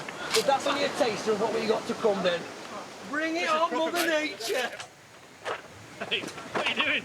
Well, the advice is to save your own piss, which is a bit unnerving. With only 2 days survival training, initiative will be key. Essentially, it's water, isn't it? Is that your piss? That's my piss, mate. You've got to save everything around here. Yeah, I've been told anyway. Save your piss. Drink our own piss? I hope not. So they look a bit like a party of drowned rats at the moment. Kind of let the chaos begin. But what I do know is when I return in 6 weeks' time, the 14 men, if there's still 14 men there, which to be honest, I doubt, the men that do remain will be changed. It's time for me and the crew to leave. We won't be back until the end of the experiment. For the next 6 weeks, the men will have to live entirely on their own wits. To make sure these men at least have a fighting chance of survival, I've ensured the island's got enough water, indigenous animals and vegetation on it to keep them alive. It's teeming with wildlife. But what they've got to have is the ingenuity to find it, catch it and kill it. What's your name, mate? Paul. I'm Ross. Paul, hello, Ross. All right. From here on in, everything you see will be filmed by the men themselves. Why don't we get everybody together and then we're just all talking, we'll work out something that we're going to do, and then we're all going to be heading that way, I'm assuming anyway, because it looks a little bit safer than this. It'll be dark soon. Come on, lads, let's make use of some of this energy while we've got it.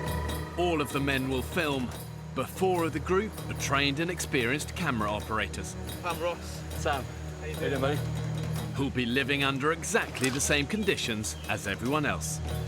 Oh, I'm like a fucking mule horse, aren't I? The brains of a donkey. Obviously, because we are having to film everything ourselves, we've got to cart all of, like, the camera gear, batteries and everything with us. Let's get on with it. Fuck's sake, this is survival, not Good Morning Britain. As well as the camera equipment, they'll have a medical kit, 2 jerry cans containing a day's supply of water, basic fishing equipment and a handful of tools. Guys, how many knives do we have? Let's count them in. 3 knives, 3 machetes. Fine. 3 knives, that's easy. Let's all gather round in one group, guys. I'm Barney, and I'm a paramedic from Leicester. Oh, Andy. I'm Andy Bennett, builder from Milton Keynes. We've got a fucking builder, everybody! Yay! Let's hope he's not a cowboy. My name's Piers, I am a doctor. Did you say I'm Kyle, and I'm a website consultant. Woo! My name's Paul. I invented the dice. I'm a construction contracts manager. It's 4 p.m. With only 2 hours of daylight remaining, the men's priority has to be finding a safe place to shelter for the night.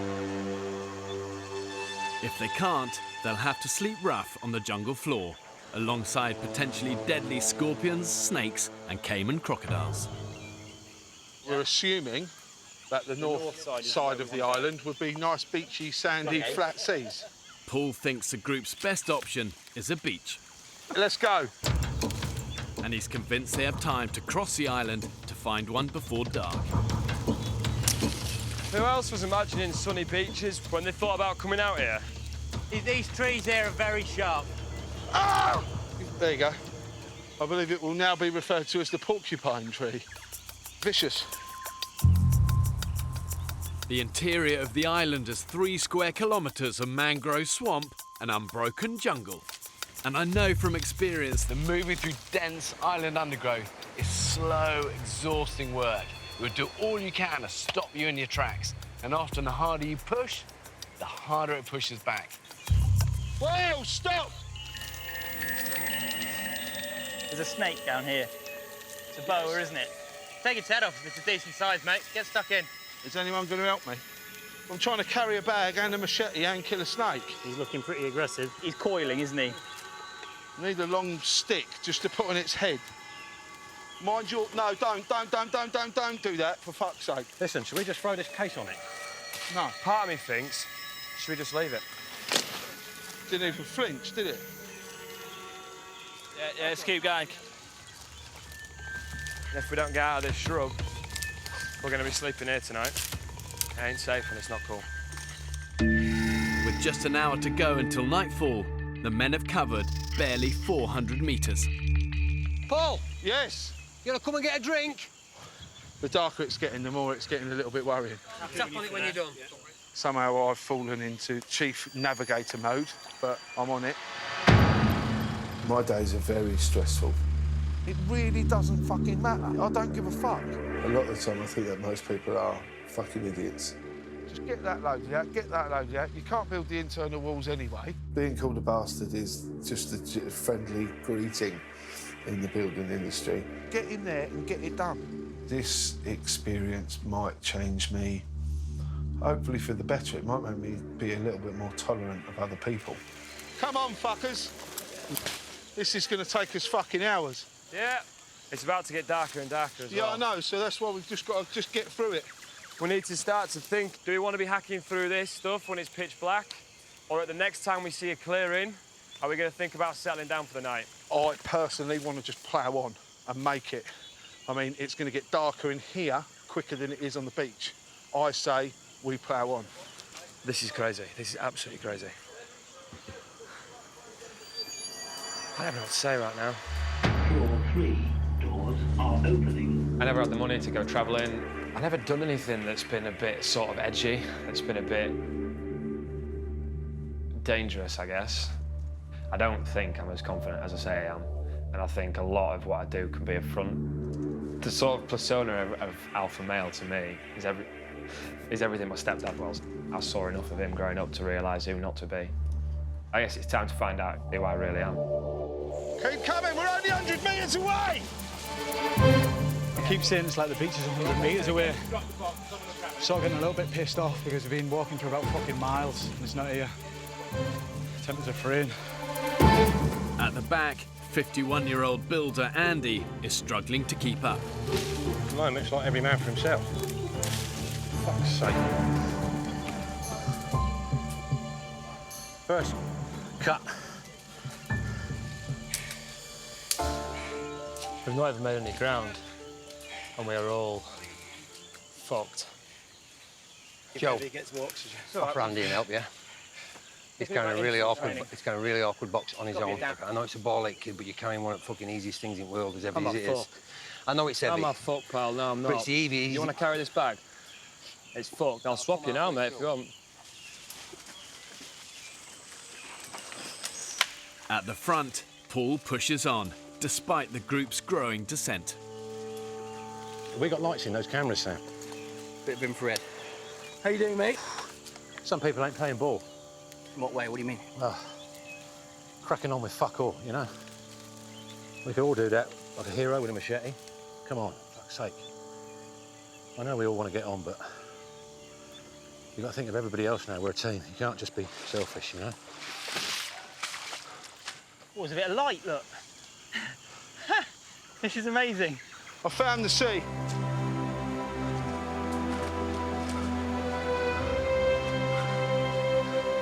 Ah. Ah. Oh. Yeah, to go beach! Come on! We're boys! Come on! Booyah! Beach! Pina coladas.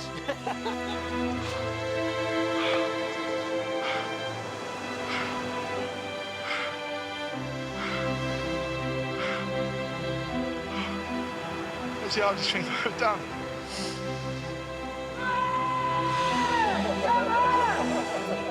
Fuck! See, I never thought I'd be so happy to see the beach in my entire life. Well done, mate. Well done.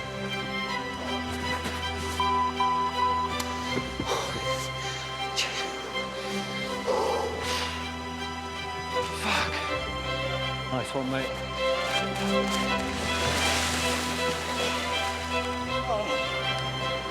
Never doubted myself. Never underestimate your own abilities. The sun's just beginning to set, so we're just in time, and everyone is on such a high right now. That's a whale! It's a whale! Wow. Wow, wow, wow, wow, wow. I'm stood here watching the sunset, and there's whales swimming past us. Pretty cool.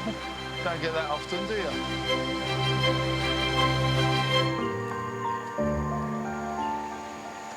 You're right. About 2 minutes sleep, I think, in time. 16 hours ago, I dropped 14 ordinary British men on a remote desert island. I haven't slept for a minute. 1 minute. They have spent their first night on the beach with no shelter. Is that really shit? Oh, what have we done? You ever get that realisation you've done something you didn't quite think all the way through? At one point, I was shitting it, we're going to get washed away. I was like, Did it get that close? I mean, look, you can see the line, mate. You can see the line. The line's, what, 3 foot away from where we were? Look at the amount of rubbish on this beach. Has anyone found a left shoe? Yeah, but these, I'm not too sure if I'm going to go for these. What? Oh, you! Bit last season. Hey, lads, look. Found it. Pink pair. These are bloody comfortable. Look at these bad boys. This is the male version.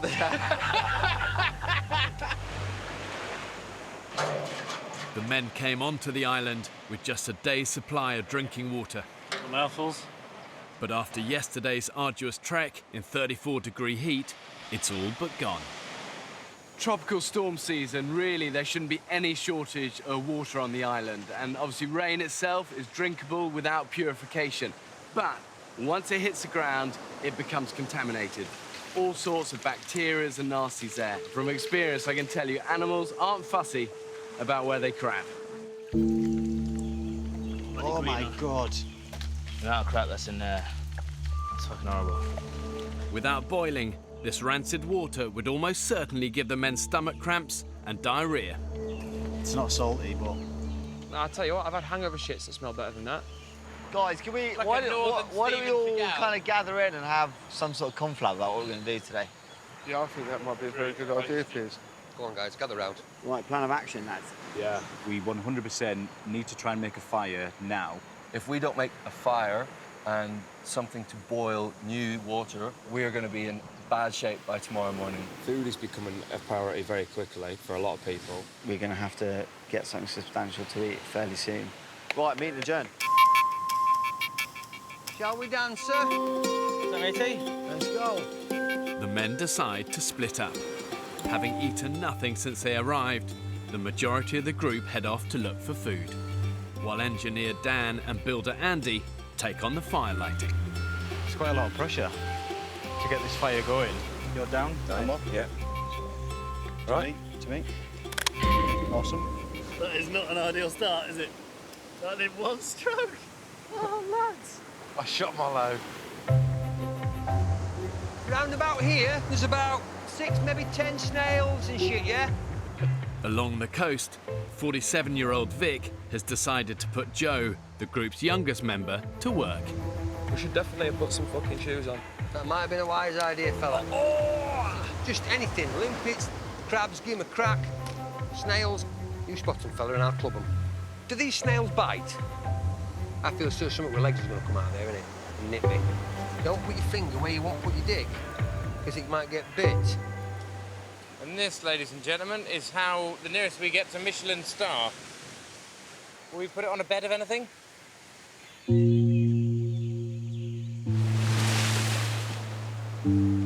One. A morning's hard graft provides nothing more than a handful of limpets.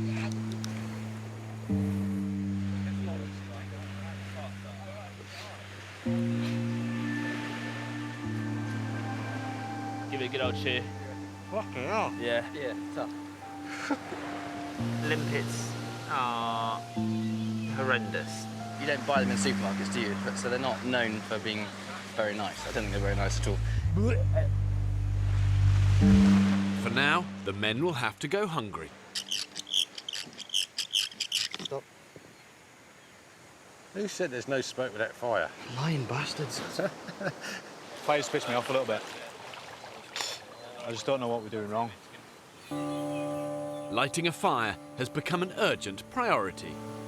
It's 34 degrees in the shade, and the men have had little to drink in the past 12 hours.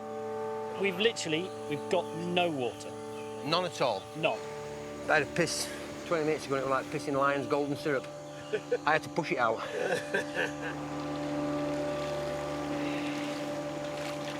That is not viscous and clear. No, it's definitely not. The men are starting to show the telltale signs of serious dehydration. Thirsty. Really bloody thirsty.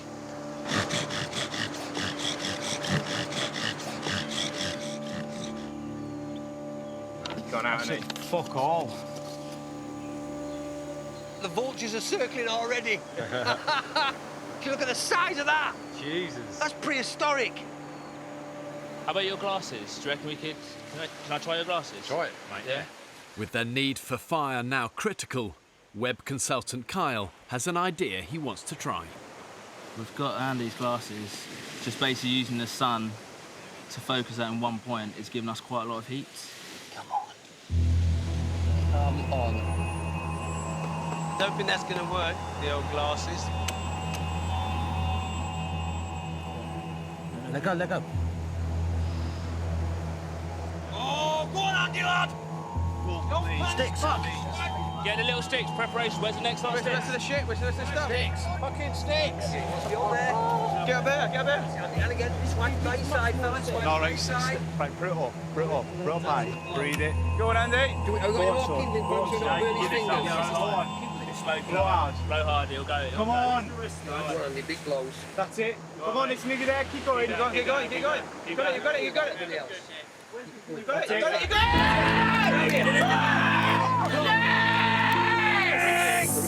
Twigs. Keep going. The little twigs. Yeah. Twigs. Behind you.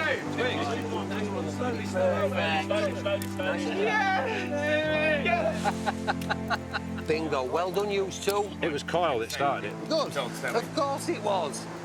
He showed me the way and I followed through. I see. We've done well. We got there. Absolutely brilliant and well done. What a dark horse, excuse the pun. We all take it back about the IT guy. Fucking yes! Well done, Kyle. After 8 hours of trying, the men finally have a fire on which to boil the stagnant water. I'm going to drink and drink and drink until my piss bum's clear. And your verdict is? I mean, it's almost not normal water. There's a bit of sort of pond in there. That is top notch. It doesn't taste like piss, does it? It's like motorway tea. As long as the fire stays lit, the men will have a source of safe drinking water. Chuffed to that. Chuffed to that. What an achievement, eh? But keeping it alight during tropical storm season will be a huge challenge. Shit, look at that rain. So look, like right there, tropical paradise. Awesome. And then there. Shithole. Shithole. It's like Waitrose and Aldi all in one picture. What I'm worried about is everyone's off doing other things, and in a minute it's going to be pissing down with rain. I actually think it'd be quite important to build a shelter for the fire. I've not got the energy to build a shelter or anything at the moment. If I could, I would, I promise you. A little bit worried about Andy. He seems to separate himself from the group a little bit. When everybody's together, he walks off. He's now making a bed over there, which just seems a bit childish. Feels like he doesn't want to be part of the group. Hey ho, got a bed. All I want to do at the moment is get some sleep. Just some, you know? I think middle age has made me boring. I've got a beautiful wife, lovely house, nice job, etc. All the stuff that most people strive to get. And yet I'm still searching for something. Perhaps all men get like that, I don't know. Perhaps I'm at a midlife crisis. I don't like myself as much as I used to, put it that way. I think I need a new adventure to put that right.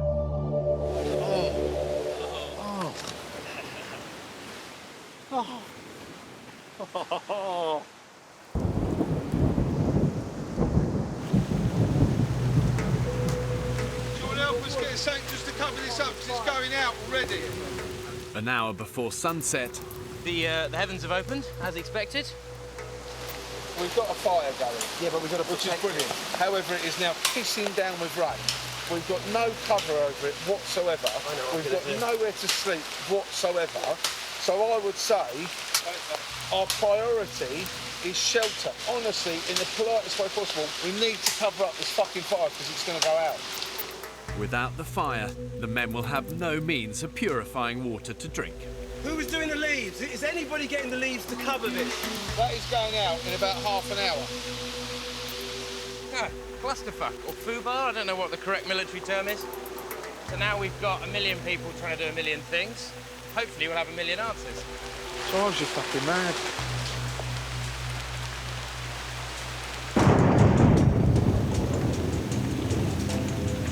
This rain is absolutely unbelievable. You don't ever see rain like this in the UK. Absolutely, completely stoking. 8 p.m, the men are still desperately trying to make a watertight shelter to save their fire.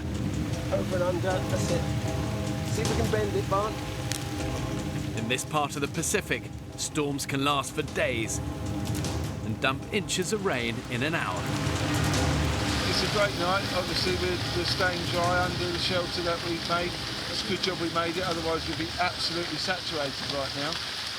The roof might need possibly a tweak or two. There is a minor bit of snagging before practical completion. It's just something simple like perhaps taking the whole fucking thing down and redoing it.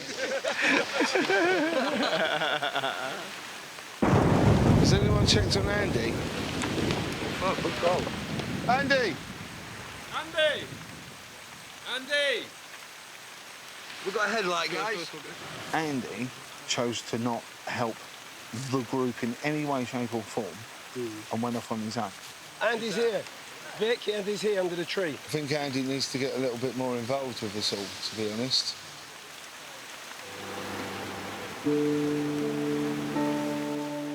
It absolutely pissed down last night. Everyone was awake and everyone was just so wet through. I was sat there and I was just thinking, what am I doing here? I feel kind of pissed. Yeah. It's weird. I feel like I've had a couple of pints.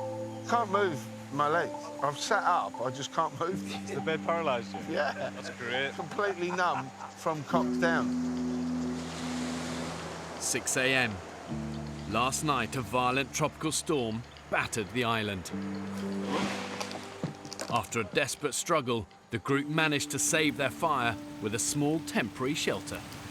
But the men themselves had no protection from the elements. Video diary.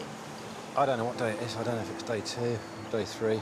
Still no sleep after getting on the island. I think I've had about, honestly, swear to God, an hour's sleep. I can't do it. I've got to think about myself now, you know? Yeah. I've been up all fucking night. I'm a mess because of it. Sleep really is critical to survival because it affects our physical and our mental health.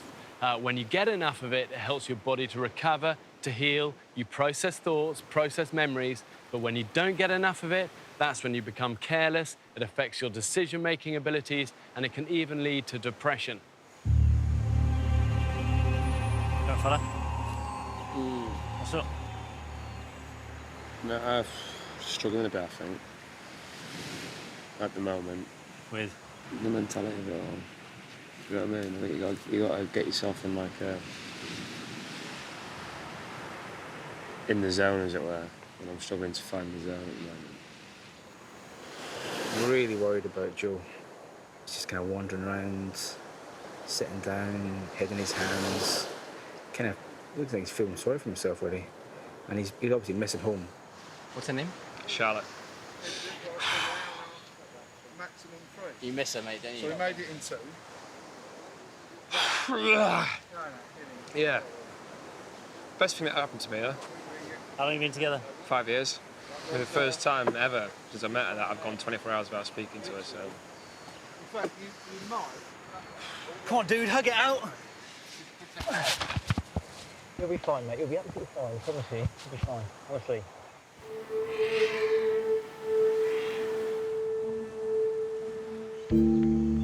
If I don't have a good night's sleep fairly soon, I'm going to end up throttling someone inadvertently. I'm not joking, I'll lose my rag. I want a bed to sleep in that I'm not going to get soaking wet. The group are relying on their 2 builders, Andy and Paul, to construct a new watertight shelter. But both have a very different idea about where to put it. We need to pick a location to build this shelter on. Correct. We have 2 potential locations. Andy, is your place on the beach? Yeah. We can clear these little bits of thicket and brush easily. Yeah. Look, we've got a pit there for a fire pit. So this is absolutely perfect camp. Job's good. Is this is not Andy's, is it? You're more exposed to the tides, you're more exposed to the weather, and we're going to get bitten to smithereens by sandflies. It's not an option. No way. Andy's camp, it looks like it'll flood at the tidal surge. There's plastic bottles everywhere. I think we'll get bitten to shit. Pointless. Give me my opinion, mate. Fucking nobody listened to fucking me.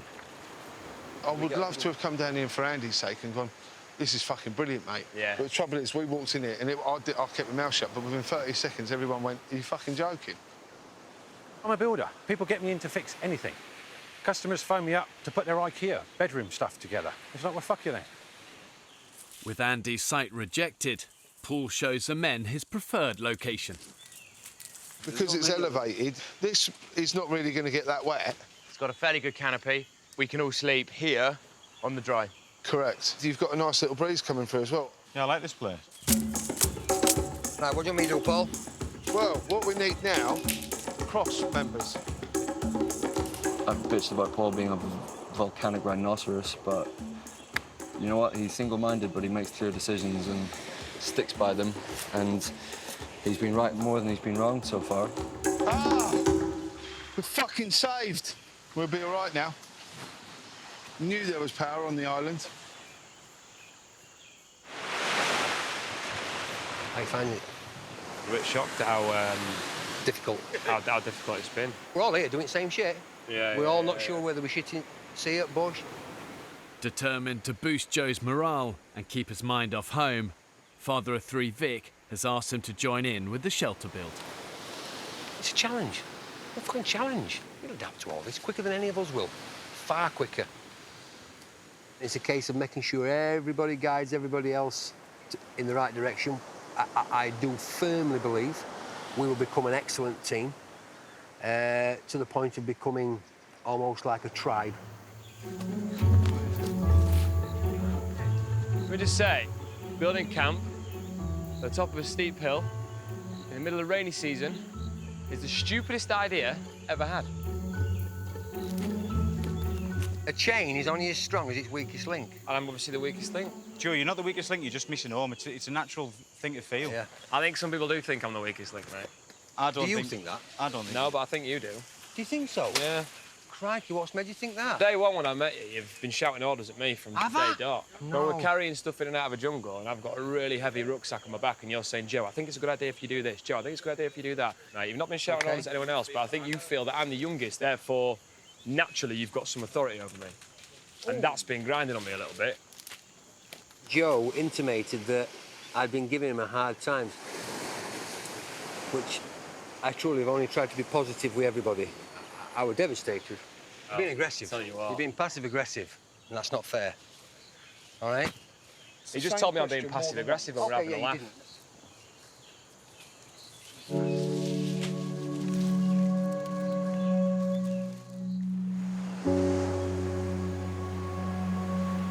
However bad your situation is, you can't wallow in negativity.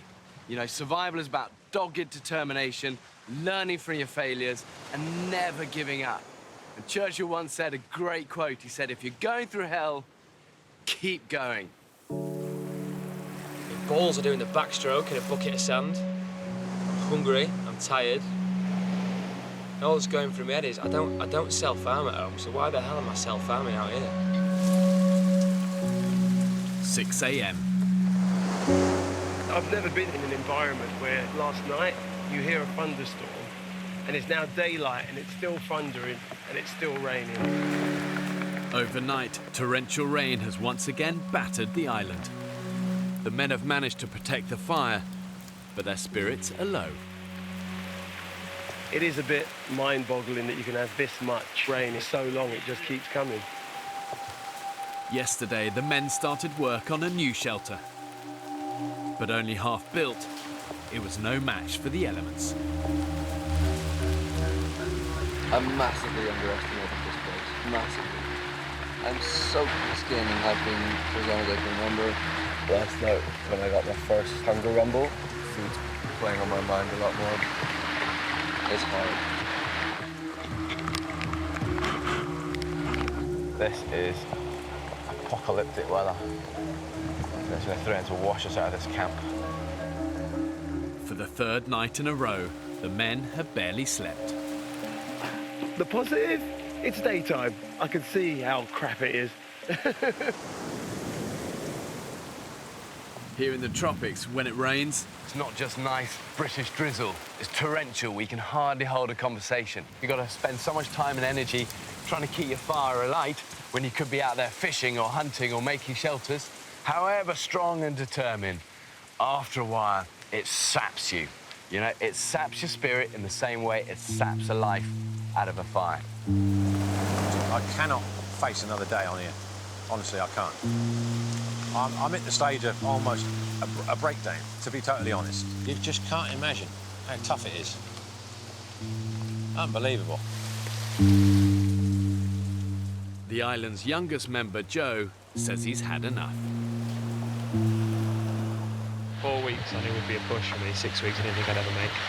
The pain that I'm going to go through here, leaving the loved ones at home, Charlotte, all the rest of it. Then why did you sign up? I don't know.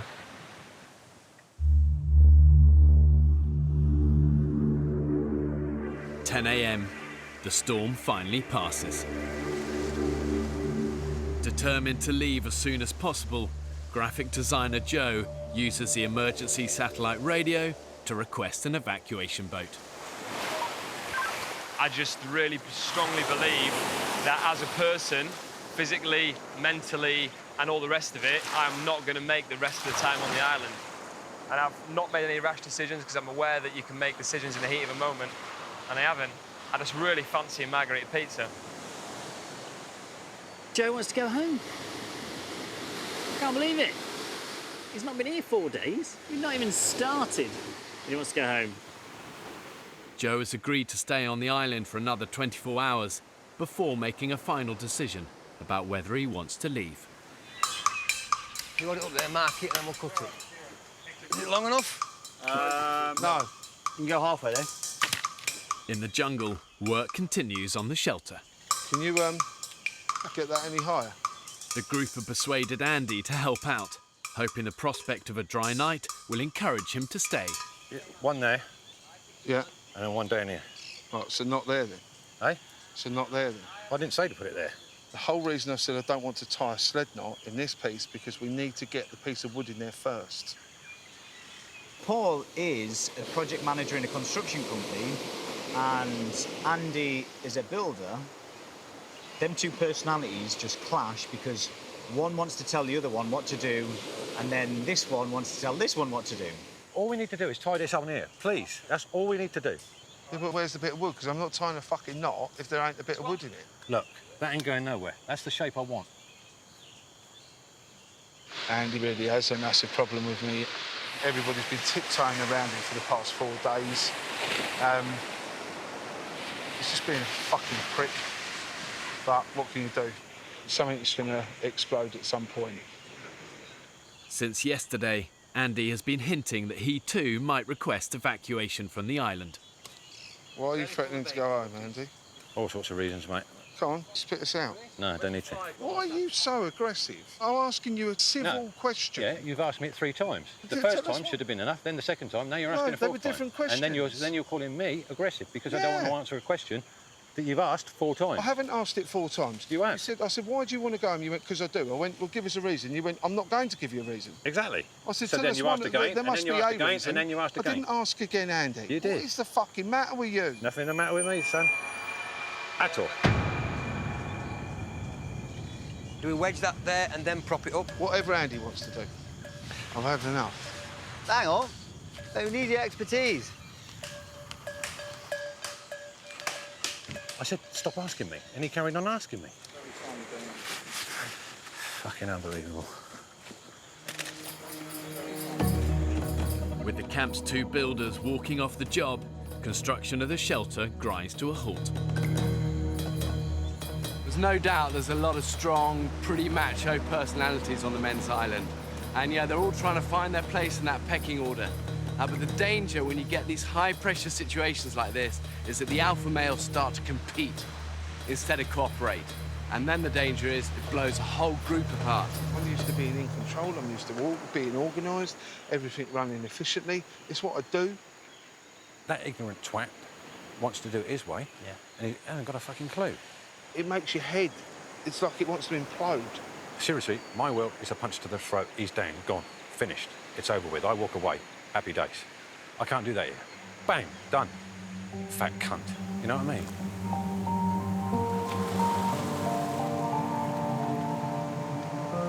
There's a lot of bad blood in camp at the minute, largely between Paul and Andy. We've got enough on our plate in this island without alpha male dick swinging. I think everyone just needs to man the fuck up, really. I just feel like everything I do, mate, he's just there, ready to fucking knock it down, you know, or criticise. It's like, fuck off, you know? And if he goes, I'll stay. He's my main problem.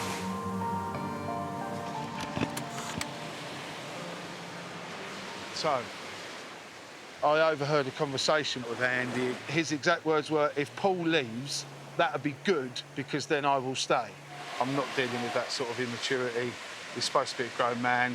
I'm not being blackmailed. I don't need to be surrounded by this immaturity. I might just have to go. Are you thinking about fucking off? Can't be fucking bothered. Mate, you can't go, mate. You literally can't go. Do you think that you would regret it later on? You will regret it. I think I won't. Just suck it up, mate. Lift up your skirt. Wash the sand out of your vagina, mate. In a disastrous turn of events, 3 men, including the island's 2 builders, are now threatening to walk. Andy, Paul, and Joe all want to leave this island. I'm amazed that they've come this far and want to give up so early.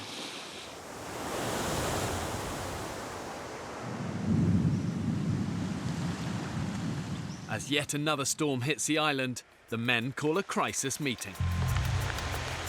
I know it sounds cutthroat, but we needed to keep as many of those guys here as we can. But for any of them to change their mind is a win.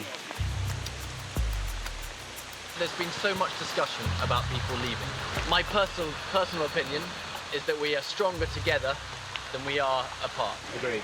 Joe, my hope is that you might have thought We've differently already done overnight. this. I've already had the chat with everyone. People have already said their thoughts. I've already said my thoughts, but on that note, I will be saying no more. I'll just be waiting for the boat to arrive and to leave, okay? Paul, would you just let us know how you're feeling at the moment? I came to this island as a bit of a release, you know, to get away from my everyday life.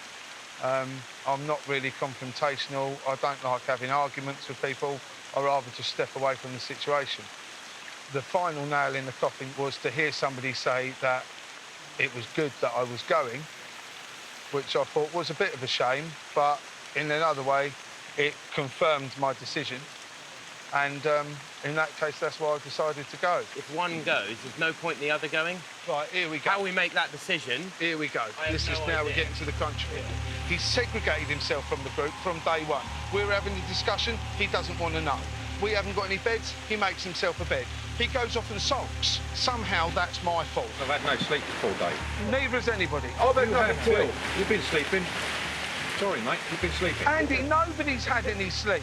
As a group, no one here has had enough sleep to give them the energy to do what they've had to do the next day. So you pointing the finger at me and saying, well, you've had sleep, fine, that's your problem. I've been having a laugh up until I heard one of my teammates say they wanted me to go. I was having a right crack. Now I'm not. In a community, not everyone gets on, and that is a fact of life, and we can't change that. So let's build our community. You and you, just keep your distance. At least we're together. We're 2 men up. We can build a shelter in a day rather than taking 2 days with 2 men down. The big strong man and the builder. You two fuck off, then we're fucked, aren't we? See, I don't want to lose 2 builders, regardless of your characters. We need you to stay. I'm going to walk away, and then that would hopefully Andy can, no, listen. So Andy can enjoy his experience and hopefully thrive. Then you're not losing 2 people, are you? You're losing 1. I'm leaving the island. Whether Paul leaves or not? Whether Paul leaves or not, I would rather Paul stay. He's a stronger man than me. He'll be more benefit to him. But either way, I'm sorry, I'm going. For him to fucking say, I'm glad he's going, good, then I'll stay, then all of a sudden he hasn't got his own way again, and it's, oh, I'm going, there's other reasons. It's fucking immaturity. It's sulking and it's attention seeking. And you don't want to be scapegoat, I realise this. Bollocks. I'm not having it. I am going off this island because I'm not being held responsible for that. End of story. Next time on the Women's Island. What? A huge fucking snake came towards me! Fucking hell! At the minute, we are barely coping with the situation in which we find ourselves. Barely. Oh, shit, no, wait, sit forward. We have nothing to drink. We don't know where we are.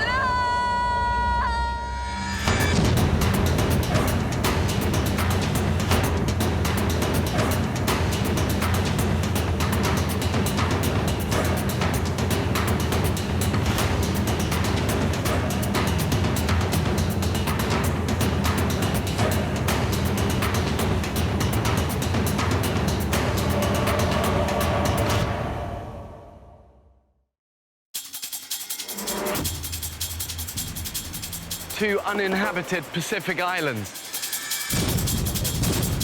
More than 5,000 miles from the UK. One will be inhabited by 14 British men, while a separate island will be home to 14 British women. For 6 weeks, they'll be utterly alone. Stingrays 1, survivors nil. With only the clothes they stand up in Guys! and a handful of basic tools. Filming everything themselves. When pushed to the limits of human endurance. Hey look, you can see Pierce's heart beating through his rib. Will it be brute power or mental strength that wins the day? We found 2 tins of baked beans! Who will have what it takes to stay alive? Tonight, we follow the Women's Island.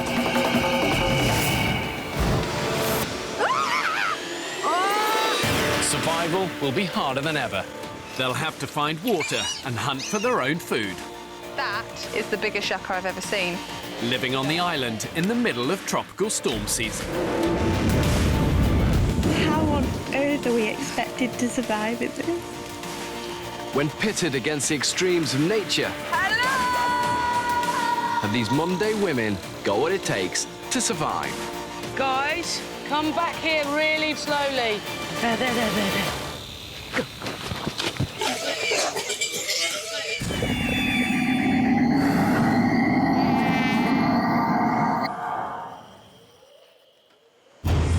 It's been almost 3 weeks since I dropped 14 women off on this remote Pacific island. Radio in now. Medic now. They're 3 people down. I thought you should hang on in there. And with fewer women to hunt and food running dangerously low, Surely I'm going to die soon. spa owner Abby, one of the oldest of the women, has kept the group together. Do you not eat them? No, they're I so absolutely cute. would. I don't care that they're cute. She encouraged the others to make a difficult but necessary survival choice: to eat their pet pigs. I don't know about anyone else, but I feel like a wild animal.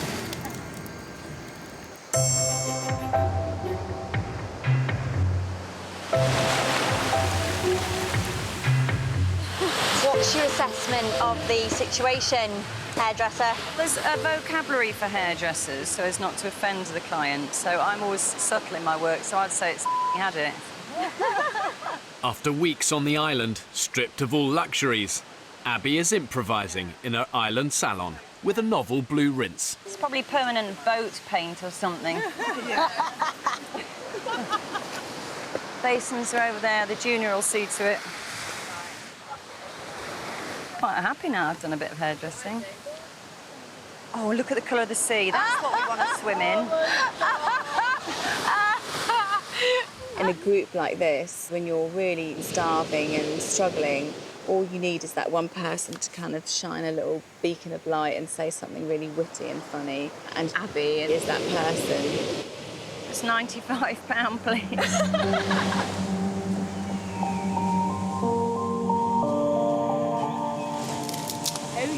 Oh, the oven's broken. Thanks, chef. Oh, my God. It's been days since the women ate the piglets, and they haven't had a decent meal since.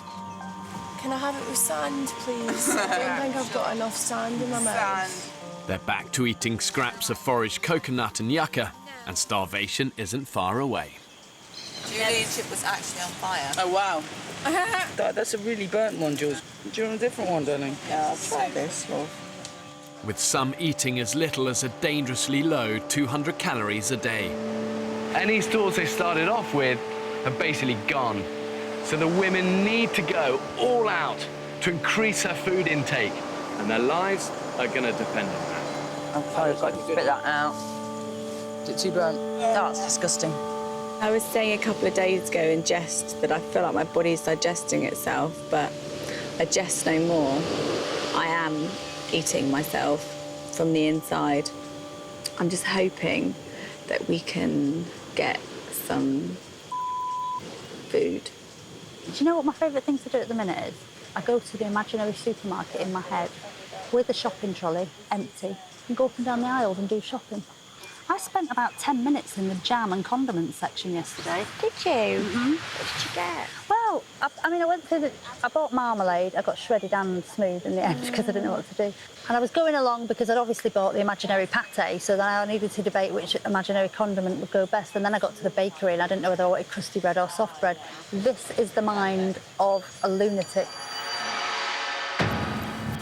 In terms of survival skills, I think I'm quite mentally strong, and I don't think there's much that will rattle me, but then I've never really been pushed to my limits before. The biggest challenge is being able to go for a long period without a good dinner in my belly. I don't think myself as a natural hunter-gatherer, but in 34 years, nothing's got between me and a meal yet. So if there's food on that island, I'll find it.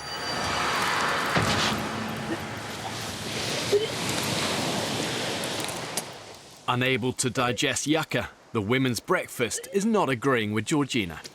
Being sick again, I can't stop. Oh, my God! Don't know there's nothing to sick up, though, is there? Are you drinking enough? Yeah, I've just tried to drink a load more. Driving me mad. Camp Dr. Belinda is concerned about Georgina's condition. George literally exists on a couple of limpets a day and maybe a couple of snails.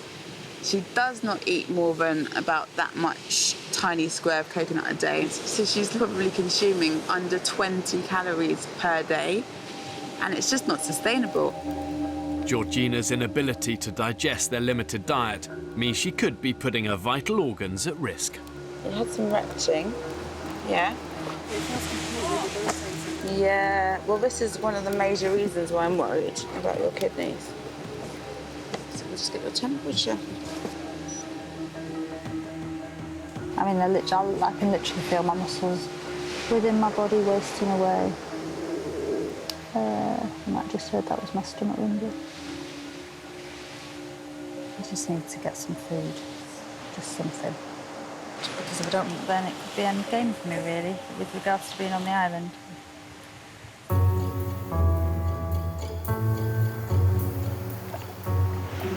Off we go. Everyone is now pitching in to try and find protein that they can share with Georgina. A group led by Abby are scouring the shoreline. They're very hard to get off. For the size of that monster.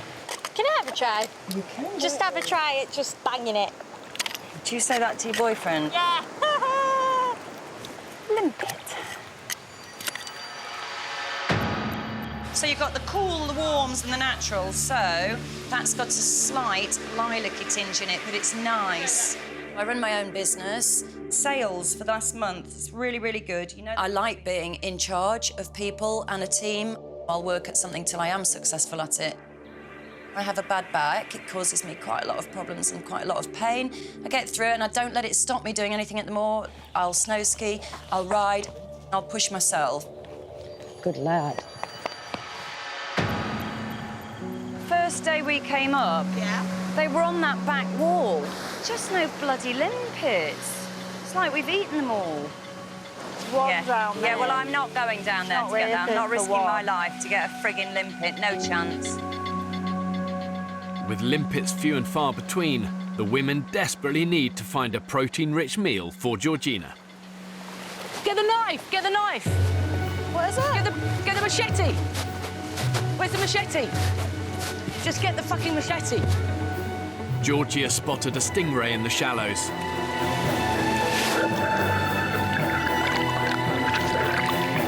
Wow! It's fast! Oh, no chance. How fast did that move? That was like lightning fast. Where did the bottles go? The miss has cost them a potential 4,000-calorie meal. We would have had a proper belly food, you know, proper belly food, as opposed to this much dried coconut every day. We're going to do it all.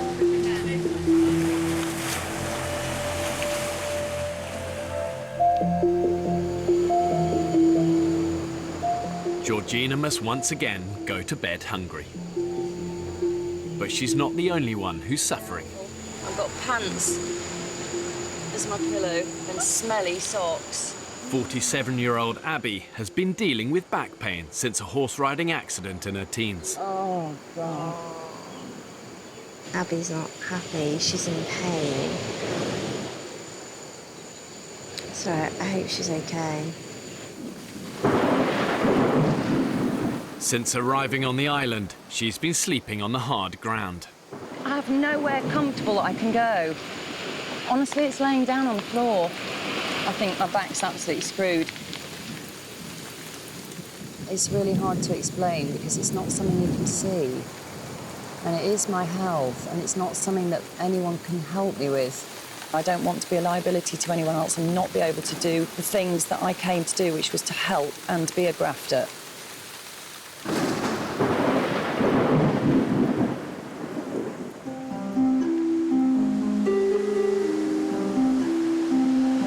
So I've got the scales here. I've calibrated them and set the dial to 0. But it's all the women's health that's a concern for Dr. Belinda. After noticing the steep decline in Georgina's physical condition, she wants to closely monitor the group's weight loss.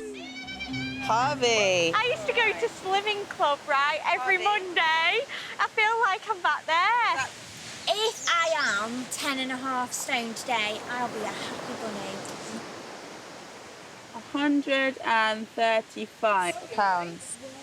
Got my goal. In 21st century Britain, we're all obsessed with body image.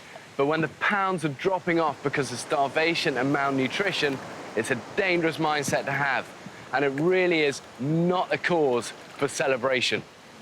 But you can see your waist is tiny turn round. Let me see your tiny little waist. Oh, look at that little waist.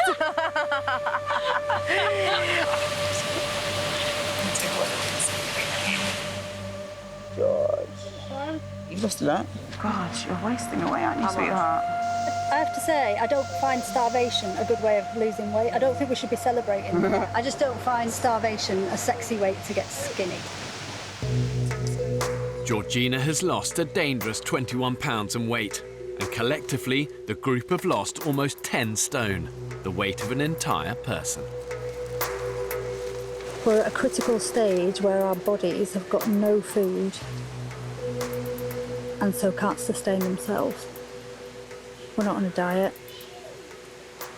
We're starving. Concerned about their dramatic weight loss, Georgina calls the group together. I do feel like I may have nosedived in terms of food deprivation a lot quicker than the rest of you. I can see that I've been a lot weaker than the rest of you. And I really do think that food still needs to be #1 priority. I just don't know how long we can sustain 5 limpets. I don't think we can. I think we're all a little bit in denial about how critical it is that we start finding food.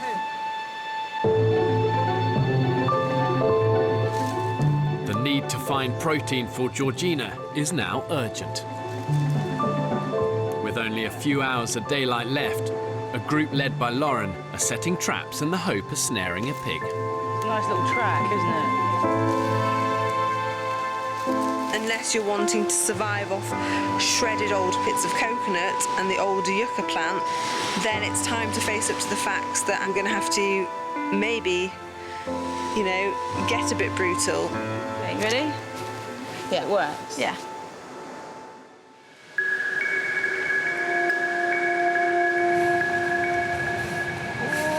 Rise and shine, beautiful. It's a glorious day. 7 a.m. and the women have endured another bad night's sleep.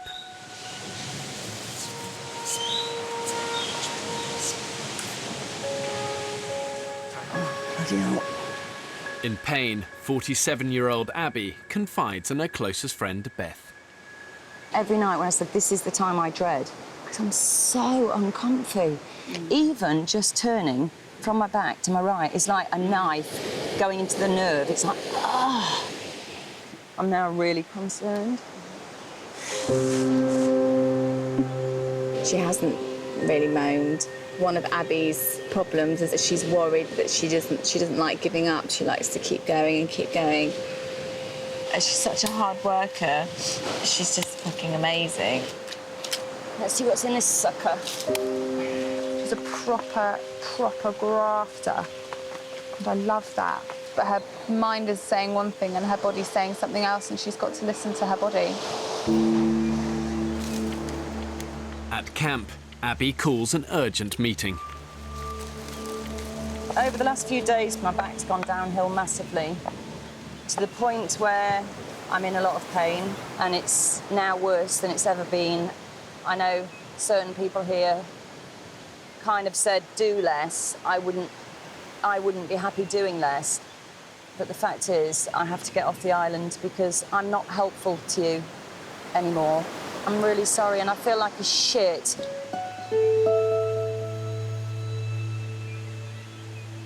I actually can't believe it. I'm just completely shocked. I knew that she was in pain, I knew that she's having back pain, but it's just happened so fast. I'm really gutted to see you go because I think we could have done really well here with you, and I think we'd be a little bit weaker without you. I would be lying if I said there wasn't a part of me now that is completely terrified because there is only 10 of us. Just everything now is going to be completely harder. And I can't imagine how we're going to get through and we're going to feed ourselves. I think hunger's going to become such a problem. And me busy mate.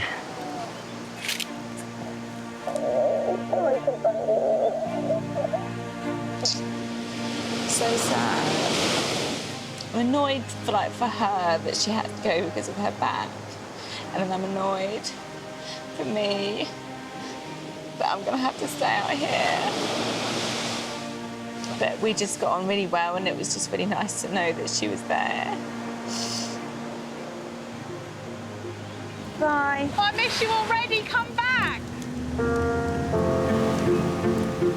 I don't know about you, but I feel thoroughly fed up. Yeah.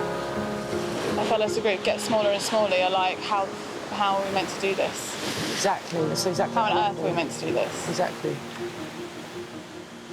Yeah, it's shit. It's really shit. The group has lost Abby, one of their most valued members.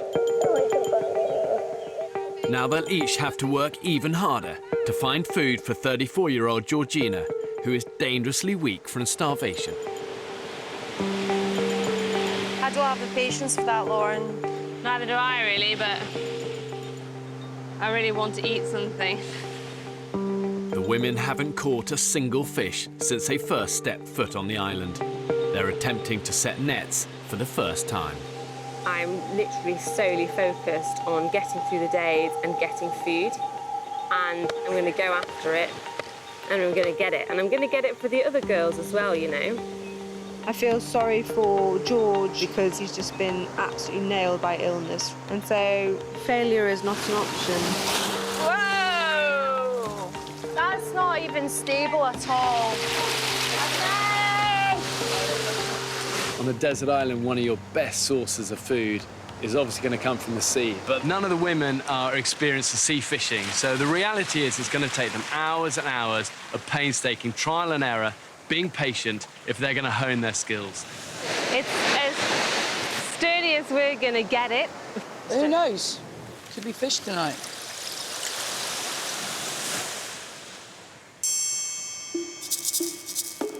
It's now 12 hours since Lauren and the group set the nets. I'm hoping that we've got about 10 fish in our net. Come on, net. Do us good. Do us good. Their last hope of feeding Georgina tonight rests on a decent haul. There's one of our floats. Don't know, maybe. Here. Is it? Is there a fish in it? No.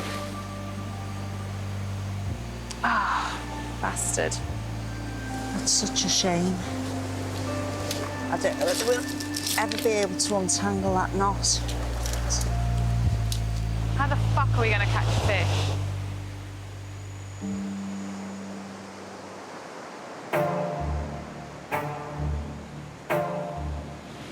I feel pathetic today. No. Honestly, I haven't been able to function at all today. With no fish and Georgina's health hanging in the balance, it's a race against time to find food. To make sure these women have a fighting chance of survival, I've made sure that the island's got enough water, indigenous animals and vegetation on it to keep them alive, but only if they've got the ingenuity to find it, catch it and kill it. Fingers crossed. Yesterday, Lauren and Beth set animal traps in the island's jungle interior. They're going back to see if they've been successful. Something has eaten the bait, but not set off the trap. Got the knife. It's not a game, and it's a long time without food, and we can't survive without food. I think it's about time that, you know, we get out there and start hunting some animals. One of my main things that's pushing me for this challenge is finding out who I am. Can I survive? Can I hunt for my own food? We don't do that nowadays. Super cheesy lasagna. Cheesy dip. Johnson cheesy dip. Put some tomatoes. Just think it's getting back to our animalistic roots and what happens if you have to go hunting for it, kill it yourself, skin it or whatever, and then cook it.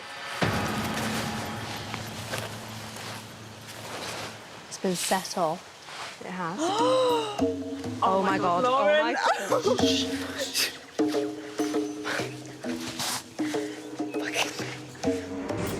They've caught a pig by its leg in one of their traps.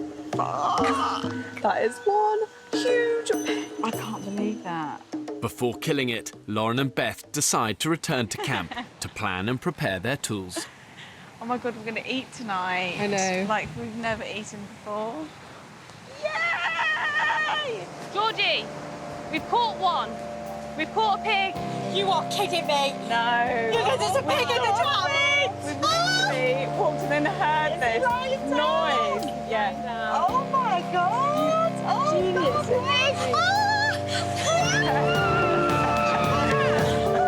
everybody needs that food, but I recognise that I really need that food. It's a little bit of a mental feeling. And who knew that a pig in a snare would feel like such an emotional thing? We're just going to have to absolutely throw our bodies at it. Don't look at it in the eye, don't have your eyes wide and looking at it, so don't show any of your teeth, approach it really quietly. Okay. And so once we've got it on the ground, we need to tie its hooves together, and we also need to loose its neck, so someone will have to be pulling on its neck. Does anyone else want to kill the pig? I don't feel confident that I could. I don't know enough. If you need help at any stage, I'm more than happy to help. Okay. At the minute, I'm the only one in the group that could actually physically kill an animal because no one else wants to do it. And so I feel that's a responsibility as well. I don't see them as an animal anymore, which is so strange for me. I love animals to pieces, but I just feel completely detached from that now. It's been over an hour since Lauren and Beth found the pig in the trap. A decisive kill is now crucial to the whole group. I'm going to go for the head, then with the legs, and then be ready to come in with the noose and on the other side of the leg. So we've got it. Get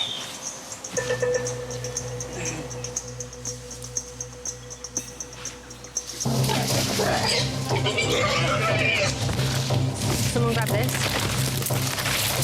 Come around this side, Beth, come around this side. It's trapped. Okay, right. It's a noose. Hang on. Right, jump over. Stop. It's up to you.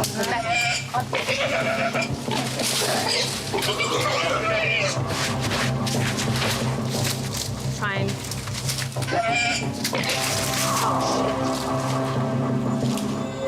Fuck.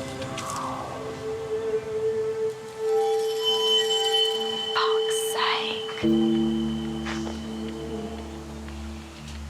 That's so frustrating. We lived and learned on that one. I think that you need to get on him quicker.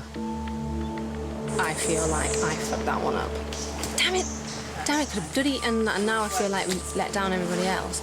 You know, the ones waiting at camp thinking, oh, they've got a pig and we're eating tonight. And George isn't very well, she's being sick. So,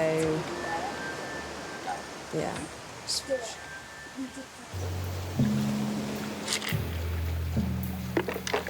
all right. How much we got? Not enough. Could do with a bit more of everything. Maybe around the next bit, but I think we've exhausted this little section. With the hunt a failure, Georgina has no choice but to join Georgie and Becky on another bleak search for shellfish. So hot, isn't it? Yeah, it's really humid. Really hot. Already weak from malnutrition, the effort is further depleting Georgina's dangerously low reserves. The function of my being is struggling. I just feel like the switch has been turned off every time I stand up. I don't really know what I can do about it either. It's like a vicious circle. You need the energy to get the food. But you haven't got the energy without the food. Honestly, I don't know where these girls are getting their energy from. Swim time! Certainly is. Let's go for a swim, babe. Yeah, I'm just really worried about how weak I am. I just don't want to be the person who's like a dead weight. You're not going to be. You're not But going to I be. feel like I am. It's just so not like me. Honestly, it's like the lights have gone off, and it's really quite alarming.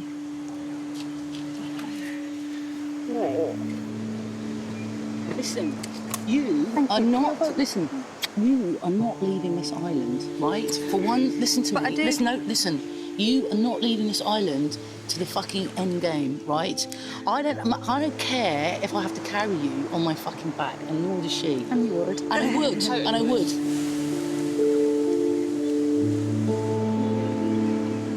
I'm really, really worried about Georgie Kay. Literally, I'm watching her deteriorate before my eyes. She's not eating the yucca, she's not very keen on the limpets, and I'm just really worried she's not going to make it, to be honest. The one thing we need for George is food. Who knows, maybe we can get one more island miracle and turn George's fate around, which would be amazing.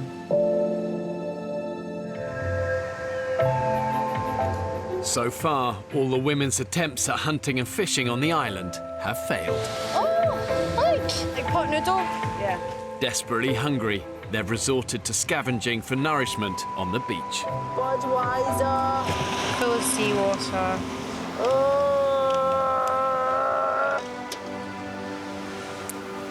What's that? Some perfume. Some men's perfume. Smell that? Oh, now I'm getting horny. Oh, first time I've thought about a man. Jamie could hump this smell. Maybe if you wear that, I might start humping you. Oh, God. The women have been living on an extreme low-calorie diet for weeks, and the health of one of the group is causing grave concern. I'm really worried about George. She sleeps all the time. She's been sick. She's just not well. I don't know whether she's going to last. Who am I going to talk about food with? We can't afford to lose anyone else in this group. One rich source of food on the island is its bird life. Catching one of the island's larger birds could mean 2,000 calories to share with Georgina. Now, I have no idea if this will work. We can only try. Psychotherapist Havila has fashioned a bird trap out of a stick, some string and a coconut. I'm going to put my trap in here. This is quite good territory. Birds are often flocking here. We don't want to get nice, pretty birds. But to lure her prey, she's going to need bait. Where's the hermit crab? I don't want to do this. Not very good at machetes. Hello, beautiful. Go on, go to Daddy. 1, 2, 3. My dad has been a pigeon racer from a young age, so I understand birds. I know how to handle them. I know what to do. And if it comes to it, I'll kill one. No. I wouldn't take any pleasure from it. I don't really want to kill anything, but I could if I'm hungry. In those situations, what needs to be done needs to be done.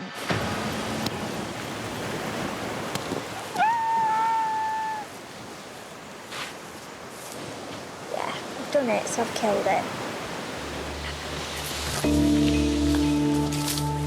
Havila will need to return in the morning. So dinner tonight will be once again a handful of limpets at around 7 calories a pop. So I think we've got 5 each, I think. I don't know if you want to count them up.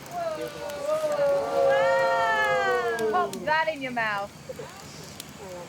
Might be a bit hot. It's like a lollipop, I can't fit it in. I know what it's like, and it's not a lollipop. From here, it looks like a bell end. This tastes like her boyfriend's ball. How I would imagine Testicle taste. And those limpets, bloody hell, oh my God. It reminded me of if I was to put my boyfriend's testicle in my mouth and take a bite, like a rubbery consistency, and then a pop of like juice and goo. And oh my God, I now can't get that image out of my head. It makes me gip thinking about it. By the way, she's never teabagged him. What does teabagging mean? Who's going to explain that one? Put the testicles in your mouth. Why? Why not? Oh, Julie, you dirty bitch. Classy.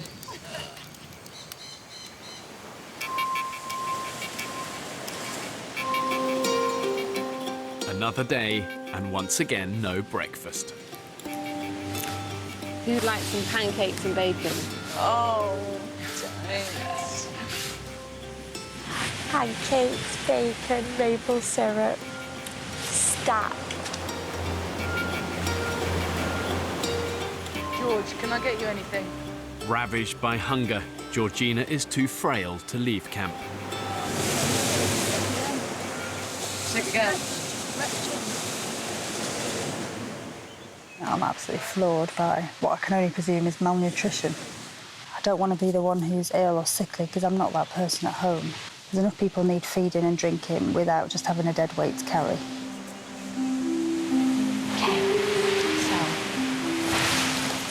It's not nice, but if there is a birdie there, I need to take a knife. Haviler's bird trap, if successful, could provide a much-needed meal. You killed birds before, Age? Yeah, but I don't like doing it. It kind of was enforced on me as a child.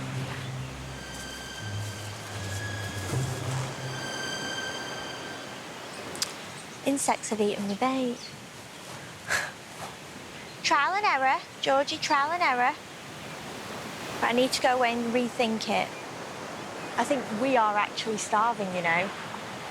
You'd never sit at home and think, oh, I'll just have one limpet today, or I won't eat today.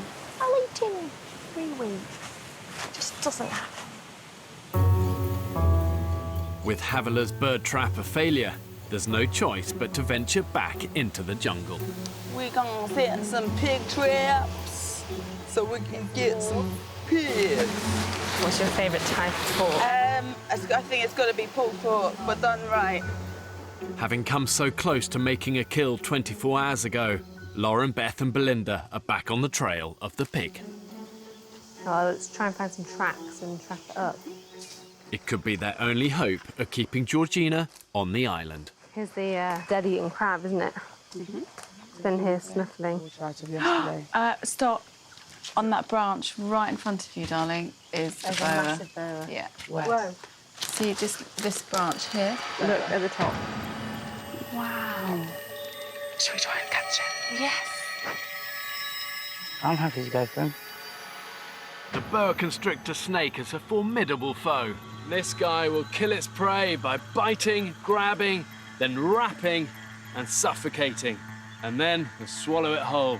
They're very fast, they can strike half their body length, and you do not want to get a snake bite in a survival situation. You see him? I think he's gone actually inside, going down, so he's probably going to come out in a minute. Well, he's out. He's coming down! Sorry. He's out. Wee. OK, now he's in striking mode. The way to kill it is to pin its head. If you control the head, you control the body. And then either stave its head in with a rock or cut its head off with a machete. But if you can catch them, this is great survival food. Look at all the meat on this guy. Whoa. Right, there we go. There's your op. Well done, Beach. Got him. Well done, well done, well done. I didn't get him. I didn't get him. She didn't. Man, you can even just do a machete on him. Hold. No. Hold. Good one, good one. Well done, well done, well done. OK, well done, guys. Well done, well done. Bye! Yeah! We seized the opportunity and just went and did it. Oh, wow. Sorry, Mr. Snake. Snake starters followed by limpets and snails. This is really going to lift the spirits on camp, which is great. Let's go home. I wonder when on our jungle trekking days, how many things we went past without knowing. Guys? Yeah? Guys? Come back here really fucking slowly. Where are you? Shh. Don't shout. There. There. You see it? Oh, yeah. It's a pig. Fucking hell. Is it dead? It's not dead, it's just closed its eyes. Here's the thing. Do we jump it now? Yeah. It seems like too much of a gift from the gods not to do it easily.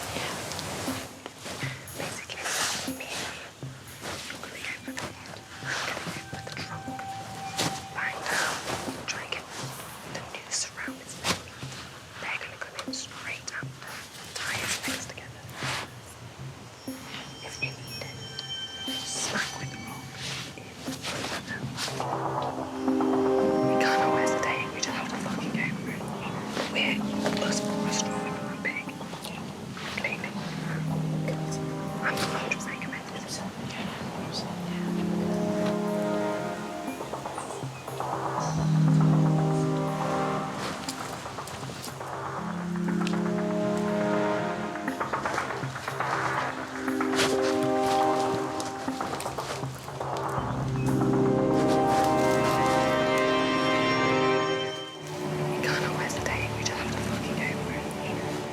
A hunting party led by Lauren has stumbled across a sleeping pig in the middle of the jungle. It could offer salvation for Georgina, who's desperately malnourished. The law of the jungle really is rooted in opportunity, and you've got to take your chances when you can. And the women need to learn from past indecisions and just seize the moment. The stakes are high. If they fail, the group are going to slide further into starvation. Oh, you're committed? Yeah. 100%. Yeah, 100%. Okay. This time, they're prepared and have sharp weapons for the kill.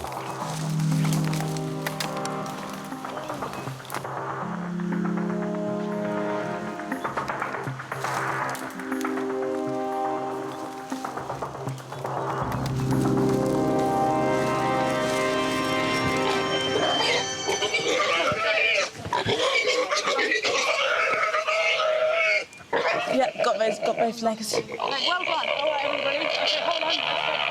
Take five. Take five.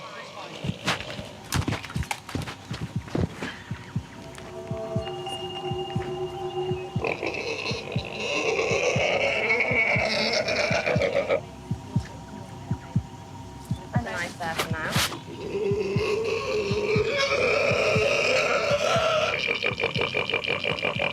Then what I'm going to do is I'm just going like that and down. Now, do you remember you've got to do the double hand? Ready? 1, 2, 3.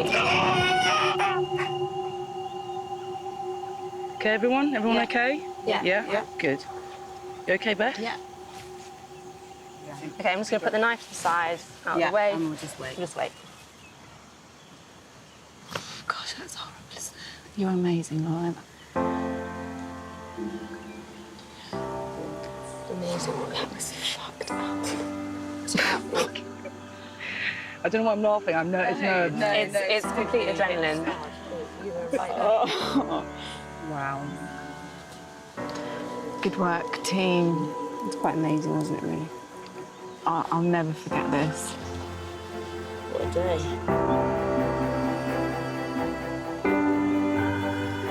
That's the most intense thing that has ever fucking happened to me in my entire life. Was something that was almost caveman-like. We just sort of behaved in this really uniform way that I never thought that I had in me. Whoa. And now we're gonna eat every single morsel, not let 1 ounce of that little piggy go to waste. H, we caught the pig. Are you kidding? No. That's what that is over there. Are you kidding? I'm not fucking kidding. Oh my God, mind blown. I don't know what to say. Thank you. Thank you. Oh my God, I'm gonna have pulp. I'm so excited for pulp. Jeez, Louise. Yeah. And Harvey, we have a starter. Oh my God, I've just seen in that pocket.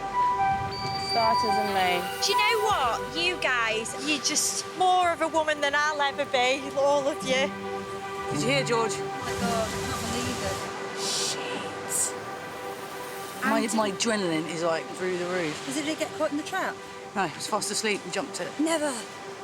Oh my God. For 34-year-old Georgina, the pig means more than just dinner. Bloody hell, it's massive. I'm just so mental. We've got food.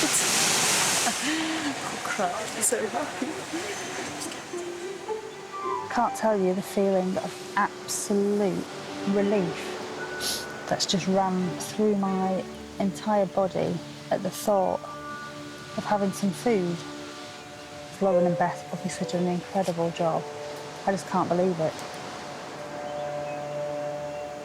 I could not have done that 2.5, 3 weeks ago. If you'd have put me on an island and I'd seen that ball, I would have done my absolute most to stay away from it. But I'm hungry now, and and my mind is not the same mind as it was 3 weeks ago. The fire's all toasty and ready for it. Even the vegetarian in the group, Jamie, is relieved for Georgina. I love it. It's brilliant.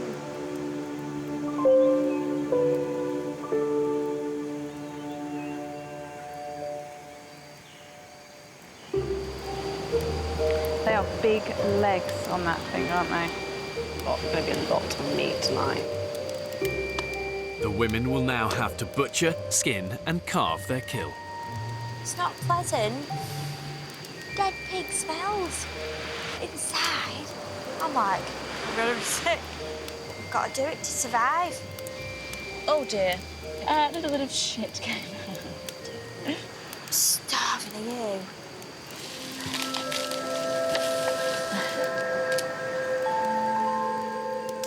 The pig will provide the women with roughly 50,000 calories. Some fat, if anyone wants some fat. For the first time, they have more food than they can possibly eat in one sitting. How is it, Jules? Cool. We've not eaten like this for like over 3 weeks, and my God, it's been a long time coming. Could you buy that in a restaurant? That fresh, that's a rib. It's literally get the meat in my mouth now and don't take it away. It's absolutely delicious. Harvey, I can see you eating that with your eyes closed. Are you having an orgasm while you're eating it? Do you know what? I've never experienced this in my life. I feel like a savage.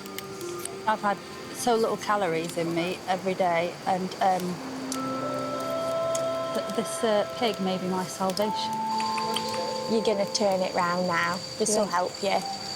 I've been rescued by the pig hunters. My mother would be appalled if she saw me eating like this. Sorry, Mum. The pork's providing the women with a valuable source of protein, fat, vitamins, minerals, but more importantly, it's giving them what I call the golden window of opportunity. The women have about 3 days to capitalize on that win. This is their chance to improve their quality of life and use that energy to regroup and hunt again. Hello, Mr. Snake. Hello, Mr. Snake. Look at that. Now for the second course. How you feeling, Harv? Do you want to do it? I'm going to do it. Come on, mate. Go for it. And despite her squeamishness, Havila has volunteered to skin the snake. Oh, look at that. It's his esophagus. What it is, I love to stuff a turkey at Christmas, and it means you've got to get in the skin. Ready? Like a sock. One, ready? There we go. Wow. So, yeah, go very slow. Yeah, got it. Amazing. I've just skinned a boa constrictor. I'd never do that in my real life. Well done. Not many girls could do that, you know. Yeah. Not many. And if anybody judges any of the girls here for what they've done today, they can fuck off. I've been able to help everyone today, and I'm really proud of that. An incredible day, emotionally draining, but the end result is that we have food and we will be able to keep going for that bit longer. Next time on the Women's Island. That is the biggest yucca I've ever seen. People are not prioritising the water, and it's pissing me off. The group is completely on their arse. Julie! Julie! I'm so weak. We're going to have to pull the plug on this, and I've got to think about removing you all from the island.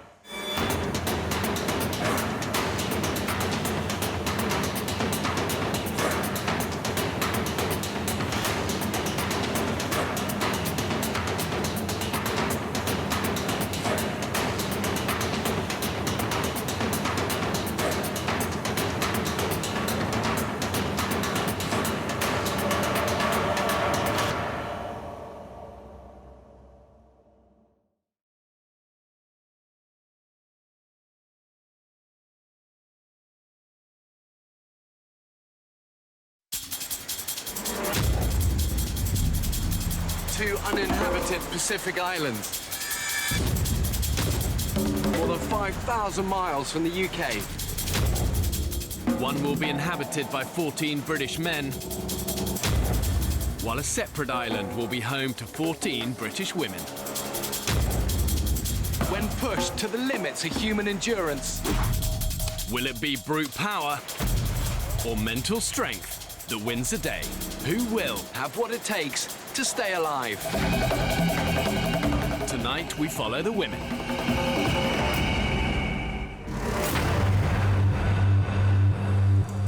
In 21st century Britain, old-fashioned ideas about men and women have disappeared. And traditional gender roles have become blurred. Women are often expected to do it all, combining childcare with excelling at work.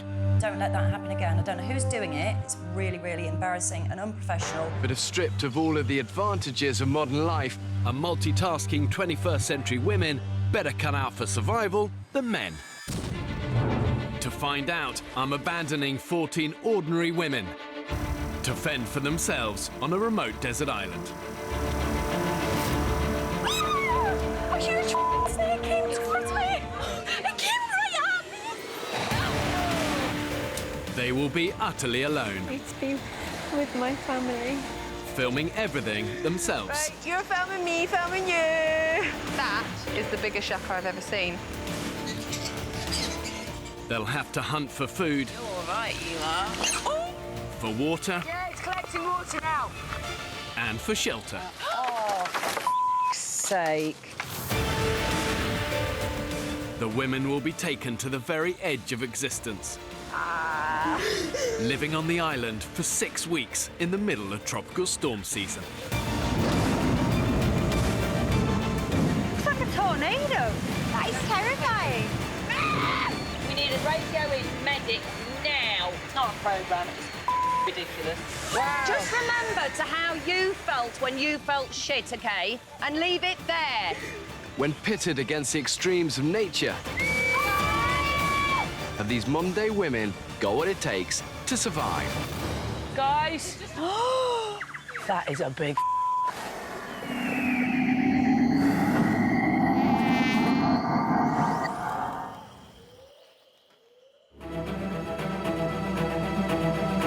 People hold a lot of their self-worth in things like money, what they're able to buy, what car they have, what clothes they have, makeup, how beautiful they are. When all of that's gone on the island, I think it all comes down to what sort of a person you are. I think you've got to be slightly mental to want to do this, right? I think you've got to be slightly off your tree. As human beings, it's the closest we're going to come to a reboot. I'm about to abandon 14 British women on a remote, uninhabited Pacific island. I want my daughter to know that her mum is actually quite brave and she's not just this person that's there to make tea. I want to show her that you can do anything. Really looking forward to going back to the hunter-gatherer, our animalistic roots, and finding your own food. I think it's only by pushing yourself to these extremes that you get to find out who you truly are. These are ordinary women with no previous experience of surviving in the wild. I'm not going on because I can kill an animal and I know I can survive and I can chop down a tree. I'm doing this because I can't, but I'm eager to see if I can. It's the adventure. There's so much I haven't seen. There's so much I haven't done. I'm running out of time and I might be running out of health. How fast are we going right now? About 30 knots. We can go really fast if you want. I think people often think that to be good at adventure or survival, you've got to have big muscles. But actually, in the battle to stay alive, it's one in here and in here, not on these. Get me on the island, all of us girls. I think we will not only survive, but I think we'll thrive. This is your island, straight ahead. There's no beach!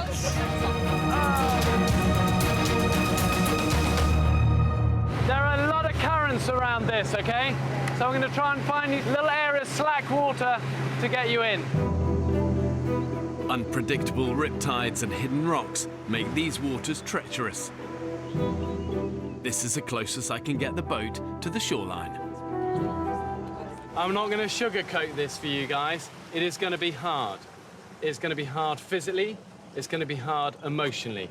And the thing to remember is positivity, positivity, positivity. It's not the white beaches and the sun that we were daydreaming of. I was okay until I got to this point, and now I'm really panicking. How deep is that? You know, it is going to be out of your depth. There are rocks in there. Just be smart. To get to the island, the women have no choice but to swim to the shore in the clothes they're wearing. It's the thought of being all night, no dry clothes and no fire, because we have to make mistakes. Don't think about it, don't think about it. Just one by one. It's gonna take We'll just cuddle each other tonight. Yeah. Everyone's allowed the odd win. Once we get you in the water, you'll be done with it. Yeah? Then it's all in front of you. It's all uphill from here. You'll be great. You'll be great. It's all uphill from here. Yeah. You're good to go.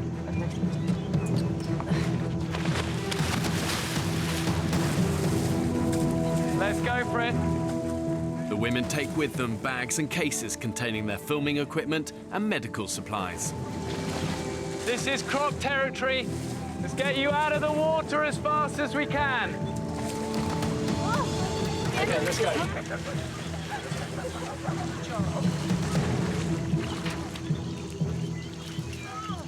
From this moment on, they'll be completely alone. Who are you? George. George, excellent. I'm Becky. Becky, hi Becky. Happy.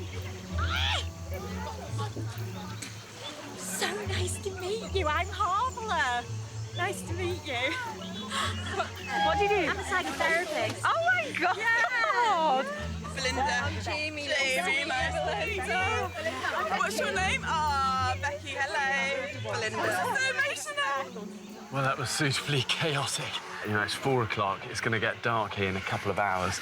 And already, you know, there've been 15 minutes chat on the beach. They need to work hard, get moving. But, you know, there's nothing I can do. These are things they're going to find out. It's time for me and the crew to leave. We won't be back till the end of the experiment. Oh, I'm peeing. I'm peeing. I'm peeing. I'm peeing. Oh, I still need to pee. I don't know if I want to pee through my trousers. Or just The women's home for the next 6 weeks is this remote, uninhabited Pacific island. To make sure they have a fighting chance of survival, I've ensured there is enough water, indigenous animals and vegetation to keep them alive. But only if they have the ingenuity to find it, catch it and kill it. I've dropped the group in the most inhospitable part of the island. There's unforgiving jungle and deadly creatures all around. Now just 2 hours before sunset, the group need to move away as quickly as they can. Are you still weeing, Jade? I'm weeing.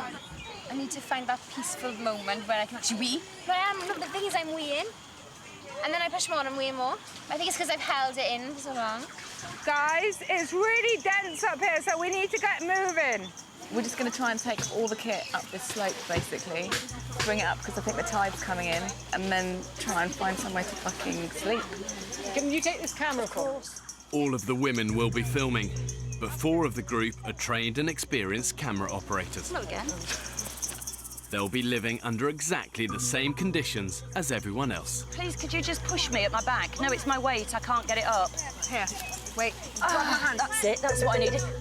The women have no food and just 1 day's supply of drinking water.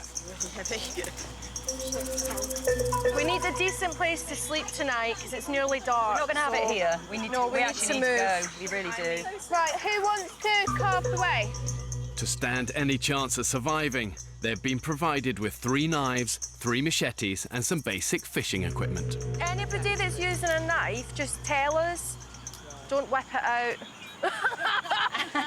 Guys, are we going right or straight? Guys, should we get together and have a chat? Because let's ask her. Should we come up? There's a clearing. With little daylight left, the group's priority must be to find a safe place to camp and quickly. We can't just come off a boat and stay in the same place. 100%. 100%. Do you want to lead the way? Make a decision. You lead the way. Anywhere you think it looks the clearest, we'll follow you. I'm not going that way, right? It's more dense and the light is through over here, so I want to go over here. Guys, be really careful when you come in on this trail. I'm still going up. Keep going. Need to get the fuck out. What? Oh. Right, stay still. We've got dinner. Oh my God. What is it? Snake. Oh. It's right near me. A huge fucking snake came towards me. I think what you need to do... Fucking hell. Right, it's going up the tree, girls. Shall I just chop its head off? It came right at me. What?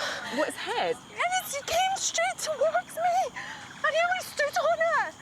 That's why I ran away. Oh, fuck. I'm gonna fucking die on this You're all right. island. You're not gonna die. You are not going to die. It came right towards me like that. Just breathe slowly and walk up to me How now. am I gonna sleep in this island? Come on. What's her name? Jamie. Jamie, come to me. Oh my God. Just come to me. Right, I'll come to you. Oh. To be honest, I'm frightened of everything. Bugs and snakes and crocodiles and sharks. But I really, really want to overcome the fear. Materialistic things really shouldn't matter, but unfortunately they do matter a lot to me. I can't imagine what it's going to be like going back to complete and utter basics. It might change me into a new woman completely. I have no idea. Oh, I was on an island for 2 minutes and a snake attacked me. Fuck me. I don't want a snake coming towards me. Take a deep breath, please. Okay, Just okay. in. Just stand still and breathe in. Right, and breathe out. It's not going to get you. It looks like it's bloody It's bloody not. Stop fucking looking for it. So basically, the whole place is crawling with snakes. Go on, move on. Keep moving. I want to get out of here. When you're pushing through dense jungle into the unknown, everything is a potential threat. You've got caiman crocodiles, you've got snakes, you've got wild pigs, all of which are most likely to attack when they're surprised. You let your guard down, the wild is going to bite you on the backside hard. I feel like everything's crawling. It's not. You've got to try and just take your mind away and just pretend you're walking through some lovely area of a botanical garden. Oh shit, the yucca. Oh, where? Right in front of us. Look. Oh. We got a yucca. Guys, we need to get our priorities straight. It's an early win. They've identified a valuable source of carbohydrate. We're getting too excited about yucca. I'm actually quite concerned about sleeping, not yucca. This is nuts. I didn't know places like this existed. Oh, my hair. It's caught on a vine. Okay, more spikes. Guys, there's spikes on this that you can't even see. We're getting denser. Is everybody happy to continue through this? Well, I think we need to think about how much sunlight we have left. If I have to, I'll walk through the dark because I am not sleeping here because of that snake. I'm with you on that one. I don't know what else is here. With light running out fast, the women are no closer to finding a beach to set up camp. Guys, where we just stopped, where there is quite a big open space, this might be a good place to just base. Let's do it. Right. I really, really do feel like I want to get out of this area because I feel like we've made absolutely zero progress. Let's get out of here. It's really making me quite anxious and stressing me out. 14 British women have been abandoned on a remote Pacific island with nothing but the clothes they stand up in and a few basic tools. What I want to find out is, has all of this cushioning that civilization has experienced, has it made us totally lose touch with that survival instinct that I believe is deep within us all? With night closing in, the women have decided to abandon their search for a beach and set up camp in the jungle, taking their chances with the deadly critters. Strength isn't an outward thing, it's an inner thing, it's an inner quality. And whether you're a man or a woman, you can have that. It's about how you react to the hardship.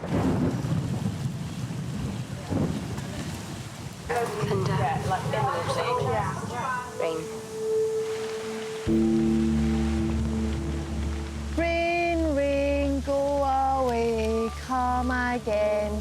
when we get off their sailing. Just got changed and now it's raining, so I've only got my normal pants. If the women are to survive, they'll need to live through 6 weeks of the tropical storm season. At its worst, the torrential rain can dump up to an inch of water in an hour. My current knickers and trousers are wet through, so I feel like I've wet myself a bit. I'm wearing a shitty nappy. I have dry socks though, which are in my bra, keeping even drier. Yeah, that's a good idea. Without shelter, the only protection the women have from the elements is their raincoats and ponchos. It's absolutely hideous. It's going to get dark soon. And that will mean that there's no heat at all. So we will go to bed cold and damp. And we'll have to sleep on a cold and damp jungle floor. Look at my fucking hands. I'm a hairdresser. And, like, I can't afford this.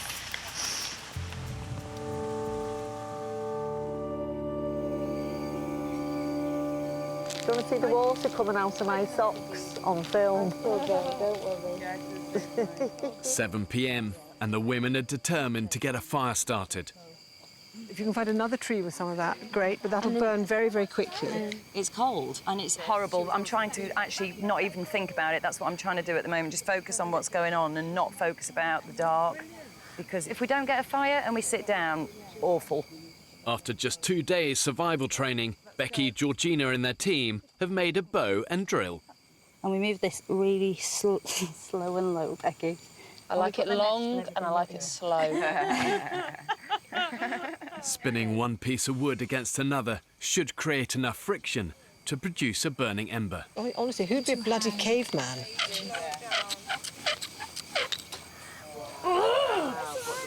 We've done it once, we'll do it again. We can do this, girls. We can do it. We can do it. Right, back in. We're all so desperate to make fire, and the conditions are just so wet. I just have a feeling we're going to stay up all night and try and make fire. Is there any smoke coming from there at all? How long do you think the girls have been at it now? 3 hours, maybe more than 3 hours. These women I'm with are amazing. I've gone from absolutely terrified to sheer thrill and enjoyment. Oh, there's tons of smoke. It's like a friggin' wigwam. Keep going. Don't think I can hold it much longer. Bloody good ember. We're going for it.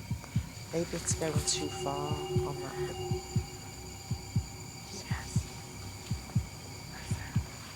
Very nearly there. Here we go! Oh my God! Wow! Not again, just pull really hard. Oh my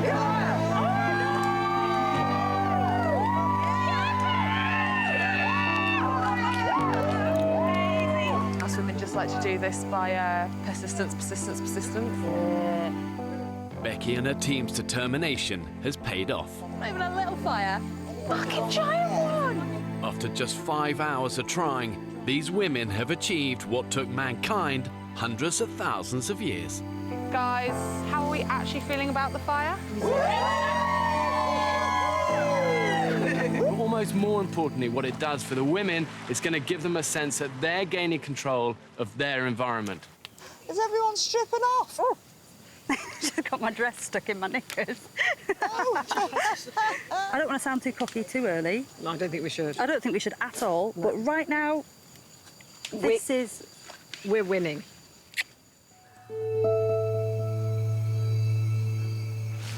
Oh! Jesus. Fuck me! What the fuck is that? Please tell me that's not a spider. It's that big crab over there. Can you see it, Jules? Oh my God, there's no way I can sleep here. Can you see it? Hell!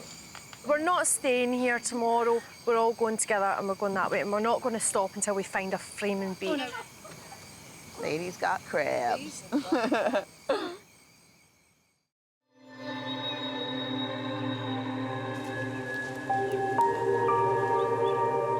The women have had a restless first night on the damp jungle floor.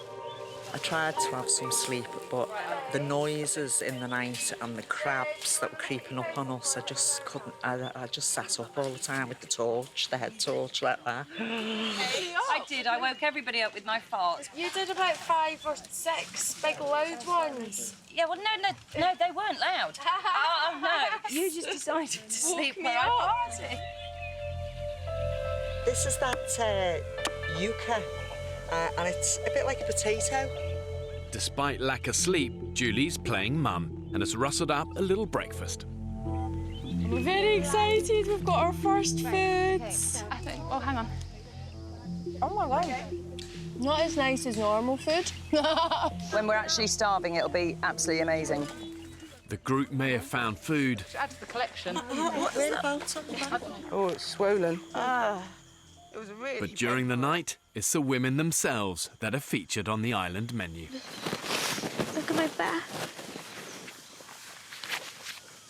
I've got like a full face of spots. I can't even like wipe my eyes because my hands are dirty. Look at my nails. Basically, I can't be dealing with this. One side of me is like, I want to do this, I love nature, I am one with nature. And the other side of me is just like, look at my fucking face. You're kidding me. You know, what the fuck, like? You always look gorgeous when you're young. You do. Don't be. Exactly. You know. We're all young. Your boobs are better than mine. Well, mine are false. The urgent priority for the group is to find a safe place to camp, away from the jungle creatures and near a sustainable water source. There's only going to be, what, like 20 litres of water, and that's not lasting us 14 people for very long. As nice as this camp is, we want to... I am trying to be nice. Go and find the beach. Yeah. So one group's going to go look, and one group's going to stay here. Who's in the go group? Me. Can I come? Yeah. Have you got your whistles? Yes, we're whistled up. Hold on a minute. You think that you can walk right round this island? We in the don't water? know anything. It's trial and error, isn't it? I think this decision has been made a little too quickly, and I just think we need to plan. Why don't we just stay here for another few hours thinking about it? Or we could go. Are you not coming now? Yeah, I am. Off your butt, then. We're off.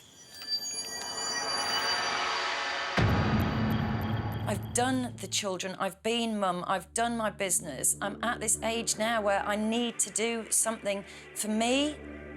When I was younger, I did want to do certain things, but I never had actually either the balls or the friends to do it with me, and I didn't have enough balls to do it on my own. And now, I want to see if I can cope.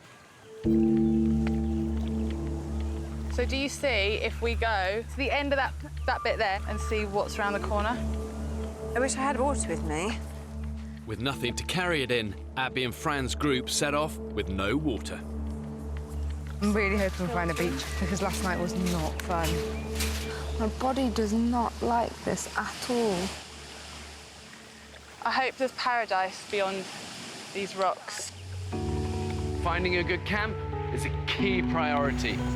They'll need a base with vital resources close at hand. The sea for food, the materials to build a shelter, and a plentiful water source. Let that be a beach, please. Oh my God, it's grim. I have a feeling when the tide is high, that disappears. Yeah. What, the whole of that? I agree. And that's a mangrove there. Yeah. This whole thing's been futile around this side, then. This is shit. What do you want to do? I need to have a drink. So we have a good trek to get back to Drink Town. I'm like shattered. We can't let this island take its toll on us on the second day. It's hot, we don't have water.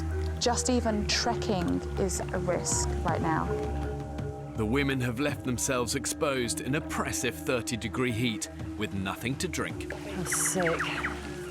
We'll have to sit down in a minute, I'm going to collapse. It's a long way back to their temporary camp. Guys, we've had a fall. Oh, fuck. Okay, don't panic. Shit, no, don't, you all right? Moment. This is really funny. Oh, shit, no, wait. Sit forward. Sit forward. Got to sit forward. Okay, there we go. Just put your head down low. Don't headbutt anything. So sorry, I know. Just stop apologising. In temperatures like this, the women have got to drink a lot, between 2 and 4 litres of water a day. If they don't, they're finished. Come on, friend. Let's do a little walk. My parents were Iranian, like very overprotective, and I have literally lived such a sheltered life. All of the decisions in my life have been made for me. All they ever see is just study and get married. I want to prove that I can be independent, that I can survive, and that I can make decisions for myself. Yeah, go back, get drink. That's it, I just feel like I'm on a bomb.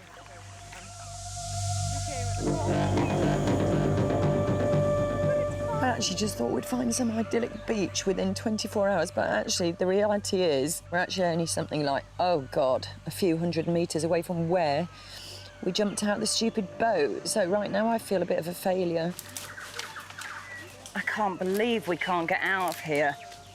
The whole notion of surviving on a tropical island may sound idyllic, but the reality behind the picture postcard fantasy is brutal. And it may look like paradise, but trying to survive on an island like that really can be hell on earth. I've been trying to keep these tears in all along. Stop it, Jade. Just try and stop. Just try and stop, because it'll make you feel worse by crying. It's not great. It's not great, I'm not gonna lie. Day 3 on the island. The women have been forced to spend another night of misery in the jungle after failing to find a safe place to camp with a water source. Everybody just needs to find that bloody beach, because I'm not staying here again tonight. No way. Stop with the tears, because it isn't going to do anything. It's not going to change anything. I think Jade's really struggling with just getting used to, like, island life, as we all are. I know that sounds really harsh, and I'm not being a bastard. I'm trying not to be, but Truth, yeah, I get it. I understand what you mean. I sometimes, with my children, have to just say, shut up. Do you know what I mean? To pull them round. Or can't you channel your anger through somewhere else? Yeah, I'm angry with Bear Grylls. Yeah. Go with that thought. Yes. Just go with that thought. Yeah, I'm really angry with Bear Grylls.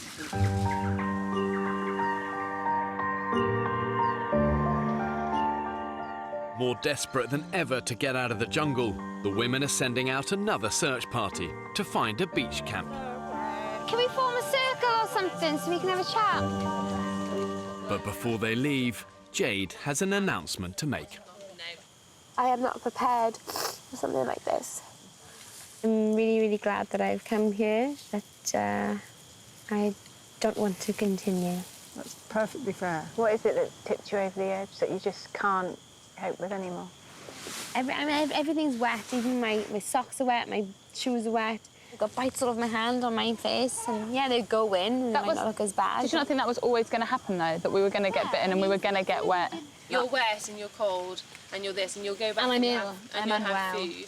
I'm unwell. I've been bitten to shit. I'm unwell. My health comes first. And if we found the beach today, and if we did find the glorious beach, that things could be so different. I don't know what to say. I know I can stay. I don't want to. Yeah, and that's, you know, that's all honesty. Yeah. Put my hands up, you know. Put my shriveled, hanging nail off, bitten hands up. Jade, I'm really enjoying the experience, but I don't like that I've been bitten on my face. I look like shit. I'm just looking at myself and I look like shit. I'm just kind of a bit over it. It's like, you know, if you don't want to be here, just fuck off. Unable to persuade Jade to stay, Foxtrot to Bravo. the women have no choice but to use their emergency sat phone to request her evacuation from the island. I know it's total bitching, but I'm just going to be honest. She comes across really unintelligent. She is not intelligent enough to actually realise what she was getting herself into coming on the island. Bye, love. I can't get up. I've got nothing on my feet. After less than 48 hours on the island, hairdresser Jade is making her way to meet the boat that will take her back to civilization. What was the point in me waxing my bikini. I haven't even shown my legs yet. The truth is, for the women on this island, every single one of them will have a low point. It is just the nature of survival. This is all about seeing who, in those moments, who rises and who crumbles. Right, everyone take a whistle. Thank you. Great. The women urgently need to get their search for a camp underway and find a permanent water source. Their original supply of drinking water has run out. All they have now is one muddy puddle. We've gone that way, we've gone that way. The one direction we haven't gone is that way. Yeah, that's Correct. the way I think. This time, 58-year-old forester's daughter Fee will lead the expedition party's hunt for a beach. I'm used to being in forests, and I'm not going to be really happy if people start telling me I'm going the wrong way. Yeah. The most important thing is that we go, and we go in a straight line. 7 women volunteer to join Fee on the trek, including furniture maker Kate. She's got the sense of direction. I'm following her. Abby, Fran and 3 others stay behind in their temporary camp to keep the vital fire alight. We will come back with a beach. Please do. Go on, move on. Fee's plan is to cut right through the dense jungle interior to the opposite side of the island. This is not a decent route. It's full of vines and everything. We're in a jungle. I know. Splitting up your group is a high-risk strategy. But if you do decide to send out an advance party... Preparation, preparation, preparation. It really is fundamental to good survival. And you've got to prepare for any eventuality. One small mistake can quickly spiral out of control. I've got our group water so we can keep hydrated. With rations restricted, they've only brought 2 litres with them in improvised bamboo cups. In this heat, that's likely to last less than an hour. I love it. I actually think that's really tasty. It is nice, isn't it? I think the bamboo flavours it. In the last 9 or 10 years, I've been made redundant 4 times. I went from being this high-flying career woman to nothing. I don't think the children have anything about me that they would talk to their friends about. You know, Daddy designs roads for a living. I don't think there's anything that makes me amazing to them. I have to finish it and have to do it. I make my children proud of me. Fee? What? What about that way? That's downhill and there's lots of sunlight, which means... No, we've had lots of patches with lots of sunlight. What we need to do is get up here. Fuck. George, I'm just going to forge ahead. She's going through anything. Doesn't matter what it is, Fee's going to go through it. She's on a mission. George, I have no idea if this is going to work. Who gives a fuck? At least we're trying. Fee's expedition party are now deep in the island's jungle interior. What? Ripped my trousers even more. They couldn't get any more ripped. Fluids are running dangerously low, and they still have no idea how far they are from a beach or a water source. They're just losing so much water. In unrelenting 34-degree heat, the group are now sweating a litre of water an hour. The more we're sweating, the more we're losing, aren't we? Is that us run out of water now? Yep. Yeah. Oh, dear. We've run out of water, which is pretty stupid, actually, I think. God, this is nuts. Lost and adrift in the jungle interior, the women have no idea when they'll find their next drink. It's hard work. It's just draining. Like being in a spider's web. Is there any way to get fucking through? This is looking better. Wow, look at that. Sky! Woo! I can smell the sea. Fuck! If we get there, can we have a celebratory swim? I'm not wearing any pants. So we'll just have to go for the full-on muff. Full Monty. Whoa, I can feel it. Yeah, it's here. Oh, wow. I can see a fucking palm tree. Woo! Unless I'm delusional, that is the becking sea woman. This is for us. Guys, we found it! Is there a beach? Yes! Oh, God. Woo! Look at this. Oh, my God. Oh, my God, it's been so...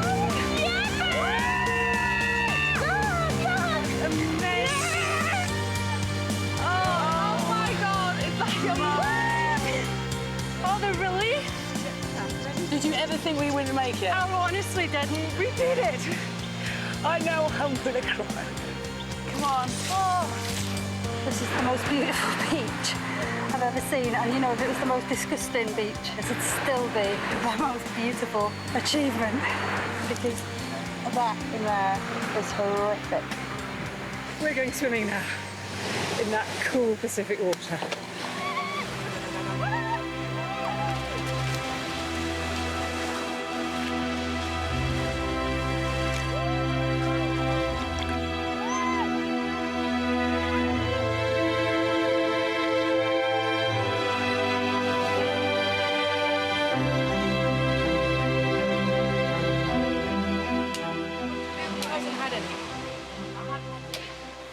With the discovery of the beach comes a lifeline for the women.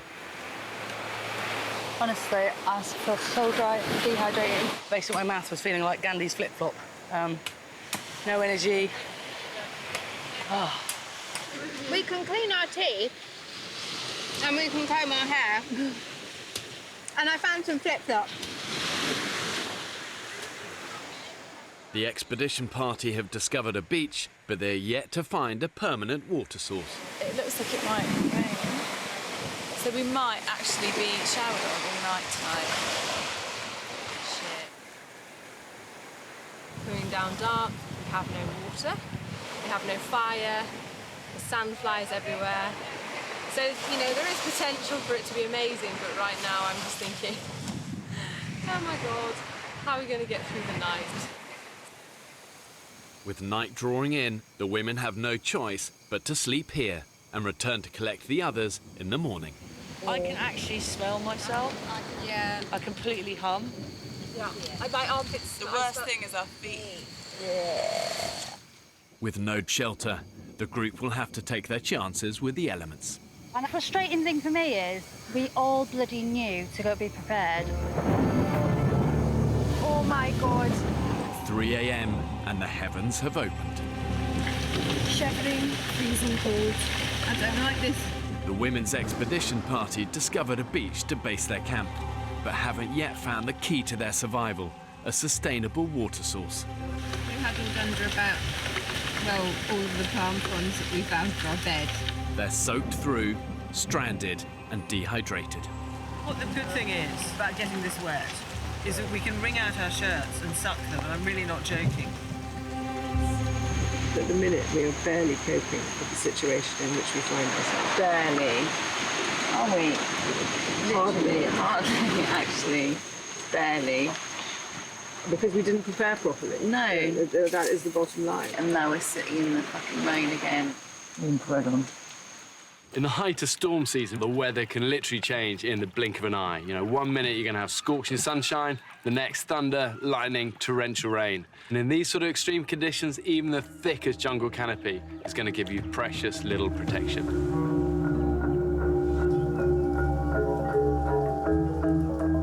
7 a.m. It's day 4 on the island. At their temporary camp, the night of torrential rain has also had a disastrous consequence for the 5 women left behind. The fire went out last night because of the weather. All the kind of wood and everything we need was wet. So when we put it on the fire, it just made the fire die. It's just gone out. The situation is critical. Without fire, the group have lost their only means of purifying the water from the muddy puddle. They're now down to capturing rainwater in Beth's poncho. This is what we're resorting to now. Roof water. On the other side of the island, the expedition party is also having to rely on an alternative source of hydration. I think these coconuts are making my bowels move a little bit. So I'm gonna have to go and look for somewhere to try and do a poo. I may as well just do this. So, because I've got no fucking trousers. The women set off along the beach, scouring the area for a sustainable water source. We saw all those riverbeds, and I reckon this is where one of them obviously comes out, because we've got this massive drainage point of all this fresh water. Hang on. Are my eyes deceiving me, or is that a huge water source? It's slightly muddy, but it's not salty. Yay! We found water! We just need to find a container now to boil it in and fire. The discovery of the water source means the women can use this beach as their permanent base. Right, let's get going. But before they make a camp, they face a daunting trek through the jungle to collect the others. Have we got any water again now? No, we've got nothing. Have we not got any coconut water? Nothing. We've got nothing. So we're going on this trek knowing that we're going to get absolutely fucked and dehydrated. Now, honestly, I have no idea if this is right, but we've made a plan, so we've got to stick to it. Navigating under thick jungle canopy is always going to be difficult. It's going to be unpredictable, you don't get reference points, you haven't got the sun to guide you. And embarking on a journey like that in 30-degree heat with no water, really, you're on borrowed time. You need to do it like you mean it. Let me show you. Brilliant. The women are marking their path to help find their way back to the beach on their return. Found a period tree. It's on its monthly right now. Let's go this way. It looks like there's a bit of a path. I think we should be going more that way. No way. No! That's going back on ourselves. Exactly. We've just got to keep going this way, I'm afraid. This is actually the opposite direction. We're going back towards the beach. What the fuck is this? The expedition party are deep in the jungle interior and have mistakenly headed north in the wrong direction from their temporary camp. Now completely lost, they're doubling back on themselves. You know, you have to ask yourself the reason they haven't come. Do you think they're not coming? Well, they've got to come back. Abby and the others have been unable to relight their fire and have run out of drinking water. They are now desperate for the other women to return. I'm really fed up. Thursday, Friday, Saturday, Sunday, 4 days, 100 metres from being dropped off. It's crazy. Which way do you think our current base is? Well, I think it... Oh, fuck. I'm so confused, I don't know. The expedition party remain lost and dangerously dehydrated.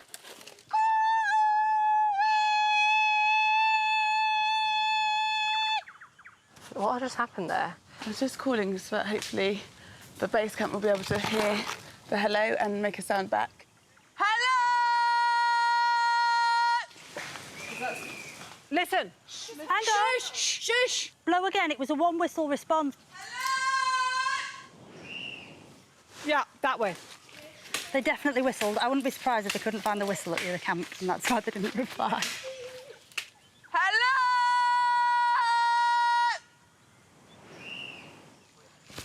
Fuck! That's a bird. It's a minor bird. So it's this fucking birds. I think it's birds, yeah. Fucking birds. We got a bit prematurely excited. Right, where the fuck do we go now? Moving through jungle, you get wall after wall of dense undergrowth. And what happens when everything looks the same, it's so easy to lose your bearings. And then you get that rising sense of panic. That big tree there, it's got all my slash marks in it from the way we came. I think you're getting really confused with the directions, because if you go up that hill, that's where we just came from. Except we came up from a beach there. We did not come from there, Fee, because I've been marking trees all along that route there. I tell you, no, there's a much clearer way of saying it. The ocean... All I would say, Fee, at the moment is that your way of saying it is that I'm right and everybody else is wrong. You're the one who's confident to say, I've got a great sense of direction, but you're not taking anything from anybody else. Oh, yeah. There's another slash mark here. Oh, no. We have nothing to drink. We don't know where we are. Let's do my head in. I can't remember the time I felt this thirsty. How critical do you think our situation is now? I'm absolutely crapping my pants now. All I care about is water. That is all I hear about, water. It's more than 24 hours since the expedition party left their temporary camp and are now further away than ever. Back at base, the situation is critical too. Well, they're not coming for us today, are they? Happy fucking Mondays. The women left behind are struggling to find dry wood to relight the fire, and without this, they can't purify the remaining water in the puddle. And they've barely eaten for 4 days. You think we should start a fire? Yes. Do you want to start clearing all that shite off the fire, Fran? I can't, my heart's beating like that. Well, so's everybody's, Fran. They're all in the same boat. Fucking hell. Let's not be bitchy, please. People can manage and people can't, and we'll have our ups and downs, but let's not bitch. I'm sorry. No, Deep come and sit here. breaths, don't talk. Just come and sit here. Come and sit on the comfy chair. And sit there.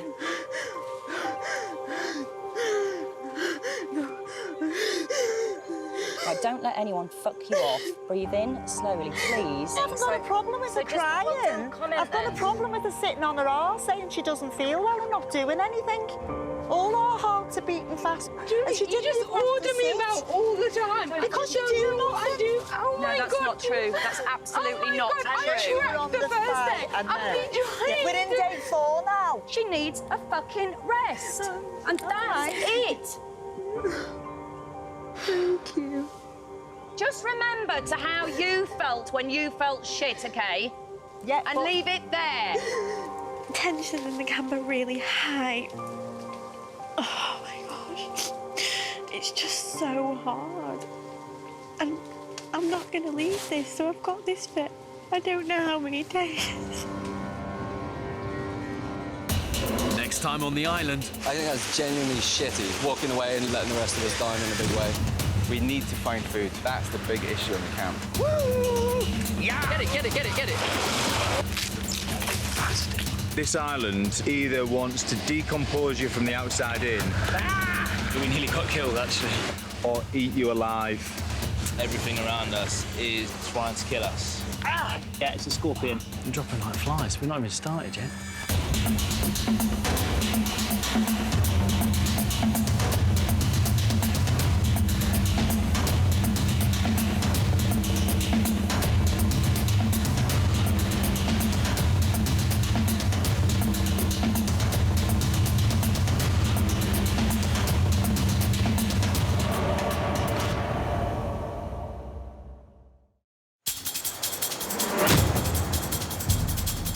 Two uninhabited Pacific islands. More than 5,000 miles from the UK.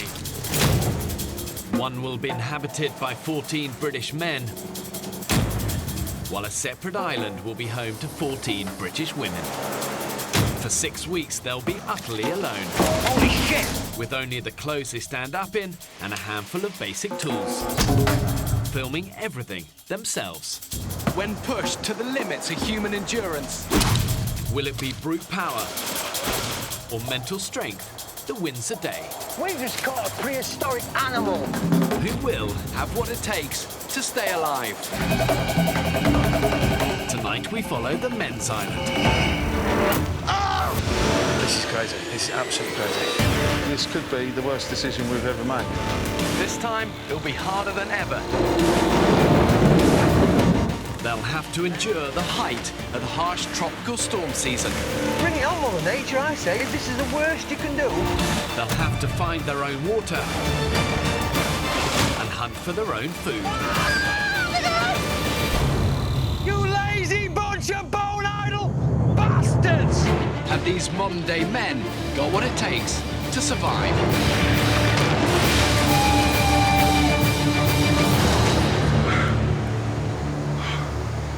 That's the hardest thing I've done.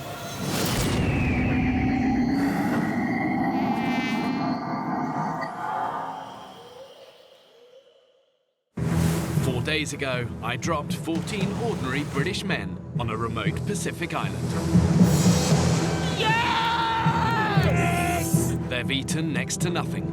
Limpets are horrendous. And after 3 days of brutal tropical storms, the group began to fracture. What is the matter with you? Nothing the matter with me, son. Leaving 3 people threatening to walk off the island. I cannot face another day on here. I'm not going to make the rest of the time on the island. I've been having a laugh up until I heard one of my teammates say they wanted me to go. It's just being a prick. You need don't want to be bollocks, scapegoat. I absolute realise this. bollocks. I'm not having it. I am going off this island because I'm not being held responsible for that. 22-year-old graphic designer Joe, builder Andy, and now construction manager Paul are all threatening to leave the island. It's affected you more than I thought it would have. I came here to get away from shit like this, not deal with it every day. So we are 3 men down in one day when the odds are against us at the moment. And without a full complement of people, we're going to really struggle. You just made this survival thing probably twice as hard. Okay, slightly less tactfully, guys. We've stood here and talked for an hour. If it really is going to be 11 of us today, us 11 have got a lot of work to do to get through the rest of the day. So if you guys are not prepared to commit to the rest of the group, boom, go. Sweet. I've made my decision, I've had enough. I want to go now. Basically, we've realised that a candlelit dinner with a glass of wine is a bit better than being here. Look, we knew it was never going to be easy. But it's not the survival bit that's got to me, it's just all bullshit. I think that's genuinely shitty. I think that's walking away and leaving the rest of us and letting the rest of us down in a big way. Not only is it a selfish thing to do, I think it's the most selfish possible time you could go when, like, all hands are needed. With Paul having made a definitive decision to go, the group are hoping that other builder Andy will now change his mind about leaving. Don't leave because of someone else. If he's going anyway, stay and get amongst it. How can I possibly stay, man, when a guy was leaving because of me? If you had left, he would have still gone. Andy, you So stay, that means- you can accomplish 6 things at a time instead of 5.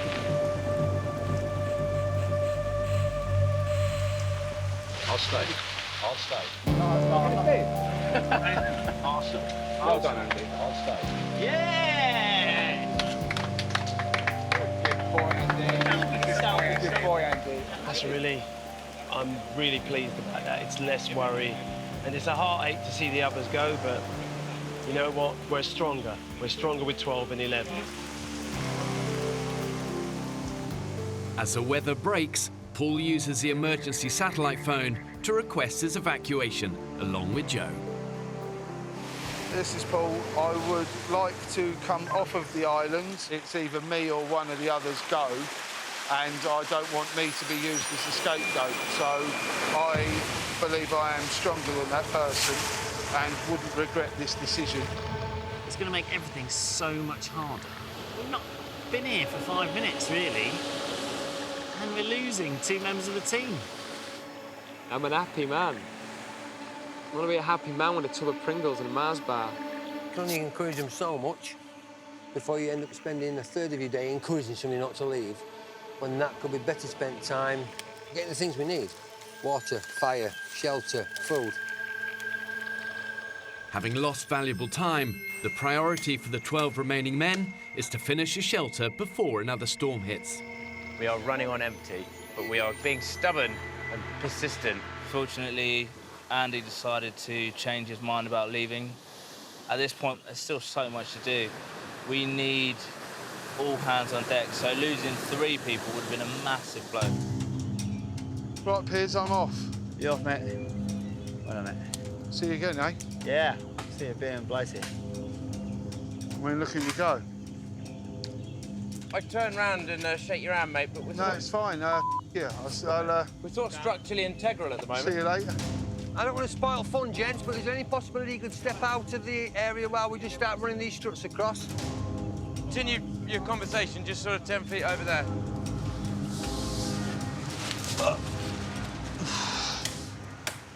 Andy!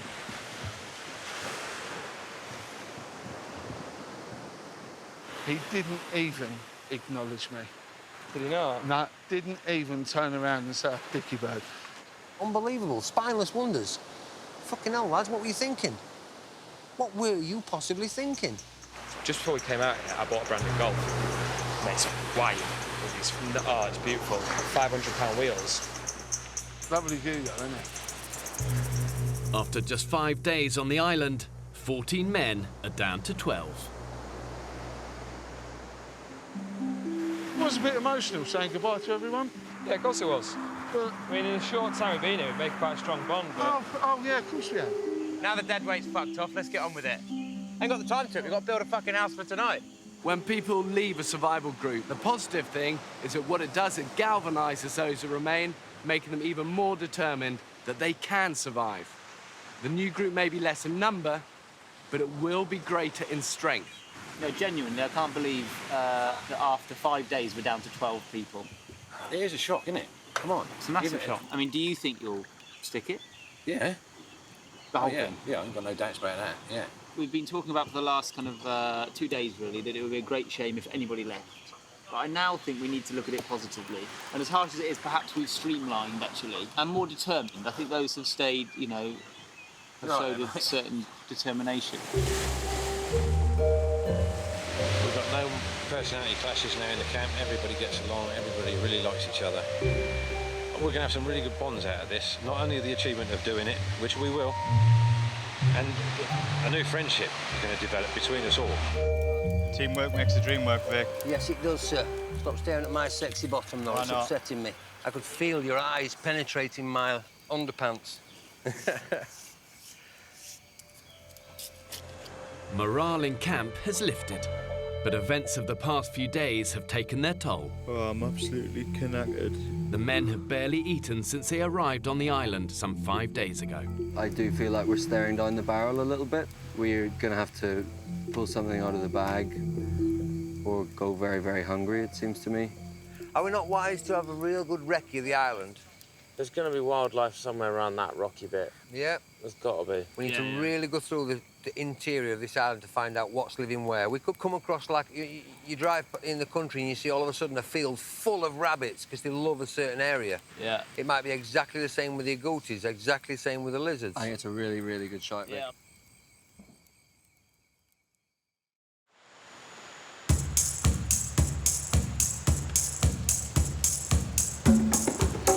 Come on, boys. 5 a.m. the following morning, the hunt for food begins. No heroes today.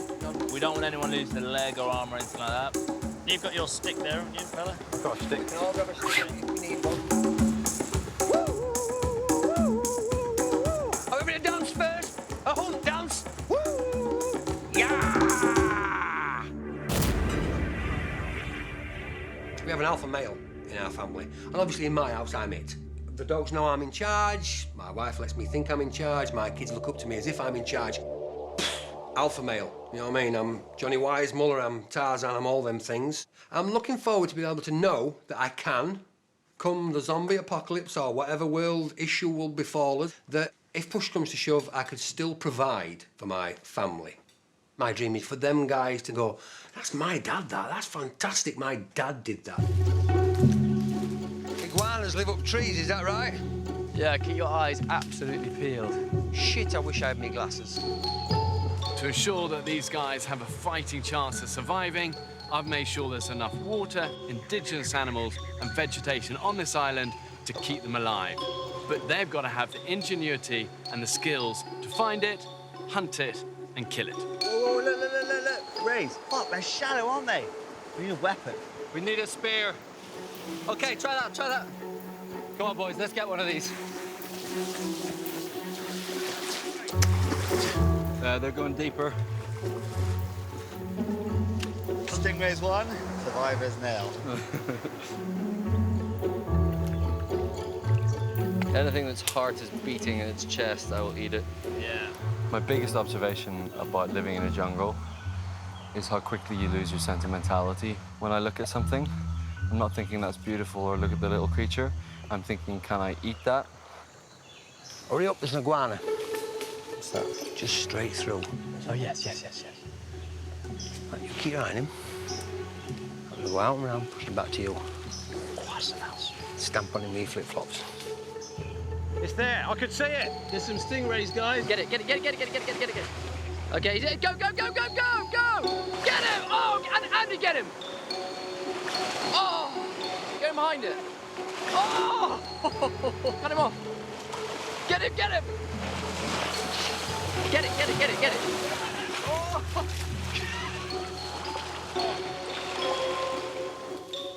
There he is. That's dinner. Son of a bitch. He's gone. A deaf man could hear us coming. The odds got better. We've got to stay that way. If we're going to survive, if not, we'll all be going home shortly. The men's first day's hunting has produced nothing. We are winging it. And if it weren't for being such a stubborn person and so positive, I think I'd have been on my way a long time ago. Just starving and dehydrating slowly is not a nice way to go. The monsoon is coming. Here it comes. Here it comes. Batten down the hatches. In the middle of the night, the men are woken by the most vicious tropical storm yet. Fucking pissing down. It's amazing, from nowhere you get that really big wind. Yeah. Whoa. Where's the pan to protect the fire? Fuck. Fucking hell. Shit. Wow, it's coming in. After yesterday's exhausting and fruitless search for food, the men must now spend precious energy saving their fire. This is where we dig deep, boys. This is where we dig deep. But for some, it's becoming too much. Just really, really tired, like unbelievably tired. Got a lack of dry wood is the problem, really. Lack of dry wood. So tonight's going to be a bit difficult now. Barney, these things are eating testers, my man. I know. It's what we do in adversity, what makes us men.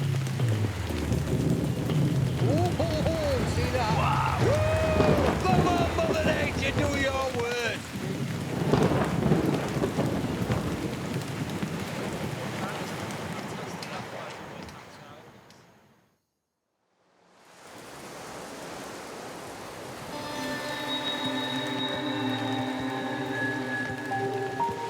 About 8 o'clock in the morning. Hammer it down, which it has been since about 4 o'clock this morning. And when I say hammer it down, I mean hammer it down. It's relentless. But anyway, my body's starting to take a toll now. I've got blisters all over my feet. I'm shivering and shaking all the time. It's just bloody horrible. It's whooped my arse big time. Compared to place of these other guys, I mean, they're like gladiators. Unbelievable. And in comparison, I'm a pussy. He's an older guy, and he is starting to come hard at the seams. No food, no sleep, wet, cold, beaten up. It takes its toll.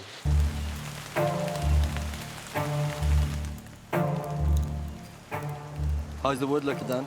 Terrible. Everything's just absolutely soaking wet. After a night-long struggle, the men managed to save their fire. But now they're exhausted. And it's a perpetuating cycle, isn't it? The more you lack in energy, the less you can do. Having barely eaten in the last week, Belly's rumbling.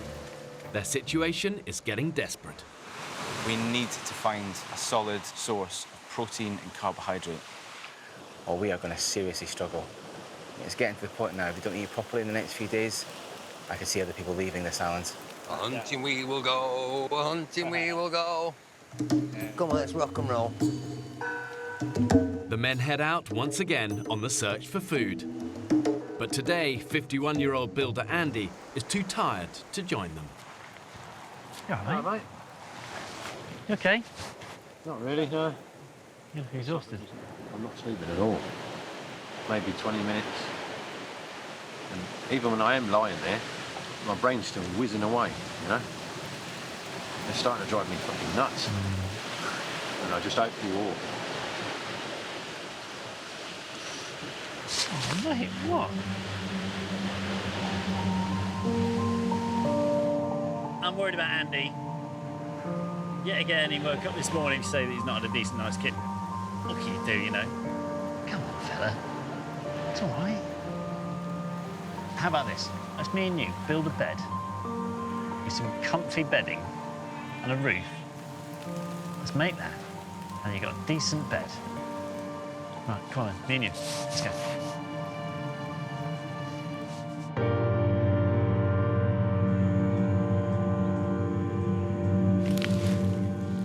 These are alligators on this island. Son of a bitch. Led by cleaning facilities manager Vic, the hunting party have pushed deep into the island's interior. What have you seen, Vic? Alas, nothing. But finding food in the jungle is no easy task. It's just full of ants and eggs. Snake! Where? And danger lurks around every corner. Somewhere here is a brown snake. Smell like shit off a stick. This is good bait. Shit. Scorpion here. Whoa. I do not want to get stung. Yeah, he's gone. Shame. Bastard. I could taste him from here. There's a lot of things that can kill you on this island. Snakes, spiders, crocodiles. The longer I'm here without a proper meal, the more I realise that if something's going to fuck us up, it's probably going to be a lapse in concentration. Oh, you fucker! There's bats everywhere. Straight out of that tree there. That's where the bats live. Ooh. Can we eat bats? Or is that what give you HIV and Ebola and all sorts of don't they bollocks? carry AIDS? Forget it. We're not eating bats. This island looks very peaceful. You could even say heavenly. But if you look just in a little bit more depth, this place is an accident waiting to happen. So why are you doing this then, fella? I think because my life has been like one adventure, you know, moving from Tenerife, Lanzarote, America, all that kind of stuff. But then last 17 years, I've been stagnant, doing nothing. So I think this was a way of sort of saying, right, off we go again. And that it is, my friend. Yeah, it certainly is, Jesus. If only I'd have known. You regretting it? I am at this moment, mate, if I'm totally honest, yeah. And my biggest regret, if I do go, would be letting you lot down. I'm trying. I'm really trying. Seems like Andy's already given up. I'm desperate not to lose another person, you know? Can't go from 14 down to 11. I'm dropping like flies. We've not even started yet. Is that not a cable track? You might be right. After a fruitless morning in the jungle, some of the men have set their sights on a far more ambitious prize. We're off caiman hunting. What's this way down there? You see those trees? That's where it comes out? Yeah. 28-year-old website consultant Kyle has spotted a crocodile at the end of the beach. 4 of us are going to that side, 4 of us this side. Keep your eyes behind you. Which the men are hoping to ambush. He's going to see you when he comes out.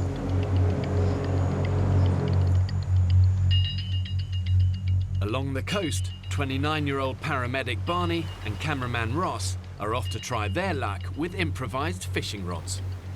I'm going to be incredibly positive. We're going to get at least a couple of fish. Yeah.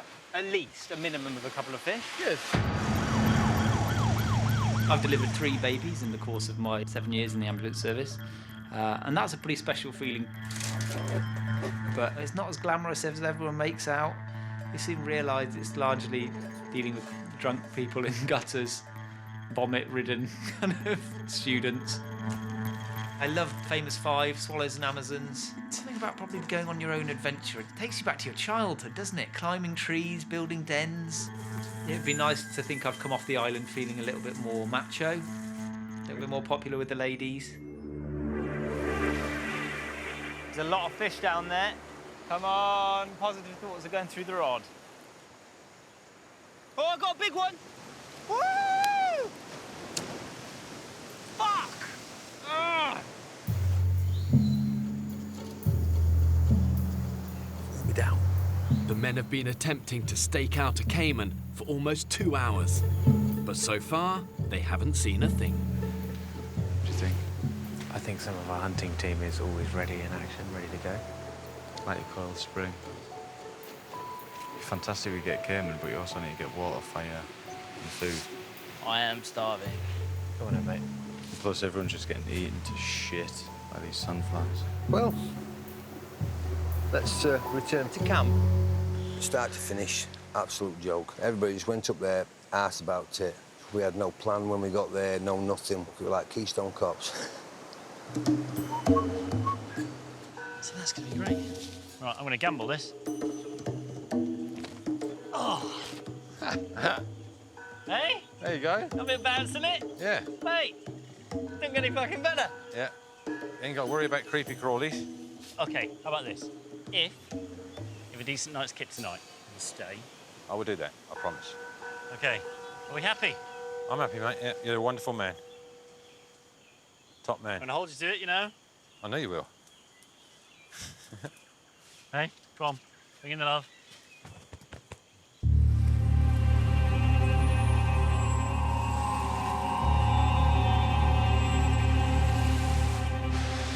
Sadly, all the cupboards are bare. After an exhausting day, the hunting party have nothing to show for their efforts. It didn't look healthy, some of these boys. Some of them look like maybe gone on hunger strike. Well, I'm absolutely burnt out. Today's a day where I definitely feel like I am starving. So the average British man needs about 2,500 calories a day. But the reality of a survival situation, you know, you're working hard, you're hunting, you're building shelters, chopping wood, you can easily burn in excess of 4,000 calories. The mass of that is simple. If you're burning more than you're taking in, you're gonna starve. Can you just let the lads know that we've gone fishing? All right, I'll have fair some enough. energy still left in me.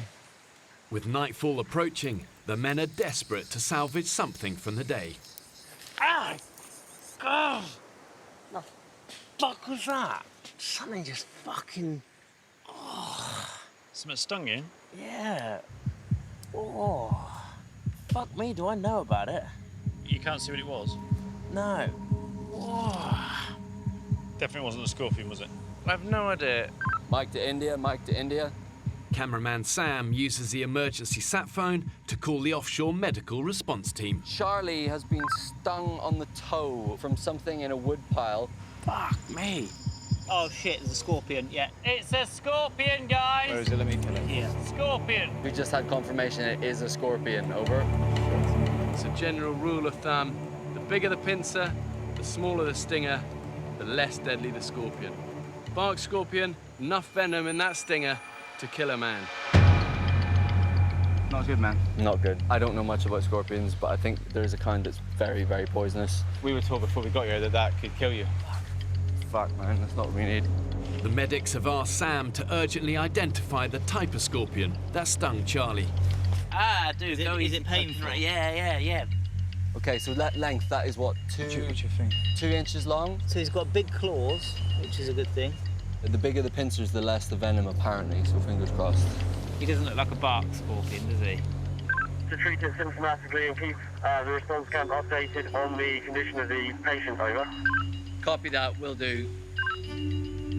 Fucking mate is so sensitive. So, good news. From the description of this little bad boy here, from that pincer, that probably means he's not super toxic. We're gonna keep an eye on you, make sure that that doesn't swell massively and you don't get any other allergic reactions. It's like someone's driving roasting hot needles in and out. Yeah. I think you're milking a bit now, mate. I know, I need to suck it up, don't I? Oh, wait, come on, you're supposed to be English. Thankfully, it wasn't particularly poisonous, but it must have hurt like nobody's business. Poor guy. I do not need anything over, thank Charlie, you. seriously, keep your weight off Do you it. want to... Oh, actually, maybe... Keep your weight off it. Easy. No pride. Not nice to see anyone like that, really. The boy is what I would like to call OTG. He is out the game. The medics have advised Charlie to stay off his feet for the rest of the day. Let's go and be the saviours of today. Go on, then. Okay, rods. With now only an hour to sunset, paramedic Barney and cameraman Ross set out to make a last-ditch attempt to catch dinner for the group. Yeah, let's go. But to get back to the headland where they've seen most fish, they face a treacherous scramble across the rocks. That's quite high, isn't it? And the tide's coming in fast. So I feel there is a bit of a risk, actually. But I'd like to take risks. We're not going to gain anything by walking back now, are we?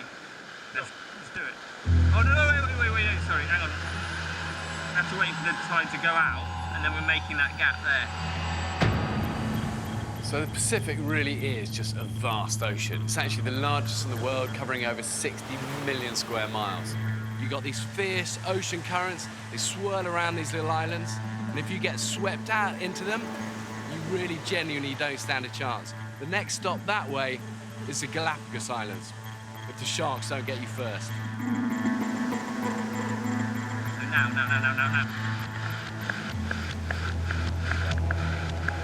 Oh, I don't know if this is a good idea, mate, or not. Whoa!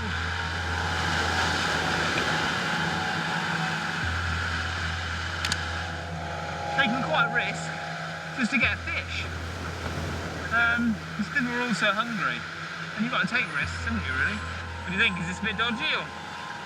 Good. As long as we're on the same wavelength. Sea's a lot rougher though.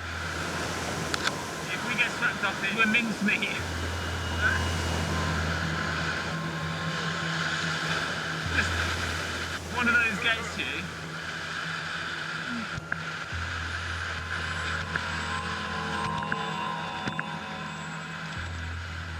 You okay, Ross? Barney and Ross finally reach the point where they want to fish, but it's now going dark. You ever think you could do something like that? God, no. Not in a million years, do you? Wasn't it? Ah, it's so exciting. It's like proper survival, isn't it? It's not armchair survival. Oh, mine's tough. Shit. Ross? Quick, mate. Quick as you like. Fucking lost the camera. You okay? Let's just get up out of here, mate. Fuck!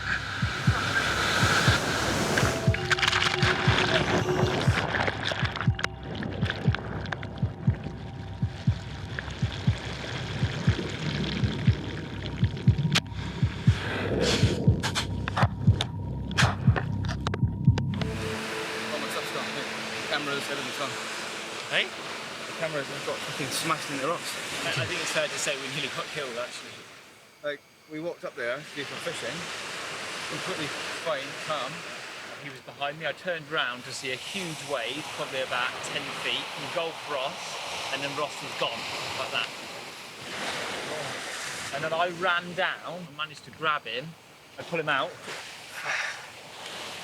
And I've never been so terrified in my life. Barney, say bye. Afternoon, guys. Where you been? Hello, boys. I'm shaken to say the least. Oh, Dave, do you want some water or something? Make some room for the guy. There's a massive wave crashed right over me. It swept me straight out on the rocks. You know where we were fishing? Yeah. Straight out, like that. Grabbed the rocks back up, and then another massive one took us both down. Can we please see no more fishing at night then, please? Yes. Yeah. You are a true team man, aren't you? It's really made me realise just how careful we need to be, and how careful I need to be, and about how vulnerable I am. Despite feeling as a young guy that actually you're invincible, out here, it's just not the case at all. You all right? Look, fish. Near-death experience. Yeah. Fuck, you look shaken, man. I am shaken. Yeah, have a Genuinely, I'm drink. shaken. Yeah. We did get some fish, though, right? Seriously? Get back out there. take from that. Tell you what, this is one hell of an adventure, isn't it? It's turning out to be a real and then a mice game, this. Good night, everybody. I'm sorry, I'm not being rude, I promise. Get some rest, mate. 51-year-old Andy hasn't slept well since arriving on the island. I'm absolutely exhausted. Concerned he'll leave if he doesn't get some quality rest, the group are hoping his new bed is the answer. Andy's got the skill set that we absolutely desperately need on the island, you know. He's a builder by trade, so he could shortcut so many of our processes. So, you know, I want him to stay. He didn't, you know, I'm sure he didn't come on the island to fail. So if you have a decent night's kit, then you're not going to leave us. That was the deal, wasn't it? If I have a decent night's kit. All right, then.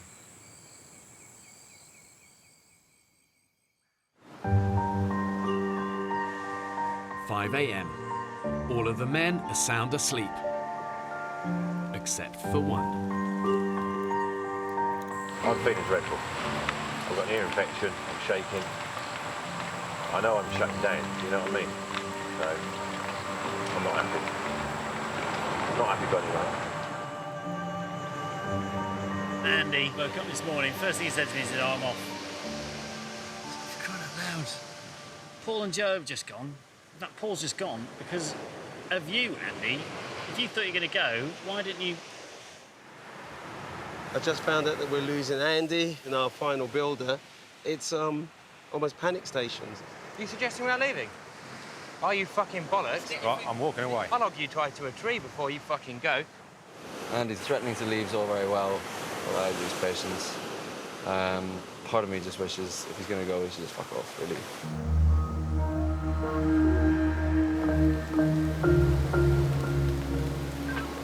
I'd like to say I want the boat here now. Over and out. Bye.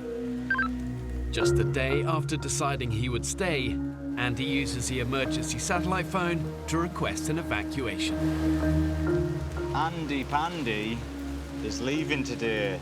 Something that I kind of predicted, really. I think Paul was just an excuse. So really, it was a shame that Paul had to go because Andy was always going to go in the end. Take care. I can't give myself or you guys anymore, I'm sorry. What can you do, you know? We're down to 11 people after not even a week. It's just embarrassing. When people leave a survival group, the remaining members can often feel this sense of desertion, betrayal, maybe even a little bit of jealousy.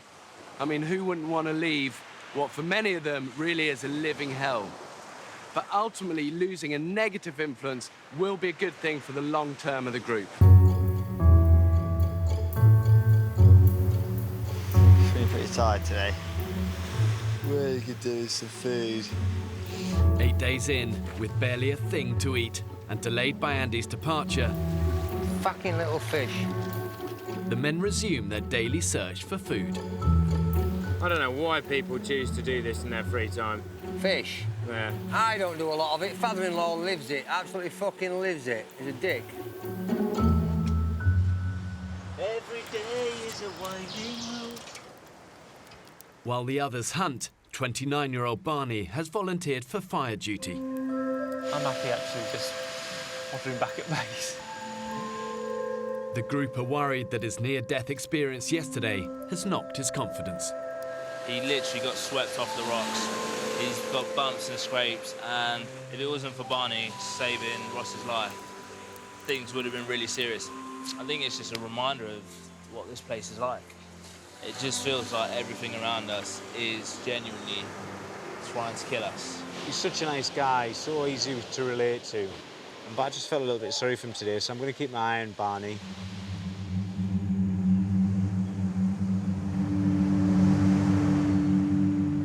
I think he was crying now just before you got the camera. He is finding it really tough. He is seriously lethargic, looks seriously homesick. He needs to get himself back on his feet. Having already lost 3 men, cameraman Ross is worried the group could soon be in danger of losing another, and persuades Barney to join him on a fishing trip in an attempt to lift his spirits. I thought you looked really low and that you weren't enjoying yourself and just looked like you wanted to get out of here. I was a bit worried that you might go fuck it and leave. You know? I think everyone's having their low days too, right? After any sort of frightening near-death experience, it's very normal to become withdrawn and a little bit introverted, and people tend to then do everything they can to avoid having to face that same fear. But trying to survive on a desert island, the men don't have that luxury. They need to conquer their fear, otherwise it will conquer them. I'm finding it difficult now, actually. I feel like I've had enough of being here. And every time I think about my family, I find it more difficult. And I realise that this week is the week that I'm meant to be at Centre Parks.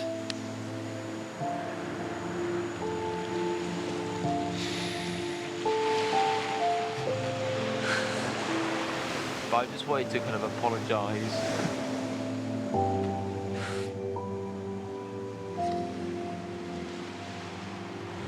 There's a little blue fish down here. So have you got a spear?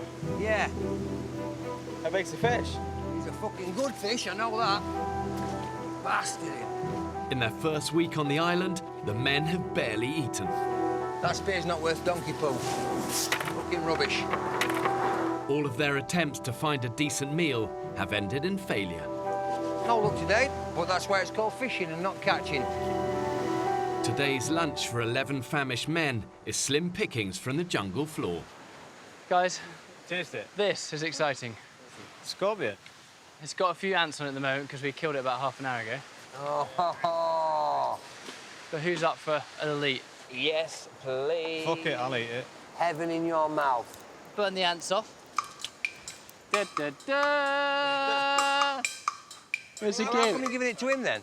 Why can't I have any? Oh, because you're too northern. I'm too northern. I'm feeling victimised because I'm the northern one. That's it. You can all kiss my ass. You're a brave man, Dan. What's it like? It's pretty gross. Is it? It's like eating crispy poo. Is it? Yeah. I'm glad it was you then. In a survival situation, every mouthful counts. Tell you what, better than limpets. Is it? But one scorpion between 11 grown men is nowhere near enough to save them from starvation. It's hard to concentrate. I'm noticing that energy is so low. I'm so bloody burnt out. Man, this place wears you down. Really does. Just tried standing up and then started got the standard head rushes and then I was just sort of rocking backwards and forwards. I don't know, only for a few seconds, but enough to put me on my arse. It's getting to the point now, if we don't eat properly in the next few days, we're going to drop like flies. Despite their rapid physical decline, the men have no choice but to keep on hunting. It's quite a daunting thing, really, isn't it? The idea that we might come across Hayman today. 37-year-old Sam has persuaded Barney to join him in a bid to keep him busy after his accident. I can't convey how tough this whole thing has been, actually. Far, far tougher than I thought. I'm really, really struggling to stay focused and to keep up with the rest of the team. There's a berry on this tree here, look. Doesn't look edible, does it? Shit the dog! Shit the dog! What? Look at that! A big, big lizard under here. It's iguana, and I can see it's a big one. Yes, keep going. Yes, there you go, good. Okay, you see him there? I'm gonna flick him out. Okay, here he comes, here he comes, here he comes. Here he comes, here he comes. Okay, watch that tail. Okay, you got him, you got him. You got his tail? Pull him, pull him, pull him, pull him, pull him, pull him. Pull him, pull him, pull him. You absolute star! You star! Gosh. Hang on. Let's talk about this, because actually we could use our meat alive, could we not? Oh my gosh. Well done, mate. Well done. Oi! Woo!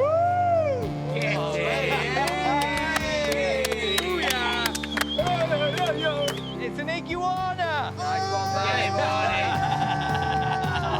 Get in. Look at the size of that, man.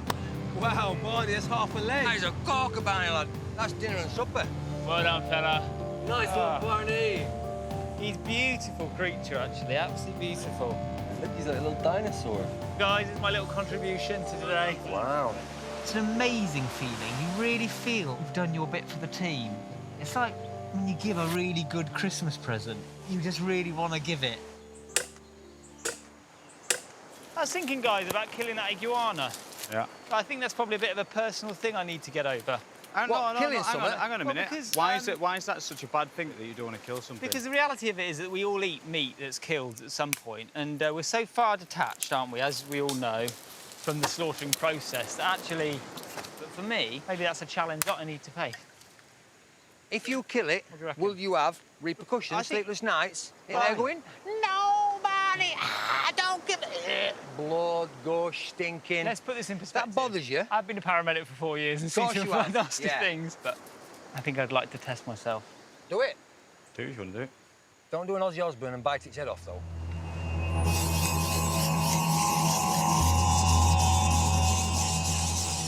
Barney, how are you feeling? It suddenly feels much more real when you're having to sit here like the executioner, you know.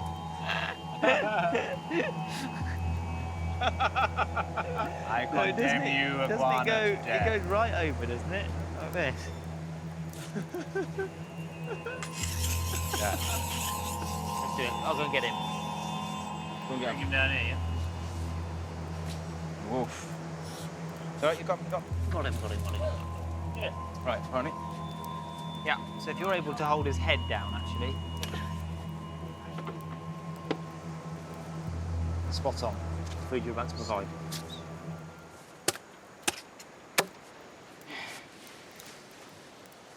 Great effort, Barney. Well done, Barney. You all right, mate? Yeah. Okay.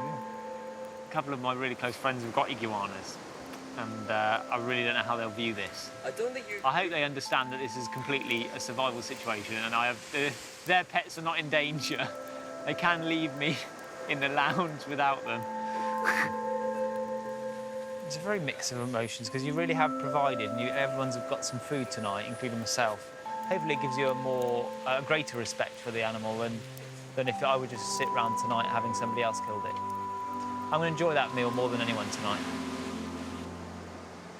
I've seen it myself so often, you know, the quiet, humble individual who the group maybe initially discount, but suddenly they can become the man of the hour just in one heroic moment. And these brave people earn respect through their deeds. They don't earn it through, you know, bluster. And really, that's what British courage is.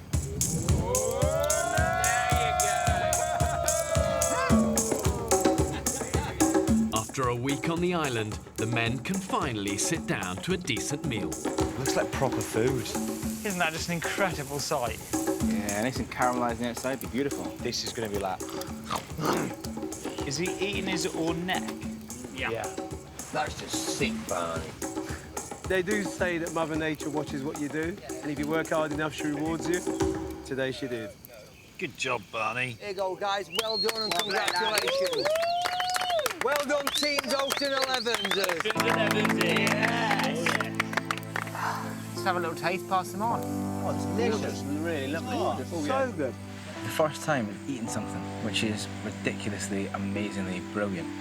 Oh, that's like a good piece, Barney. Yes, it is, mate. Oh, yeah, Barney boy. There's more meat on this than I thought. Tell us. Hey. Oh, yeah. 11 of us sitting around like cavemen, just gnawing and slurping and chewing and staring into the flames. Great. Grr. You've now literally cut his face in two. There you Yes. Feeling increasingly manly as the day goes on. See what it brings the group. It all feels worthwhile. No complaints with this at all. Yeah, great. I think head might be my favourite bit. With food in their stomachs, the men's thoughts turn to Andy's unoccupied bed, which is now up for grabs. No wanky in the individual bed, please. Okay, I've completely misunderstood what it's for. Does anyone not want out here? Dude, after the third night. Every morning. I woke up prouder than a honeymooner, though. Seriously, you could want like a single man A-frame. Come see me in the morning. Buzzing tonight. Buzzing. It felt like a bunch of 11 mates sat around the campfire on a wee holiday, eating great food. The Fantastic 14 is now the Excellent 11. I'm under no illusions that shit times will come, but in the meantime, I'm going to embrace the good, and the good, it's right now. Help! Becky! Next time on the Women's Island.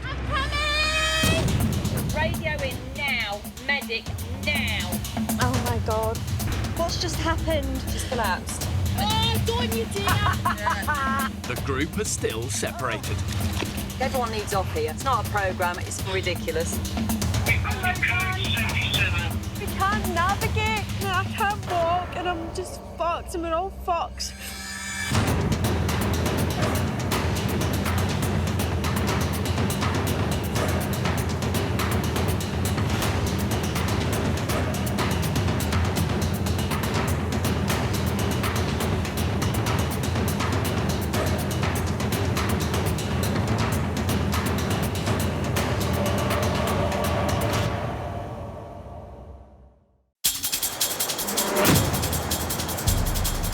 Two uninhabited Pacific islands. More than 5,000 miles from the UK. One will be inhabited by 14 British men, while a separate island will be home to 14 British women. For 6 weeks, they will be utterly alone. With only the clothes they stand up in and a handful of basic tools and fishing equipment. How many fishing lines have you hooked up before, Phil? None. Filming everything themselves. When pushed to the limits of human endurance. Will it be brute power 1, 2, 3. or mental strength that wins the day? Who will have what it takes to stay alive? Tonight, we follow the men's island. You dick us every single time. It's little old me. So unfortunately, I don't trust you. Survival will be harder than ever. They'll have to endure the height of the harsh tropical storm season. It's the death trap round here. They'll have to find their own water and hunt for their own food. You bastard! Took the hook and the lot. Have these modern-day men got what it takes to survive? Holy shit!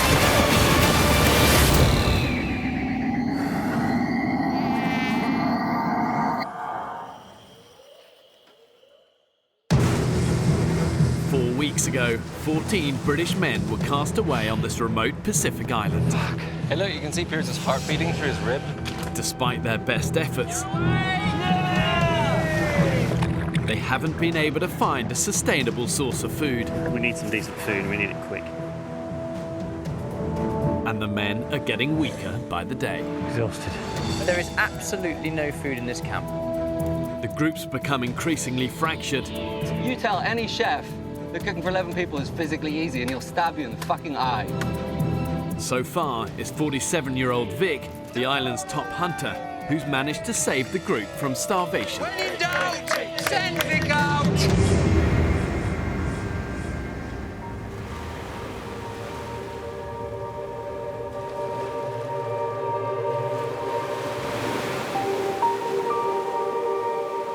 If I laid back a little bit further into the sun, it would feel like I was on holiday. Apart from the fact that later on I'm going to have to walk half a mile for water, fish until we can eat, and chop a load of firewood. Potentially the shittest holiday anyone will ever go on.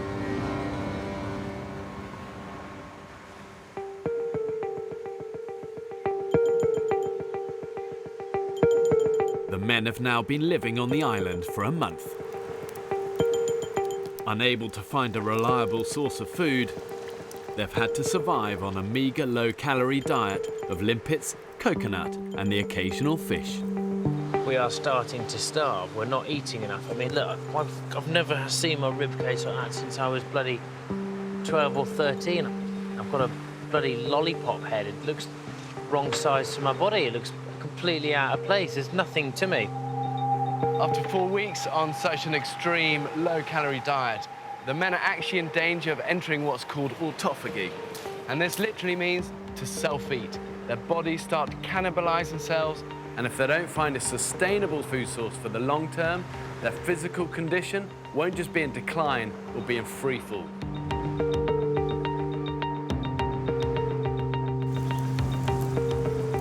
So starting with Charlie, what are you doing? Camp building. Phil? I'm doing water and wood and then chipping in for whatever needs doing. Good man. For the exhausted men, the morning meeting has become a vital way of sharing out their daily chores.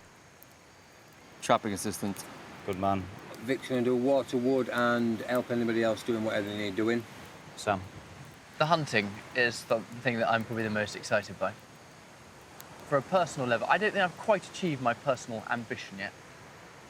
My personal ambition would be to catch a vulture or something like that. It's a lot of effort to do, isn't it? So will you be doing wood then? Well, when I get back, I can do wood, but... You've got a master skill at avoiding that wood job, haven't you?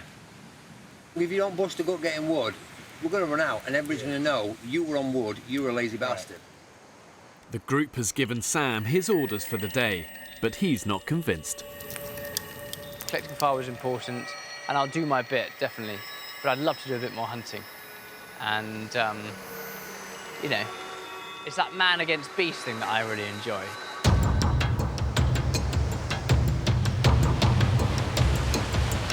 Yeah, this is not dangerous. With around 30 litres of water and up to 50 kilos of firewood to collect, the men have a gruelling morning ahead of them. This wood is ridiculous. Go on, man. Look at this. Go on, man. Go on. What's wrong?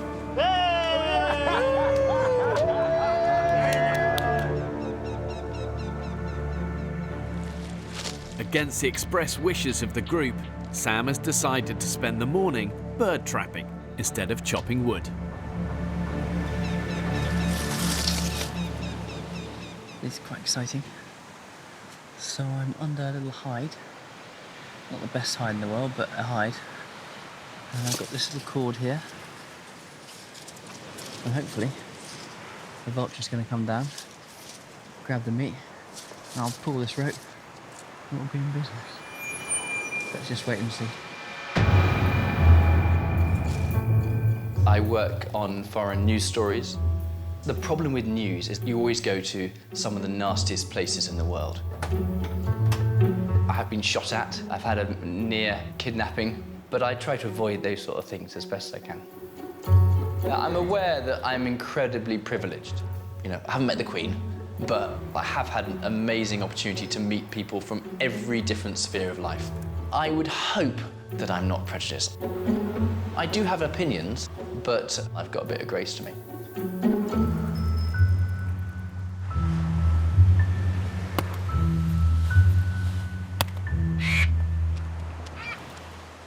Dad, I'm hiding for a vulture. And you're slightly spoiling it. Where are you? I'm hiding here, ready for a vulture. Oh, for fuck's sake. The whole point of the morning meeting is to dedicate tasks. If he's got a task, he needs to complete the task before he moves on to something else. Softly's not working anymore, so we just need to be a bit more firm with people, I think. Sam, we need to stick to our tasks, otherwise we're not going to get shit done. It's like nearly 11 o'clock and you haven't done any wood today. I'm heading there now, and it's going coconut for the... I'm doing trap as well. But you're not doing traps, we're doing traps. You're not doing traps, are you? You just concentrate on what you're supposed to be doing. If you've got a task, stick to it, complete it, finish it. Right. Good. I don't know. Bloke talk's a good, nice, posh game, but failing to deliver in my book, and an island where manual graft is king. We all have to work and sweat. And up to now, we ain't done jack shit.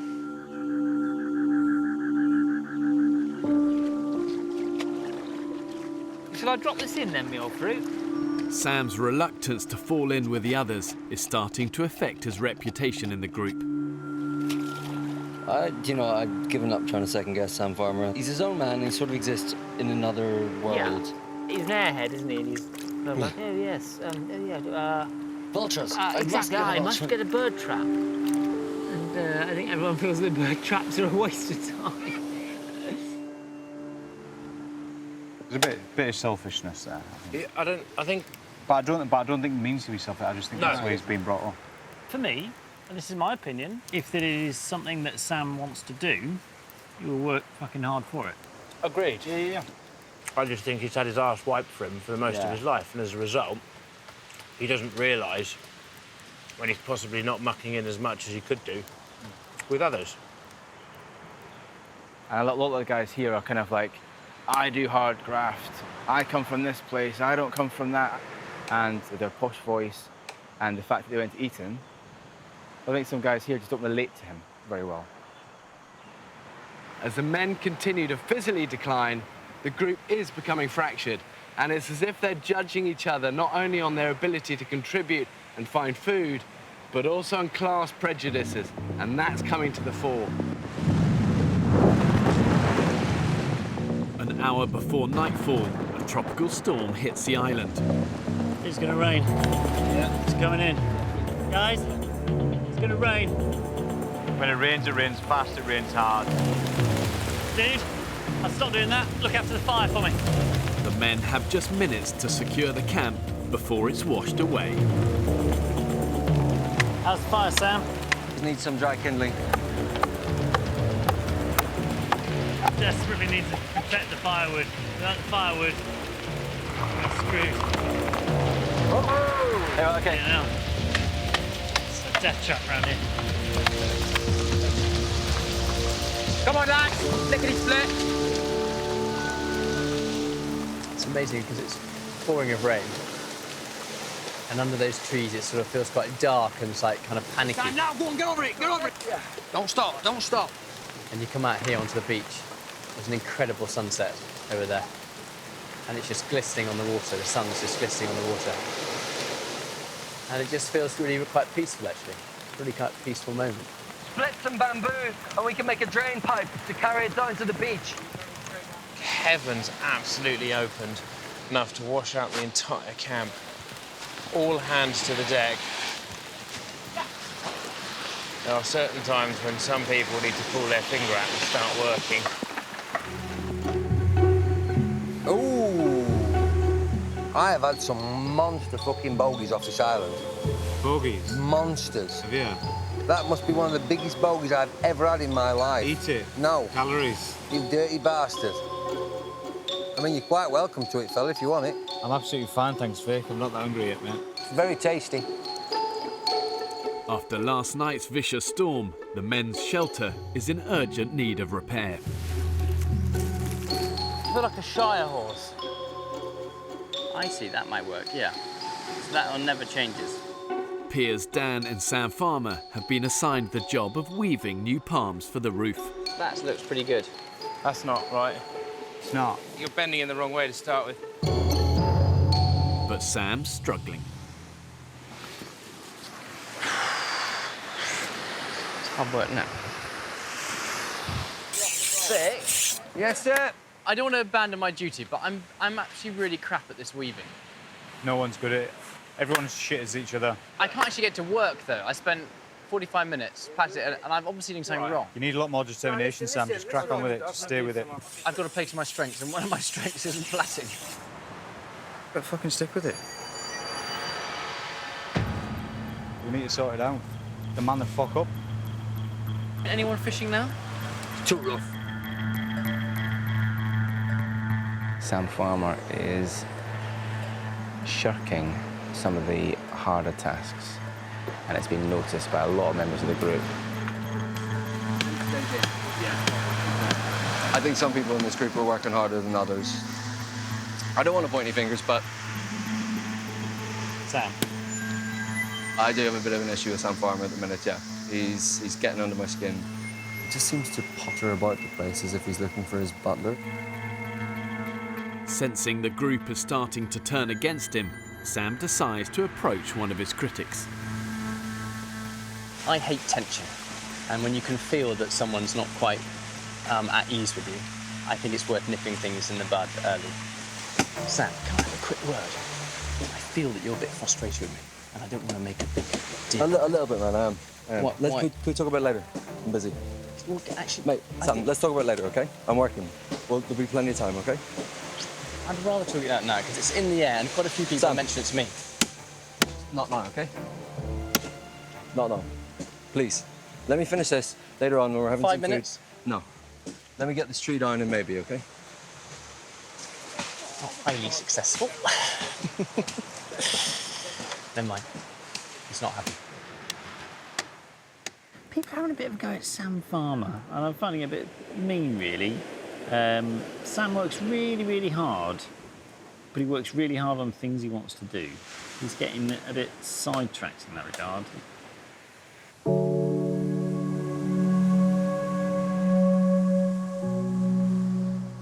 Determined to stop the rift between Sam and the group getting any worse, Will takes him aside for a chat.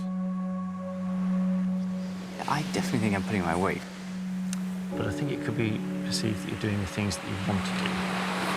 I honestly don't mind what I do. I know, exactly, and I know that. I can see that. But if you're doing it on your own and no one's noticing, Then it doesn't get it. it doesn't get any kudos to it. How bad is the gossip, do you think? Quite bad. Yeah. If we're honest, everyone's... it's, yeah, I mean, that's why we're having this conversation, to be honest. Thanks, Will. Thanks very much. The last few days have been quite frustrating. Quite a bit of kind of gossip, you know, what's Sam up to or what's he doing? And And it's really hard. It's really frustrating because I really believe, I genuinely believe that I'm working as hard as anyone else, and I'm giving my all, and I'm putting my back into this.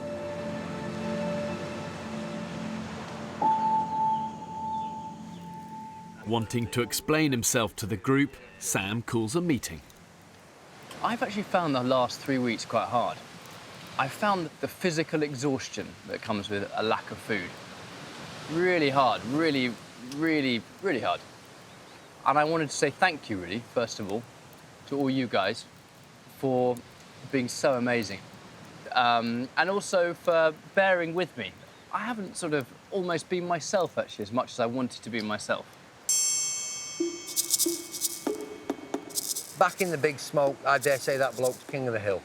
No two ways about it, how he talks, walks and conducts himself. The great mind's fantastic, but we don't need great minds here. We're cavemen. We need your sweat, blood and guts. And if you're not, then it stands out like a blind cobbler's thumb, doesn't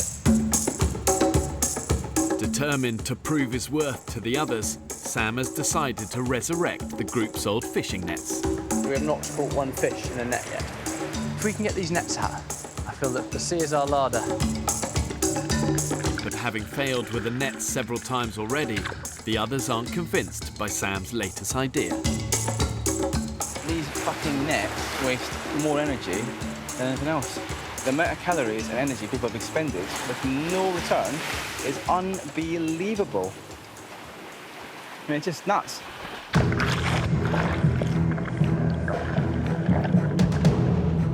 With heavy weights and floats to get into position, Sam's enlisted the help of Barney to set the nets.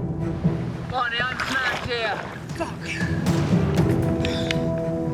Because there are a lot of rocks around here.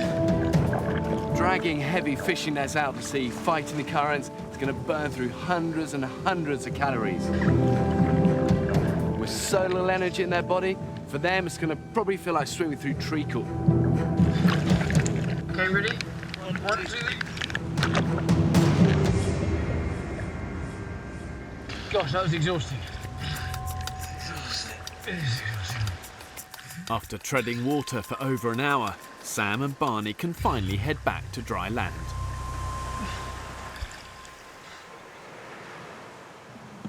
How you going, lads? Where you got, chaps? Absolutely. It was absolutely just shattering. We really, really need to have 5 minutes or 10 minutes lie down. Hip, dip, do. I've caught some fish for you. There he is. The island's top fisherman, Vic, is returning to camp after another successful outing with his line and pole. More! Oh, god damn, boys. We've got 3 in a puffer. I have. Oh my god. You hero. Yorkshire, born and bred, kid. Man's a hero. Back.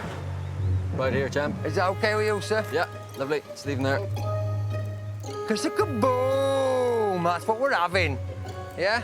Can I take these horrible fish off my exceptionally good fishing pole? Yeah, stick him on that. Thank you. Oh, dear me. Isn't it nice feeling, eh? To know you're going to actually feel some food in your belly. How's the old nets good, Tiger?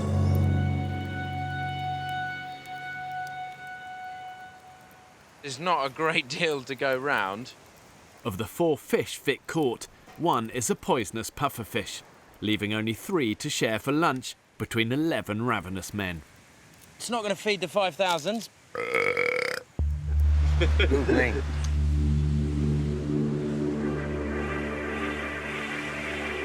Sam is convinced his nets are the group's best chance of breaking the famine. But he can't man them alone. I actually came out here to grab Barney for the nets. There's wood to be got, and it's not fair to leave 2 or 3 lads doing it. But I thought it was a 20-minute job. What, the wood? Shit! What made you think that? Have you done a full day on wood yet? No, I haven't. That's why you think it's a 20-minute job. And you know what I think you've done? I think you have rolled them nets up out there and just go for a swim every day. Listen, this is what'll happen, right? When we get back and we forgot about all this shit, people will say to me, what did you do? And I'll say, every day I sweated as hard as I could and I was as helpful as I could. And they'll say to Sam, what did you do? He said, it was a nightmare. I had to swim every day for some fish that were never there. My heart bleeds for you, Sam. Yeah, mine Absolutely too. bleeds. You wait till we get that haul of 10 stingray. No problem. You'll be patting me on the back. But it shows you the north-south divide, doesn't it? Us dumbass Yorkshiremen will graft till we bleed. And you brains down south will work every inch of blood out of us. Joking. And you'll smile when you do it. There you go. Yeah, go for it, Sam. Out. Finish Go that on, baby I'll off. film you, you do Yeah, it. I'd love to. Man's not got a day's graft in him. Not a freaking day's graft in him. I shouldn't be hard on the bloke, because if you've never done it, if you're ass wiped all your life, then so be it, you have. Yeah. I think Vic has made a judgment about me that, you know, life's been incredibly easy. And life has been easy in one sense. I've had, you know, an incredible upbringing. I have no embarrassment about the background I've come from, or the family I have, or the school I went to, or the places I've been. They are a huge blessing.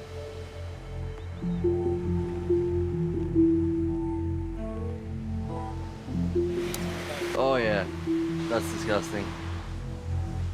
After just a few mouthfuls of fish for lunch, tonight's dinner is looking even more bleak.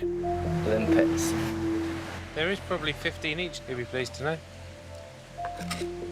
And you'll all fucking eat your 15 as well. It's fucking horrible.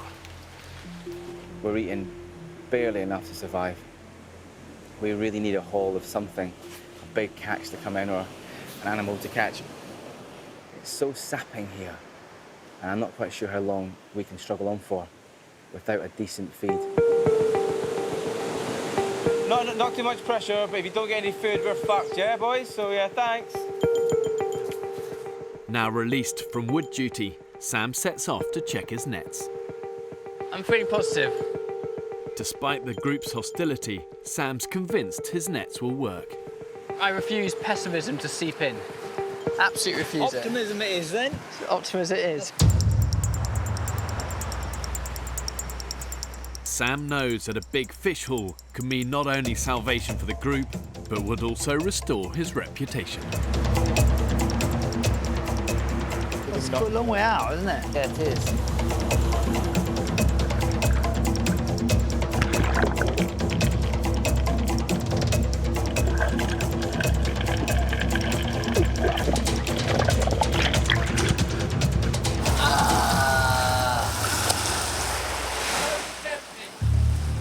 Nothing. Oh, it's just what I don't want to hear. It's just so depressing. It's just done so much work. Oh. Very predictable. It's a waste of energy, time, fuel, everything. Stop fanning around and start doing something worthwhile. Morning. And what a beautiful morning it is. After a month on the island, the exhausted men are doing their best to share the most arduous daily chores between them. Each walking to the kitchen to get a pint of water. Almost there. But yesterday, Sam angered the group by prioritising his fishing nets over firewood. Sam checked the nets, which brought absolutely diddly squat, I'm afraid to say. A big fat nothing. So there's a bit of tension between the rest of us. Pretty good.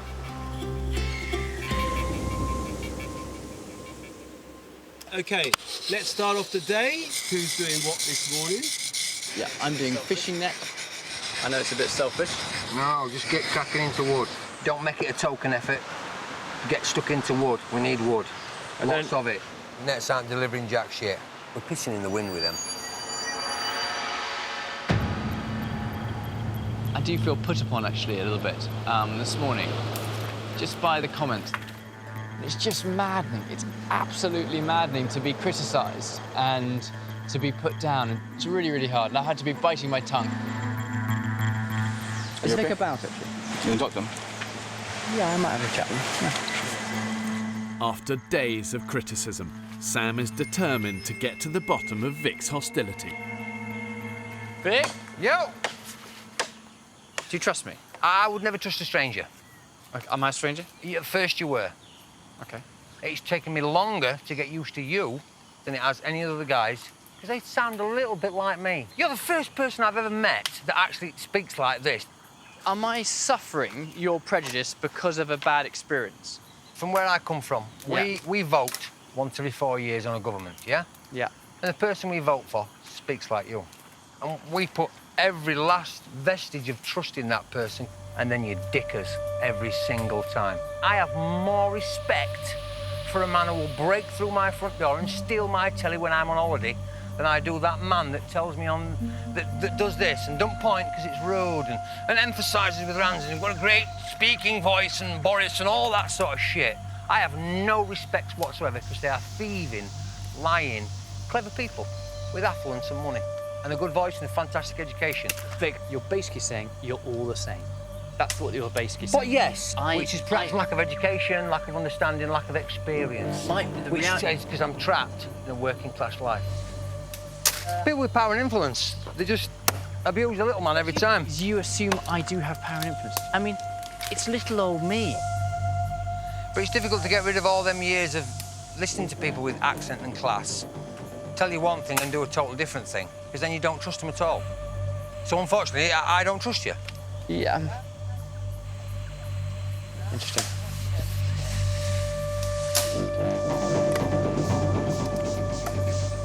It was hard to hear. I hate conflict. I have a choice, either just to try and ignore it, or I can try and embrace it and show him that actually I'm very different from those that have put him down in the past. And my hope is that he will see me by the end of this experiment. He will see me as a person who's on his side. For centuries, the British have been totally class-driven, almost class-obsessed. And it's like a pathological disorder where people get fixated on where they feel they stand in that pecking order. Are they lower, middle, or upper classes? But if the men are going to survive here, they've got to put aside those prejudices and work as a team.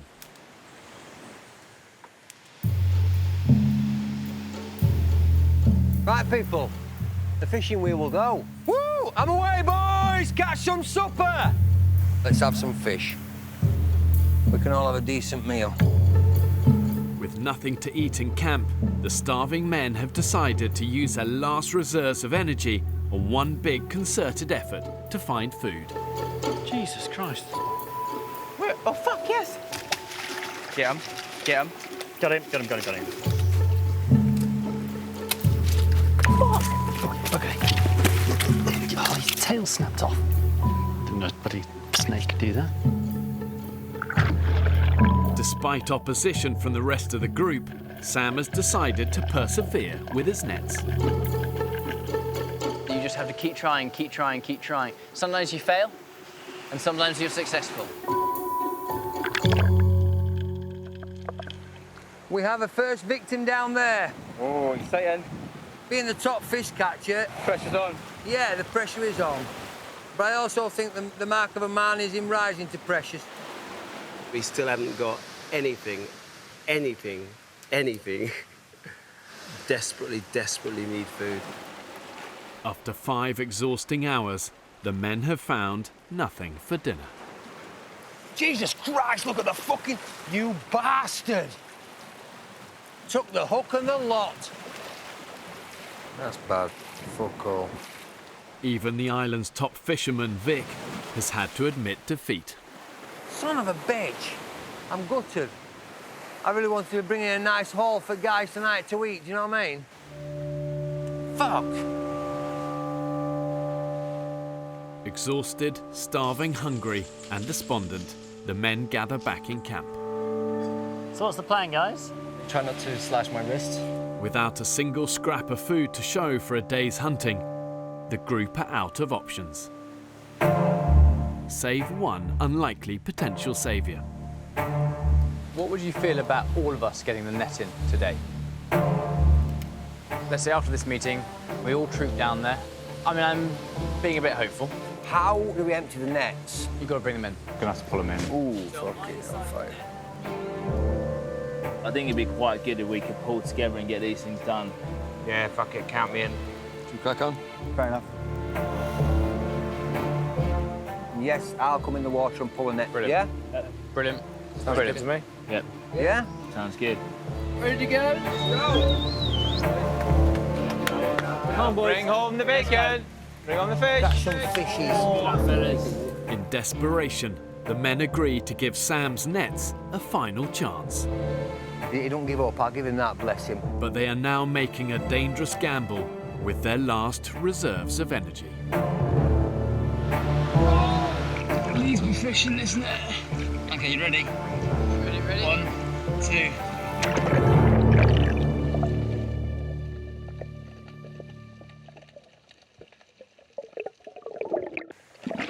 Yes! Nowhere! There's a lot of whooping coming from those nets, people. Woo! Where are you going, lad? Fuck me. How many do you think you've got, Sam? I don't know. One here. Jesus Christ. I'm one of the hardest things I've ever done. There's the first one, boys. Oh, yeah. Yeah? Oh, there's the second one, boys. And the third, fourth, fifth, sixth, seventh.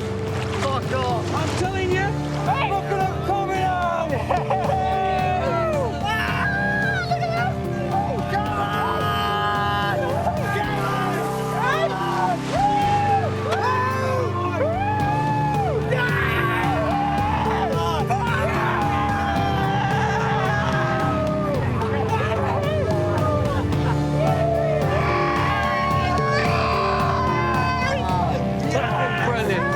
Good old someone.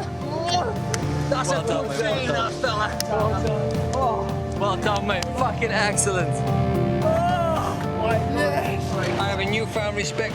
I really do. That is brilliant. That was the hardest thing I've done in a long time. A big fishy hook for the old man of the fish. Get in there, boys. Get in there. Thank you, Vic. Thank you. Very kind. Finally, the nets come good. And that's all Sam Farmer's doing. He's been working tirelessly to get that. I think that Sam's going to be kind of accepted as more a part of the team now. Share love. That looks heavy. Okay, guys. The first fish. Yes. Second. Hello. Good sight. Third. Oh. All I wanted was just a fish. One fish. How many fishes have we got? 20!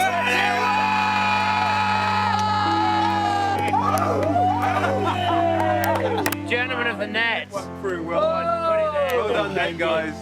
21 little fishies for the dishes. Dinner's ready, boys! Nice. It just goes to show the reality is, in a survival situation, it's the ultimate systematic leveler. There's only one class that matters, survival class. Sam's determination's been amazing with them nets. I'm really happy that you can see that. Yes, I couldn't. I won't deny it, I couldn't see it at all. I just thought, well, you're a big city fanny. But the big city fanny's done good. Sam Farmer, my hat comes off to you, sir.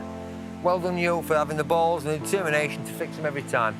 Because that certainly weren't my cup of tea. At all. Well done him. Thank you.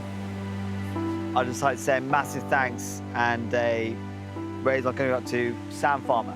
Sam Farmer! Well done, big fella. Founder of the Fishy Feast. Here, here. Here, here. Long may it last, fella.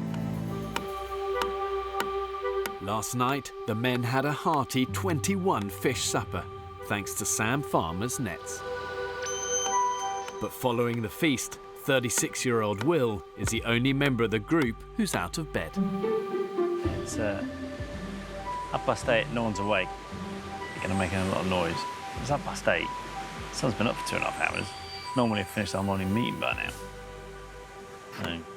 Will's worried the men aren't making the most of the energy they got from last night's meal. I take it we're all going up. Morning.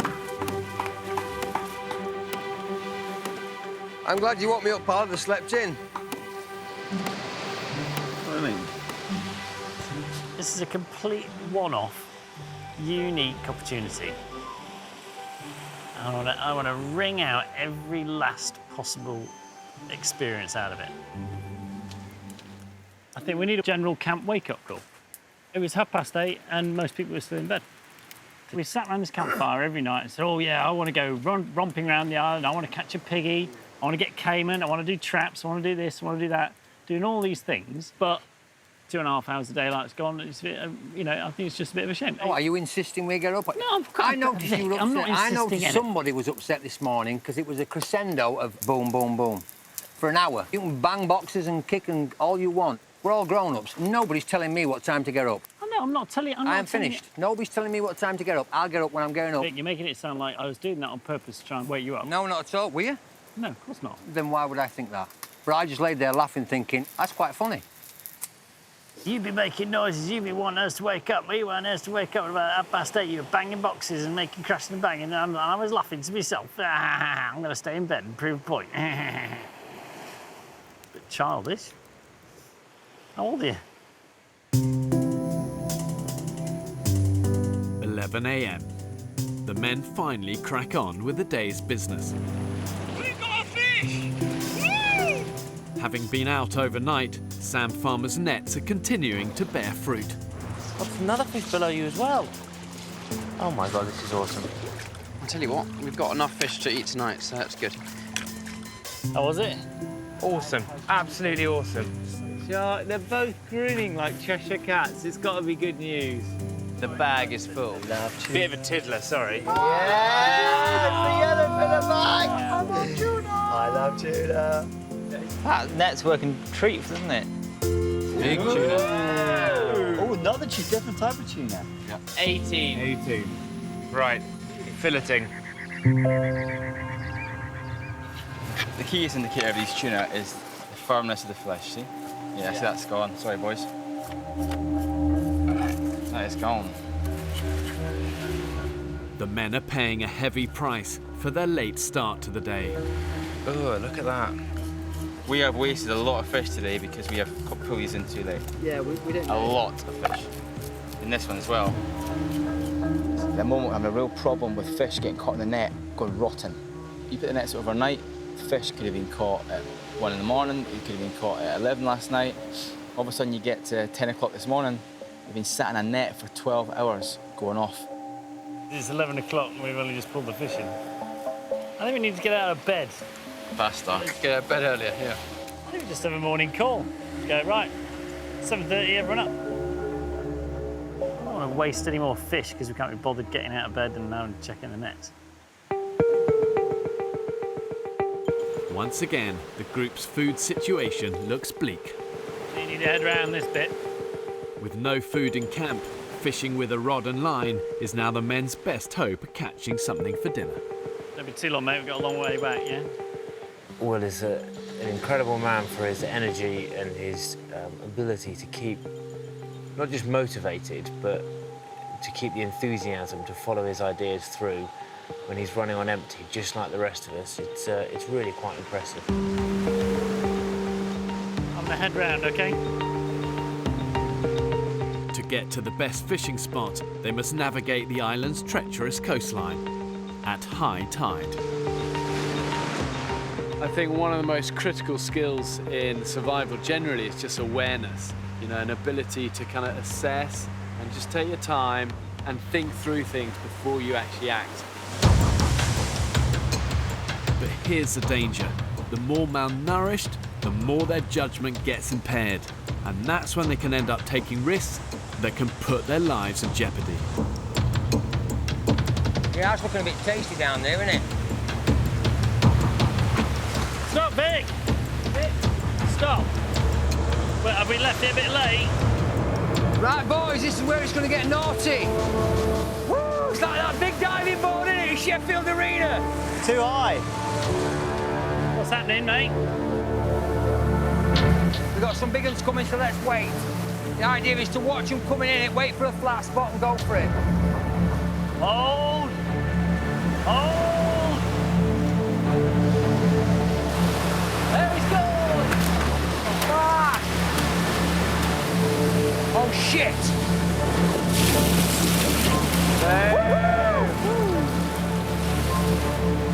Right, step, and, yeah? Well done. Piers. Now, Piers, push off. Push off, push off, push off. Hand. There we go. Bingo, fella. Woo, big Will. Well, if I were you, I'd come a bit further along. Camera. I can go all the way around. There's no hope. There's no hope. You can't get all the way around. Wrong incline. Vic, I'll not be able to make this with the camera. That's okay. I'm just ready So for you I'm gonna coming along. Go across, yeah? Steady away. That's fine. Easy to do that. Yep. Fucking Jesus. Be careful. Turn round, face the rock.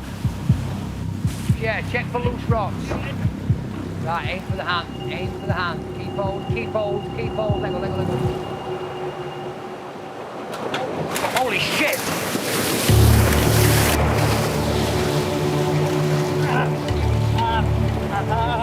You okay? You okay? Okay, okay, just come on. Get the fucking camera off! I'm trying. Fucking camera off. Stay still. Stay still. Are you okay? Give me. Let's get off the danger area and then assess the casualty, yeah? Okay, that's nasty. Will is losing blood and is in a state of shock. Let's move on before we get stuck again, okay? Yep. Dr. Piers needs to get him back to camp urgently so he can examine the injury properly. Son of a bitch. I tell you what, that was a massive fall. Totally unexpected. To see that cut was pretty scary. Okay, well. Well, dude. It's actually quite serious. Yeah, nice. Oh shit. Dr. Piers can finally make a proper assessment. What is that you can see underneath it? Is that muscle or is that bone? I think he's severed one of his tendons. It's bad. I mean, I wouldn't be happy just to patch that up here. That needs a surgical exploration in an operating theatre.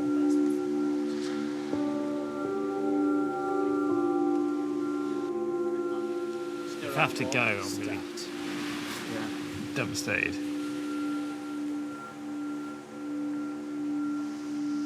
And at the end of the day, Will, remember you're right-handed. It's your livelihood. And we've got to be sensible and realistic. Fuck. Not good at all, this. Okay, guys.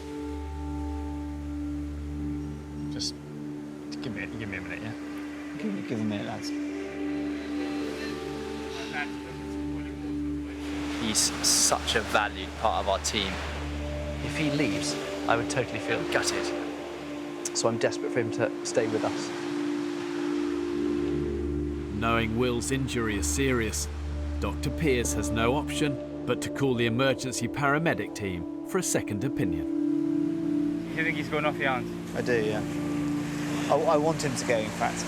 It's something that can't be dealt with on the island, okay? You need a surgeon that's trained, you need a sterile operating theatre. It's a real no-brainer.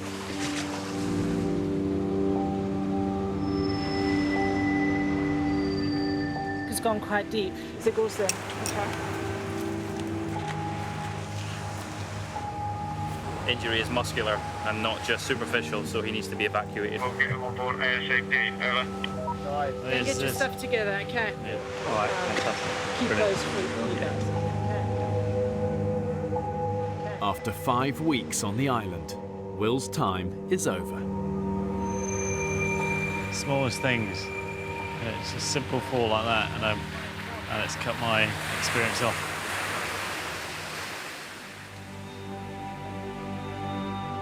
Oh mate, I'm so fucking sorry.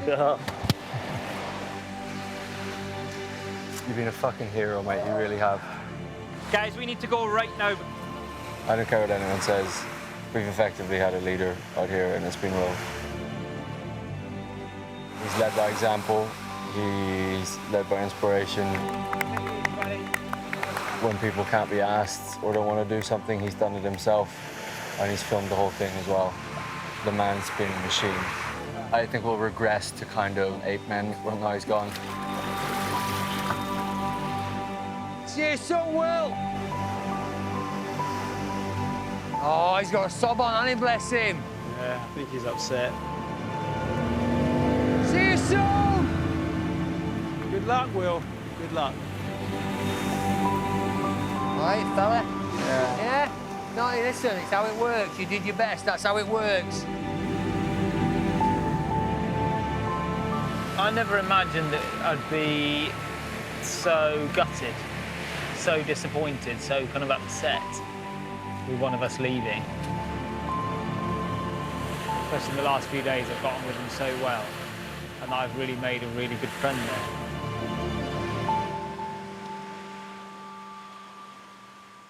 Next time on the final instalment of The Women's Island. No supper for us tonight.